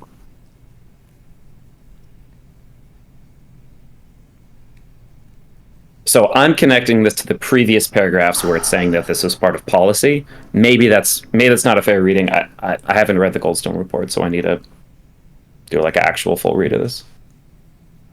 Sure. I feel like in a report like this, like where modern day, the language is like pretty clear. I don't think we would have to draw inferences for any of this. Like, I think that they would say very clearly, like, the mission finds that as a deliberate matter of policy, like Israeli soldiers or IDF soldiers were like murdering civilians knowing there was no military target present. Like, that would be very clear language that would be enshrined in a report like this. So what do you make of the sentence? In some cases, the mission additionally concluded that the attack was also launched with the intention of spreading terror among the civilian population. We know that there was terror spread when we're talking about like bombing like houses or blowing up power plants or whatever. We know that that's part of it. It says civilians, so it says individuals, whole families. Yeah. Yes, for civilian population, right? But they wouldn't say, like in a report like this, you wouldn't say spreading terror among the civilian population when what you're talking about is the deliberate murdering of civilians. You would say that in clear language. It wouldn't be something you would infer from like terror attacks, because we agree that like spreading terror can mean like blowing up houses, blowing up hospitals, blowing up power plants, attacking water desalination plants, whatever, right? Well, wait. But it says houses, but it says individuals, families. I feel like you're parsing this. Like I don't know what UN articles are typically written in. I haven't read a lot of these. It's not my field of expertise. But I feel like you're parsing this to say that they would have said that exact sentence. I'm not even sure exactly what's missing from this that would make that difference. You don't see it in the B'Tselem report as well, where they're making a distinction between targeting as a matter of policy. It seems to be that that's clearly like a different thing, right? Yeah, it is obviously a different thing, right? Like, and I don't like the conflating of the two, because, for instance, when Hamas comes into Israel, like on October 7th, their goal is not to just like, we've got to kill everybody because anybody could be a soldier, or like, we're just going to bomb this fucking city and I think soldiers are there. They're like clearly going to areas, hunting explicitly for civilians. Yeah. They're capturing, raping, killing, murdering, and they're explicitly, like deliberately doing that. But you guys are equating, and I think it was even said earlier, that this is a matter of policy for both sides. The IDF does this, and the... I didn't say that at all. Okay, sure. But that the IDF, this is the general claim, this is the arguments that at least Lycan is generally making, that like both sides basically do this type of thing. But I think that while we can agree that the IDF engages in disproportionate reprisals, while we can agree that the IDF engages in a matter of like trying to, what do they call it, shared punishment or whatever for the population, that there is undue care for civilian deaths, that sometimes they're not distinguishing between combatant, like militants and civilians. These are all really bad things. Some of these things are a violation of international law. Some of these things should have military tribunals or charges attached, which is why there was an investigation for that family being destroyed, that family's house being destroyed. But that is a fundamentally different thing than as a matter of policy, we're trying to explicitly target and murder civilians. These two statements are very different. Yeah. When I see failure to distinguish, I imagine just what's happening in these when people are giving coordinates for attacks is they're probably going off of like evidence that like not very great intelligence or not fully confirmed intelligence, or they're targeting infrastructure. But I think that's a bit different from like they give these coordinates to a pilot and they're like, go strike this target here, and the person says, well, there's like, this is just a civilian house. There's no Hamas. There's nothing. It's just a family lives there. Sure. And the general's like, and it does sound like, and it does sound like right. In this fact-finding mission in the report, it sounds like it does outline times where there are individual soldiers that are just shooting and killing civilians. Because I think it mentioned in here that there were like civilians walking back, or were they waving flags? Were they getting shot, or were they just insulting them when they were waving the flags? Actually, maybe I'm going to say that. But like, yeah, they're definitely, Following group of 7 instances concerned the shooting of civilians where they were trying to leave their homes to walk to a safer place, waving white flags, and in some cases following an injunction from the Israeli forces to do so. Like, that would be an example of, like, you're just, like, deliberately shooting and killing civilians. But that's different than, like, the bombing of the house, where there might have been, like, a misinterpreted picture, and then there was a lot of negligence involved. These are fundamentally different things. So I want to make a few things really clear, because we've talked the whole gamut of things from indiscriminate bombings to targeted attacks to disregard for proportionality when attacking a target that may have some military justification, but civilians are nearby. So to be really clear, well, first of all, Stephen, do I not always come to you? Did I not, even after that first conversation, come back to you and say, hey, I think I might have been wrong about the involvement of American funding on the military? That first in-person conversation, did I not, as soon as you got off stream, said, hey, yeah, sure. Okay. So there's no expectation that, or a precedent for me not being willing to concede. So I just want to make that clear. So then, to be further clear, I've made both claims. I've claimed that as a matter of policy, they have had disregard and intentionally targeted civilians, and that they, through indiscriminate bombing, cause disproportionate death and destruction to the civilian population and civilian structures. So I do state both, claim both, never denied both. In 1922, and I think maybe this speaks a little bit in the area of what Lonerbox was just saying. With regard to one incident investigated involving Wait, what? 1922. I'm reading 1922. Wait. Why are we jumping like 90 years? 2022 of the paper. Line 1922. Oh, sorry. Okay, my bad. Hold on. No, it's okay. Also, these, and I just also want to be clear. Like, those two aren't mutually exclusive, right? Like, the IDF knows that certain areas are heavily civilian populated. There's going to be overlap in, like, the disproportionate use of certain weapons, but also in the disregard for knowing civilians are within the area or with a certain target. They both kind of overlap there. But anyway, sorry, not year 1922, but sure. 1922. Also, just in the real report. quick, I disagree that there's an overlap there. These are two very clearly different types of things. Both can be bad, but there's a difference between the deliberate targeting and murdering of civilians versus just like, fuck it, there's probably militants in this area, we're just gonna bomb the whole city, and like 95% of your deaths are civilians. How is that different? I mean, if you there's one of the reasons that we raid. Wait, you don't caches. acknowledge that there's a difference between those two things? There can be a difference, but they can overlap, and that's what I'm arguing. Wait, so I'm gonna make the strong case, because I feel like, Destiny, you're losing your mind here. Line 1921, it says this, like, every line, it says this over and over and over again, that they're intentionally targeting civilians. Like, maybe I'm missing the how intentionally targeting civilians means that it's not like a missile is like landing in a random place and civilians are dying. Israel is intentionally, with precision, striking areas that have civilians. That's what intentionally targeting civilians means like. But it doesn't mean deliberately targeting non-militant people. Those are two... It says two... deliberate attacks on civilians.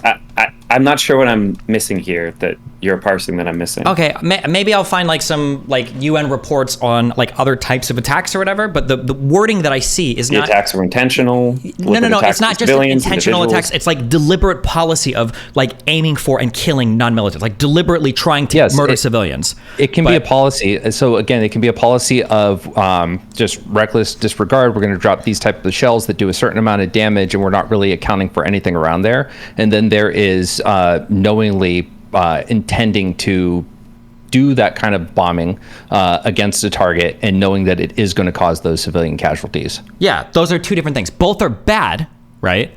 We agree with that. They're both bad, arguably horrible, depending on the loss of life. But I think they're different. So to me, I'm reading this, and I'm seeing that they're saying there's deliberate attacks on civilians, in some cases in order to spread terror among the civilian population. So to me, that's the act, and that's the motivation. Okay, listen, if you want, after the 21st, because I didn't know that the entirety of this conversation was going to focus on literally just this one event, this Operation Cast Iron, I can try and read through some of the reports and the back and forth on this, because I'm literally just reading as you're sending it. I don't have like the background to. I didn't know that this 3-hour convo was going to be on this one event, and that's what we're going to focus on. I haven't read this either. But I mean, I can try to like gather more and have like a more fleshed out opinion of like what were the conclusions of this report, what was being said or whatever. But I guess I can try to do that after my Ben Shapiro debate. But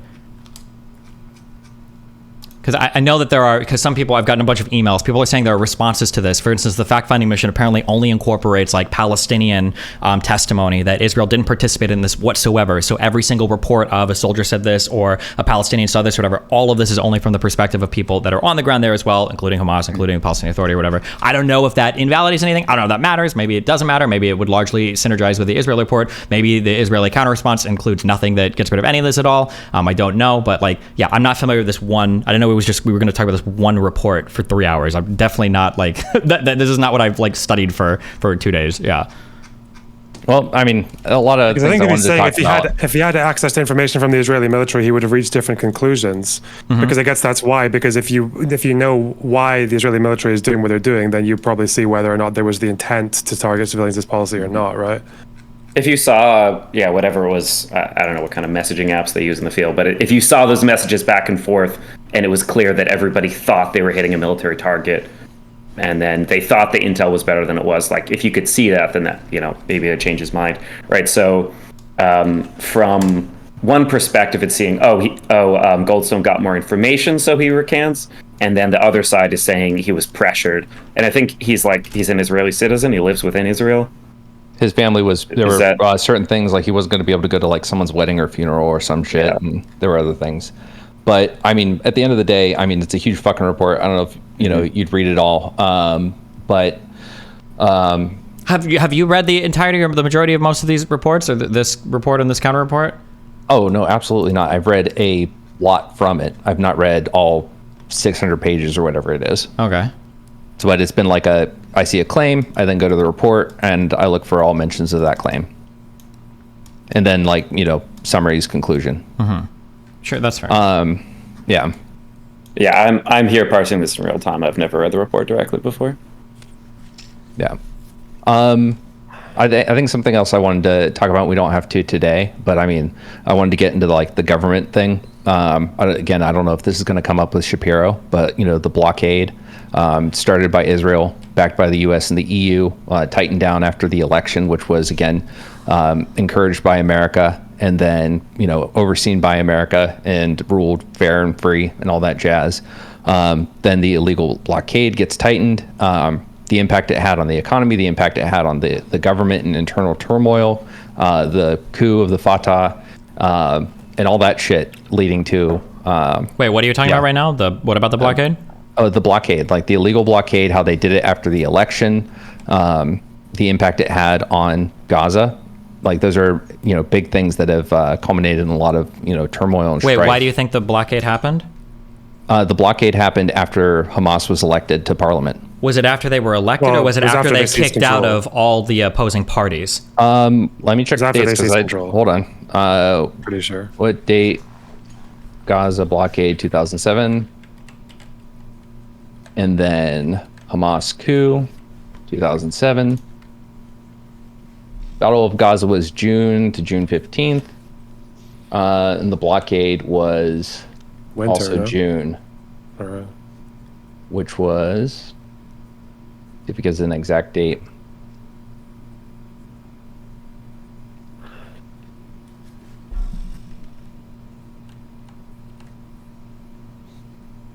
Yep, it was after Hamas had seized control. Okay, just as a real quick thing, do you understand that the two statements are wildly different in interpretation?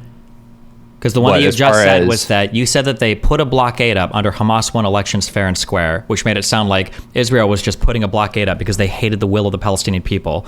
But that's a lot different than they put a blockade up after the terrorist party that had already been like launching attacks not only was elected, but then they ousted all of the other political opposition in the Gaza Strip. It doesn't change the legality of the blockade.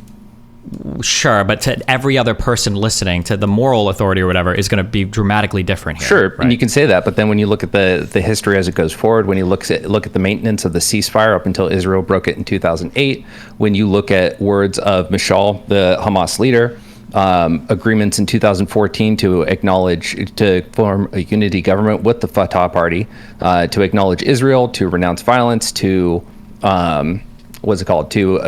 follow all prior agreements and all that stuff. Well, what happened after 2014 when they renounced violence?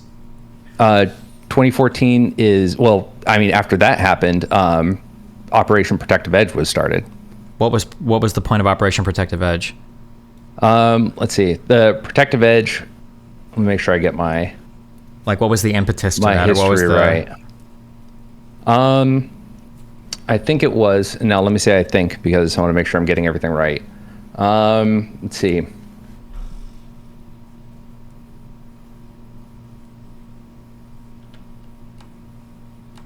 I think, okay, so in 2014, I think it was the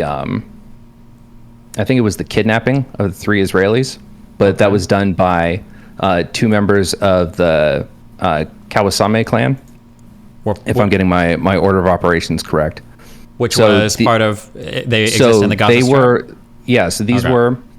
So these were Hamas members, but they were from a faction that was not under the main primary whatever, and they had a history of doing shit against proper Hamas. When asked about it, hang on. Yep. Hamas did not claim responsibility. What's your claim about the connection between the unity government and Operation Protective Edge? What's your claim about the connection between those? My claim is that they were once again making a step towards peace, and then once again, Israel capitalized on an opportunity to disrupt the peace process. Didn't the unity government get dissolved before Protective Edge started?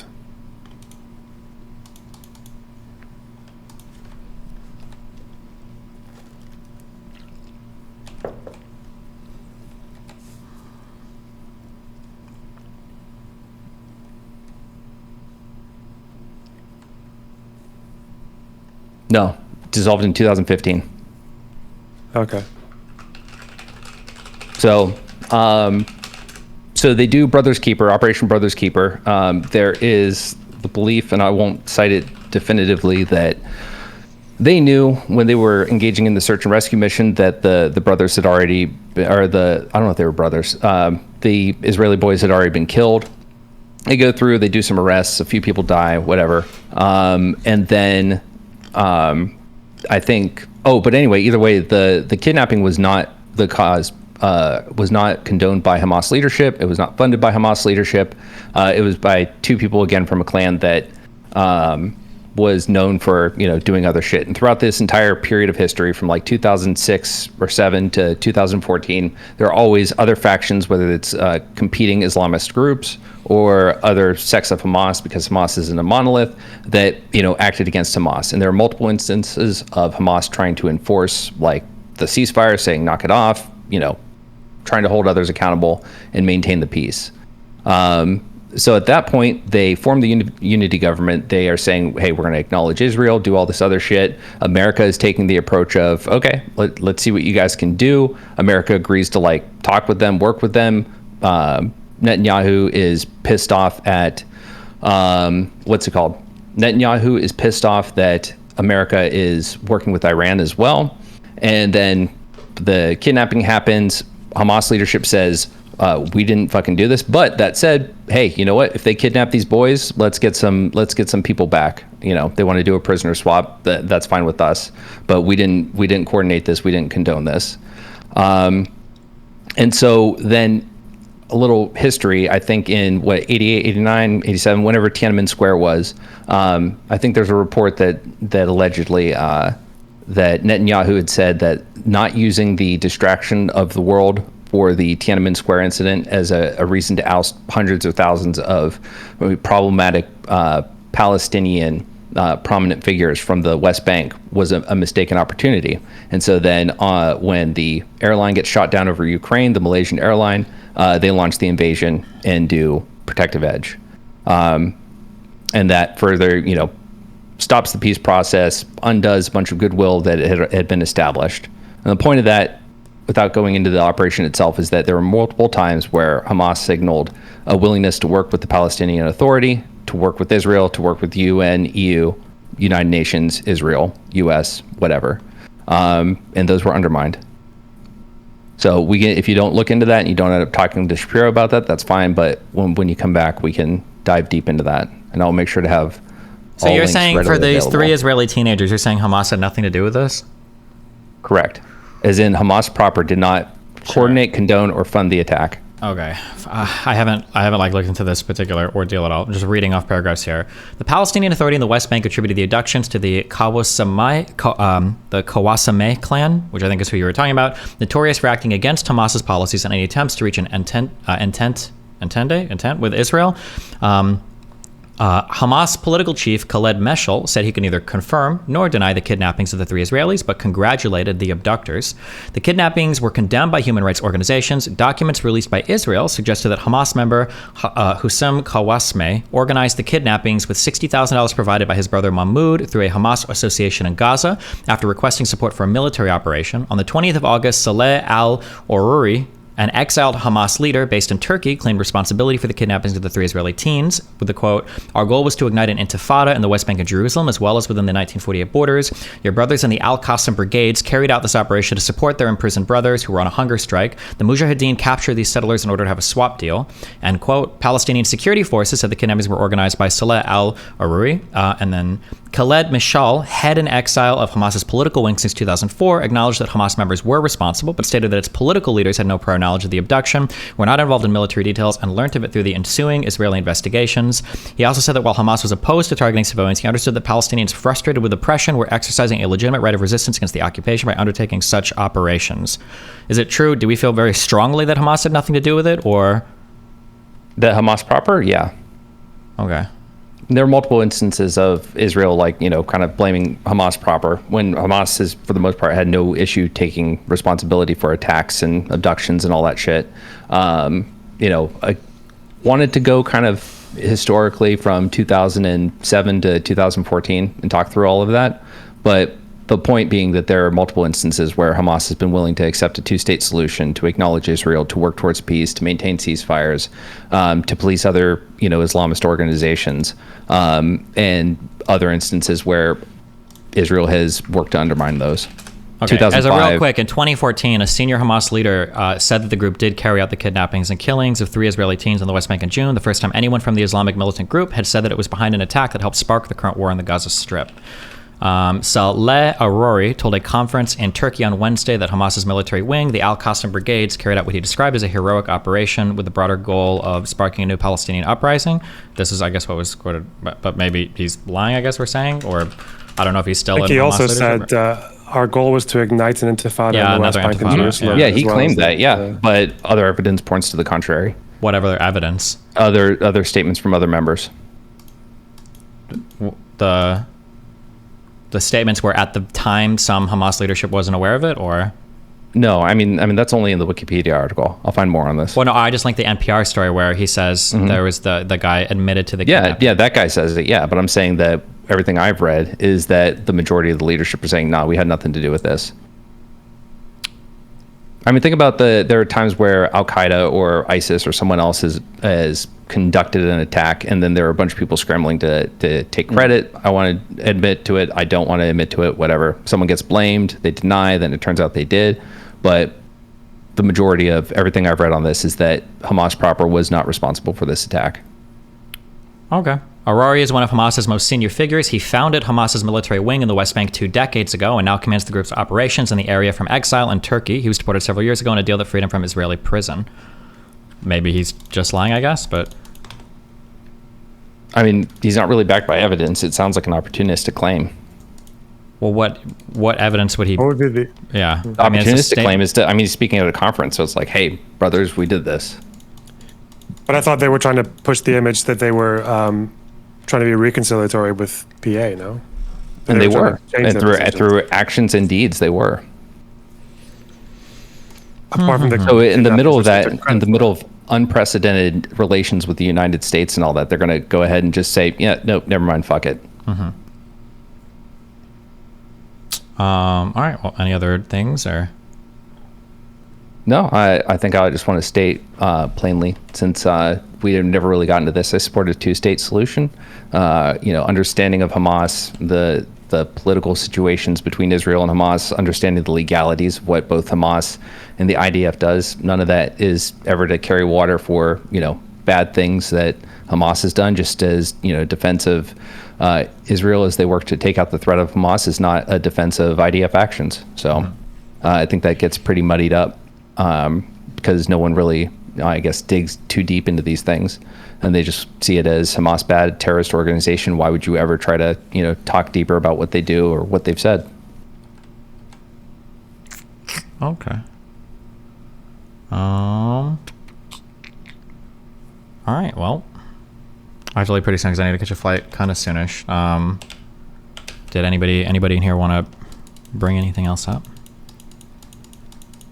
Yeah, I mean, if I had just like a final statement, it would be to reiterate that if we have issues with the way Hamas or Arab countries operate, and we think that that's like not up to the civilized standards of the Western world, but then we see Israel doing some of those things, then we should think about, well, why are we supporting Israel, right? Because we're not treating them equally to these other nations. So that's the one thing I would say to pay attention to. We also agree that like Hamas and the PA like have zero accountability as well, right? For like Yeah. That nobody holds them accountable for anything. But we don't give them billions of dollars for military aid. That's what was the U.S. contribution to the Gaza Strip? Was it $300 million a year? Sure, but not for military. Well, I haven't found, and I mean this not explicitly, not intentionally. Not explicitly or intentionally, but yeah. I said this as an open call. I've been trying to find, I've been using like ChatGPT-4 now and shit. I'm trying to find like any kind of evidence as far as to how much funding is skimmed. Well, you can't know how much funding is going to be skimmed, right? Because it's Hamas is what runs they would have to publish those reports. Like, this is how much we spend on terrorism, right? They're not going to say What that. I would wonder is whilst Hamas were publicly taking TwoState Solution and renouncing violence and all that, I wonder, I haven't looked that hard into those incidents because I tend not to take Hamas at their word ever, but like I would feel a bit odd that they were saying that. Meanwhile, I'd want to know, were their backers changing their position? Like, because I think 2011, I think Iran were still very much no more Israel or no Iran two-state solution. Iran backed off after Hamas. After Hamas sided with, I can't remember which one in Syria, but it's the one that Iran didn't like. Iran stopped support for a significant amount of time and only recently resumed support for them. Resumed support for Hamas? Hamas. Who were their backers in 2011, 2012, 13, 14? It was whenever the Syria shit happened is when they stopped backing them. No, when did... I'm asking who was... I'm sorry, when Hamas Iran stopped backing Hamas was whenever Hamas sided with the opposition to Syria, or opposition to Iran in Syria. So who was I think supporting that was Hamas around, in 2014? Hold on.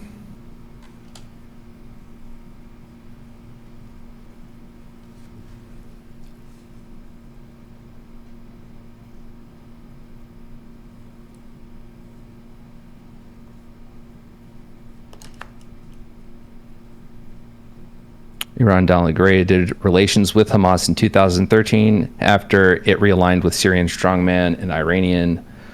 Oh, where is this fucking thing? But it was 2013. So where was... And Hamas's reconciliation with Fatah started in what, like 2011? I know that it was 2014 when they formed the unity government, when that unity government was formed. So who were Hamas's backers when they were forming the unity government? I do not know. So I know there was the can't remember what year this was, but there was the 15 million in like suitcases that so that Hamas fucker smuggled in. No, that Netanyahu brought in to Gaza to Hamas, which when you look at it, like his reasoning is like not bad, because he was seeing that all these government officials were not being paid, and he was like, let's get them paid so that they don't get paid by somebody else. But then that money ended up getting funneled to Hamas, I guess. So it was maybe a mistake, but that's, when you look at Netanyahu's decisions, that's a humanitarian one, at least. So we could go on for hours about this. Anything else? But yeah. Wait. It says beginning of 2014, Hamas and Iran rebuilt ties after falling out over Syria. So they fell out over Syria 2011, right? But so when that unity government was formed, Iran and Hamas had rebuilt ties. Did they? 2014? It's to the guard, yeah. Because I found an article that said like 2021 that Hamas and Iran had rebuilt ties. So I might have read about an article on that. There might have been a gap, but it seems to be at the time of the unity government, Hamas and Iran had rebuilt ties after falling out over Syria. So I would wonder if Hamas are saying we're two states and peace with Israel and all that, but then their big backer is saying the opposite. I feel like that would be a bit suspicious, no? Yeah. I mean, I'd still say at the end of the day, the different points between 2007, 2014, where the Hamas government in Gaza was trying to either do right by the people or try to bring some semblance of peace. Things were undermined. Like, do you think? Can I ask a question about the Goldstone report? Okay, hold on, because now, fuck me, dude. This is gonna have to be like, I'm gonna have to spend 2 days reading each of these like 400-page things. Is it not a little bit strange that the Goldstone report doesn't incorporate any Israeli intelligence?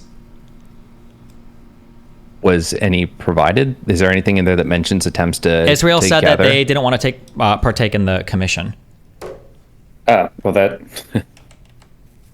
But doesn't that so for instance, somebody linked me a collection of like, apparently there's a 12 I mean, essays that were written. Just in reading this one paragraph, then you can respond. Okay. The Goldstone report's primary conclusion is that the Israeli armed forces committed deliberate attacks against civilians and the civilian population in Gaza because it could not ascertain any grounds which could have reasonably induced them to assume the civilians attacked were in fact taking a direct part in the hostilities and had thus lost their immunity against direct attacks. As in the proportionality analysis above, however, the report makes this conclusion without any information from the Israeli commanders launching the attacks, and as a result, on the basis of retrospective information rather than that available at the time of the attack. Both features of the analysis lead to an unnecessary broadening of the mens rea for the crime of unlawful attack, indeed, to an effective elimination of the mens rea element. Isn't it kind of strange that like you would do a report on this, you would make the statements as strong as you are, and the only thing that you have for this report are statements from like essentially Palestinians on the ground about what happened? I would say, this would be my final thought on it, I would say that with the amount of damage that report was doing to Israel, with the significance of it within Israel, that if they had counter information, if us, the United States, with our relations, when Congress almost unanimously voted to condemn the report, that information would have been furnished and provided to discredit it, but nothing was provided. Well, but now we do have at least some information about one of the events relating to the house that was struck, that there were apparently pictures of a drone or shitty pictures from a drone that made it look like there were rocket launchers or whatever being carried. Nothing over the house, actually furnished, though, right? Well, yeah, so we don't know the word of the IDF. Sure, that's fine, but I'm just saying that, like, let's say, like, Israel should have participated, right? And it might have its reasons not to, because obviously Israel has their feelings about the UN and everything, right? But doesn't that severely hamper the strength of the statement? You're saying, like, wouldn't that caution you between making certain statements? Like, couldn't I argue that every single attack almost seems to be the case, that there's no military justification, and therefore it's an intentional targeting of civilians if I have absolutely no information from the other side about this? Like, isn't that like an unreasonably strong statement to make? I mean, at the end of the day, I don't think necessarily, no. I think the report is supposed to, it's a data compilation, absent any influence from Israel, the U.S., or anyone. Well, not absent from anyone. It's all statements from Palestinians and Hamas, right? And independently researched through the UN and other organizations. But the only information they were going by were the attacks on the ground and then statements from Palestinians and Hamas, right? Didn't the report cite statements from IDF? Statements that Palestinians said the IDF said. Hearsay, right? Can you just link what you're talking? I'm not disputing it. I wasn't sure what. Well, I think if we go back to the Goldstone report, does it not say near the top that Israel didn't participate in? Yeah, let me see. I don't have it up right now, but also I've got like 5 minutes. I have to go fucking shower and leave soon. But I'm just saying that, like, I can understand Israel not wanting to participate, but I could still understand people wanting to do a report. But I think it's pretty important to say that, like, obviously, like, every single strike that kills civilians is going to look like a literal war crime if you have no access to the intelligence on the other side, right? Every single strike is going to look unhinged. Like, there's no way to even know, though. I mean, only if you assume everybody on the ground will lie. Exactly. Well, no, wait. But the assumption made in the report is that every single attack on a civilian population that didn't have a clear military target on the ground was a war crime. That's the assumption made in the report. Sure, but they're also looking at, like, if one of those instances had a firefight, right, had some Hamas people shooting at some Israeli people, and then a bunch of civilians died near the Hamas people, that's something you might discover, and that would undermine to get rid of some things, sure. So maybe not every single incident looks bad, but still on all of the other ones, and all the other attacks, it's literally just going by statements made by Palestinians and Hamas, and then that's it. Yeah. Can you just say like a few words of the section you're looking at, just so I can see? Because this is super long. Well, here, this is somebody linked me out. This is like 500 pages. It's like a collection of essays that were written, challenging parts of the Goldstone report. I'm sorry. Okay. NGO Monitor. What is this NGO Monitor? Like, what is it this sounds from? like what it's making. Hold on.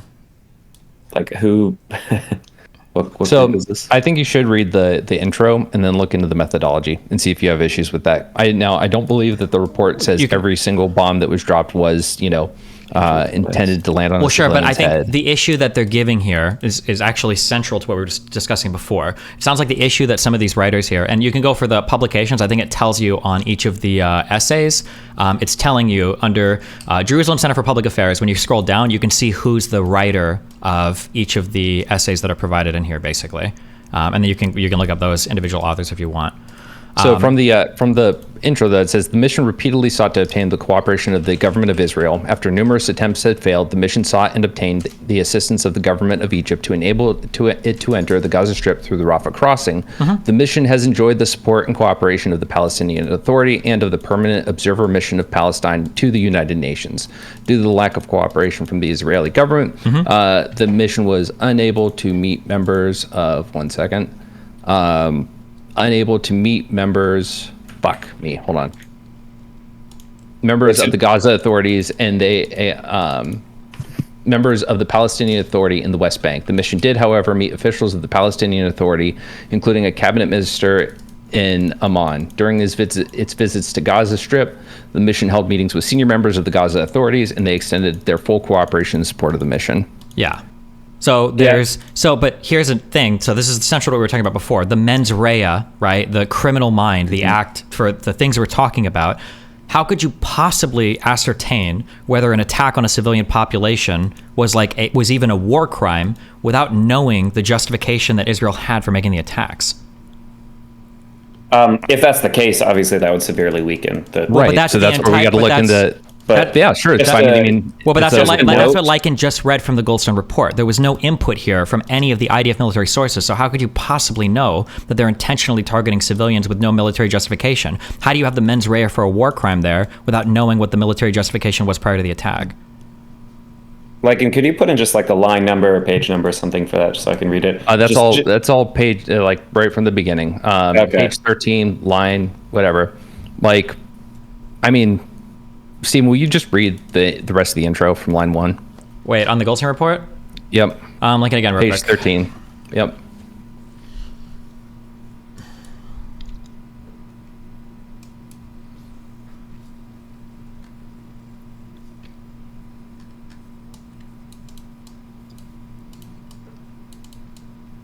Can we conclude the same in the Ukraine-Russia war as well?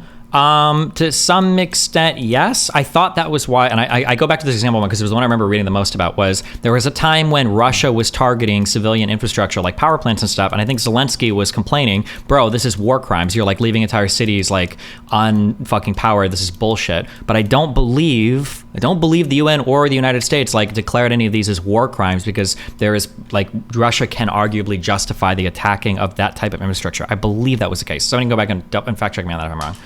So from this, there's the intro methodology. It's 3 pages if you want to read it now. But I think that's going to be pretty pertinent to whether or not you want to just discredit the claim overall. Obviously not entirely, because you still would have to look at the evidence provided for each. But it's an important part. Yeah. So it which part might be here do you want me impartial but to? incomplete. Page 13, executive summary. Control F, executive summary.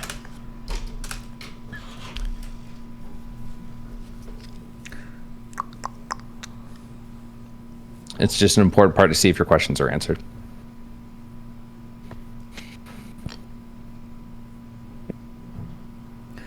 The mission repeatedly sought to obtain the cooperation of the government of Israel after numerous attempts had failed. I'm just reading what you read. The mission sought and obtained the assistance of the government of Egypt to enable to enter the Gaza Strip through the Rafah crossing. The mission has enjoyed the support and cooperation of the Palestinian Authority and of the permanent observer mission of Palestine to the United Nations. Due to the lack of cooperation from the Israeli government, the mission was unable to meet members of the Palestinian Authority of the West Bank. The mission did, however, meet officials of the Palestinian Authority, including a cabinet minister in Amman. During its visits to the Gaza Strip, the mission held meetings with senior members of the Gaza authorities, and they extended their full cooperation and support to the mission. I believe that would be Hamas or the Gaza authorities, correct? Subsequent to the public hearings in Geneva, the mission was informed that a Palestinian participant, Mr. Mohammed Sroor, had been detained by Israeli security forces and returned to the West Bank. It became concerned his detention may have been a consequence of appearance before the mission. The mission is in contact and continues to monitor developments. Okay. Yeah, so I feel like that's a little bit not the best, but... You didn't read the whole thing. Wait, read what else? I mean, the whole intro and the whole methodology. I was reading through some of the methodology, but I don't know if this is... I don't know if any of this is rejecting any of what I said before. Well, then we can discuss further. Because we have, on 18, the mission adopted an inclusive approach to gathering information and seeking views. Information gathering methods included the reviews of reports from different sources, interviews with victims, witnesses, and other persons having relevant information, site visits to specific locations in Gaza where the incidents had occurred, the analysis of video and photographic images, the review of medical reports about injuries, the forensic analysis of weapons and ammunition remnants collected at incident, meetings with a variety of interlocutors, invitations to provide information relating to the mission. Why is that? Yeah. All right. Well, yeah. My last thought is I highly recommend you read this as much as you can. I'd say in its entirety. We've got a long time between now and the 21st and when you'll be back. So when you have free time on the plane, please read it all before you read criticisms. That way you're unbiased and you're going off of what is provided here. And then you can dig into criticisms and we can chat about it more. But I think you got to go through this to really levy criticism at it. And just so I have to read a 450-page report, then I have to read the 326-page criticism in order to criticize the report that you haven't read. I don't. I've read a lot of this report. I've read at least 100 pages of this report. So, yeah, you got to read a lot. Just a note about the criticism. The person with the foreword, that's Ambassador Dorgold. He was Ariel Sharon's and then Netanyahu's right-hand man. So not saying that he's biased, so he's wrong, or whatever he's saying is automatically not true, but just sure. Although that's just the forward, right? That's not the actual. Yeah. But I think it said something about where it's coming from. Well, obviously, it's coming from to fight against the Goldstone Report. That's literally the name of this collection of essays. Is the Goldstone Report reconsidered a critical analysis? So obviously, all of these people are going to be arguing on the pro-Israeli side. But I do find it pretty wild that there are, because one of the essays I was reading makes the justification or makes the argument that for you to have the mens rea of committing the war crime of the intentional murdering of civilians, you have to know the thought process behind the strikes. So to claim that there is a mens rea to claim that there was the mens rea requirement met in order to say that a war crime had been committed, how could you possibly have that without knowing any of the military intelligence behind the attack itself? Which I don't know what I don't know. So they talk about that in the Goldstone report, line 25 of the foreword. So they talk about the ability to ascertain whether acts in question were done deliberately or recklessly. So looking at corroborating different reports, witnesses, whether they seem reliable, whether different events coincide, physical facts. That might be really in the weeds of exactly how you. It's kind of detective work, I guess. It does seem a little bit... I'm reading 25. You said, on this basis, also, there's a lot of kind of, I don't want to say weasel words, because I know some of these are phrased pretty carefully, but on this basis, the mission has, to the best of its ability, determined what facts have been established. In many cases, it's found that acts entailing individual criminal responsibility have been committed. In all these cases, the mission has found that there is sufficient information to establish the objective elements of the crimes in question. In almost all the cases, the mission has been able to determine whether or not it appears that the acts in question were done deliberately or recklessly, or in the knowledge that the consequence that resulted would result in the ordinary course of events. The mission has thus referred in many cases to the relevant fault element, mens rea. The mission fully appreciates the importance of the presumption of innocence. The findings in this report do not subvert the operation of that principle. The findings do not attempt to identify the individuals responsible for the commission or offenses, nor do they pretend to reach the standard of proof applicable in criminal trials. It's just interesting how you could determine that without having any of the story from the side that you're accusing of committing the war crimes. Well, I am going to not give you homework I won't do myself, so I'm going to read it. We'll both read it. I'll finish it off. In fact, I'll just start from the beginning again. Read everything over, and any contentions you find, feel free to message me. We'll go over it again next time we chat. Okay. You're going Sounds to read good. a report that was basically like where big parts of it were retracted by the author. Well, yes, by one of the authors, and not yeah, with, one of the authors. not with substantive like new evidence, or at least not published. I mean, I think this is one of my issues when it comes to the way Israel operates with these things. That it's like there's always this. Okay, well maybe they had some good military justification, but it's never given as some kind of evidence. Well, So when wait, doing hold this on. report- Israel is Israel is much more open with this than any of the surrounding states, and especially Hamas when it that's comes to accurate. justifying it. Right. That's one of the only reasons why we better than criticize Hamas, them. but we give military funding to Israel. So this is part of what I'm talking about. What the standard should be for how we interact with them. Sure. Right. Okay. So obviously, I there don't are a think million also times then. better. So if we go all the way to the beginning of this, if that one guy, if Goldstone, if he did Goldstein. retract some of his statements because of the Israeli version coming out with more evidence included, wouldn't that make sense? Wouldn't we expect him to do that? Well, there wasn't. As far as I understand it, there wasn't like a new version where they were like, okay, finally we'll contribute to the report. Well, wait, that's my They just, understanding. like- Is there was. Hold on, I just got linked to this. The report of the Committee of Okay. Independent Experts in International Military and Human Rights Law to monitor and assess any domestic, legal, other proceedings.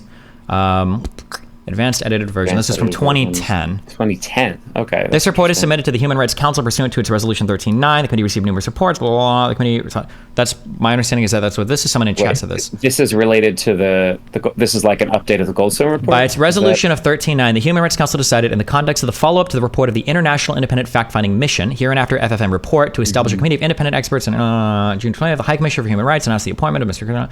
Yeah, somebody in chat linked this and said that this is the like an updated or another version that had Israeli input. Okay. Well, if that's what this is, that would be like really important to read, obviously, because that gives the other side. But I don't like the idea that Israel can just not contribute to a report and then we basically just ignore the report. Obviously, we have to take it with Yeah, for sure. But a then mountain of salt, but- yeah, I agree that that's bad. But then the language in the report probably needs to reflect. Wait, hold on. What? Paragraph 42. 42. Ba-ba.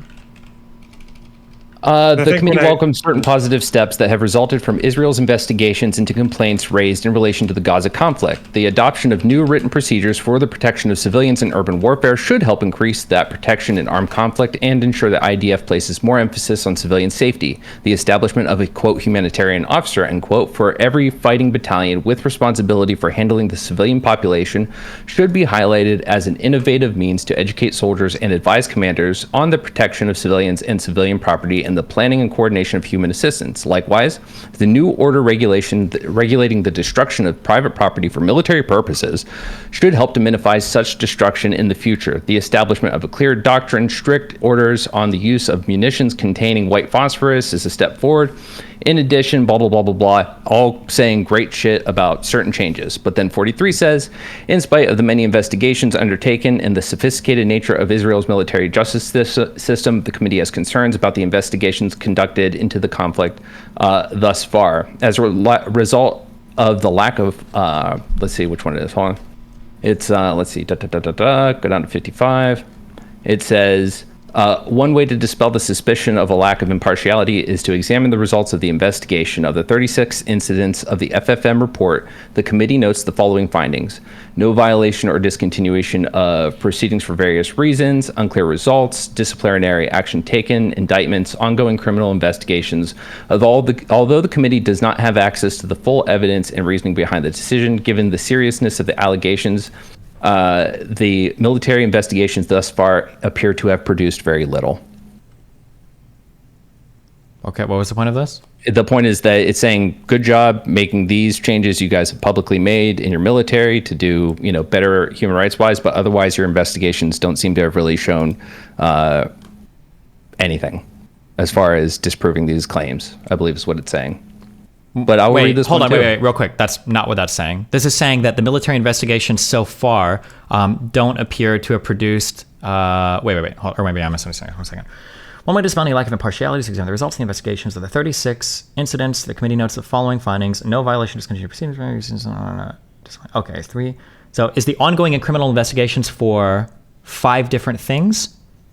Although the committee does not have access to the full evidence and reasoning behind the decisions, given the seriousness of the allegations, the military investigations thus far have produced very little. So for these 5 military investigations, seems like it's talking about, there haven't been like public indictments yet, as of when this was published in 2010. I don't know what the status is now, but that just means, it could mean that the Israeli government is trying to hide it, but it could also just mean that the investigations are still ongoing, right? Right. But I'm not seeing anything that's it's an update saying, hey, nothing was found that discredits the Goldstone report. Well, sure, but we haven't read any of it yet, right? Or I haven't read this yet. Well, we shall read. Yeah. Okay. Yeah, I need to go, guys. Take care. All right. Love you. Peace out. Okay. Be careful, guys. Stay safe. Bye, folks. All right, Bye. take care. Bye.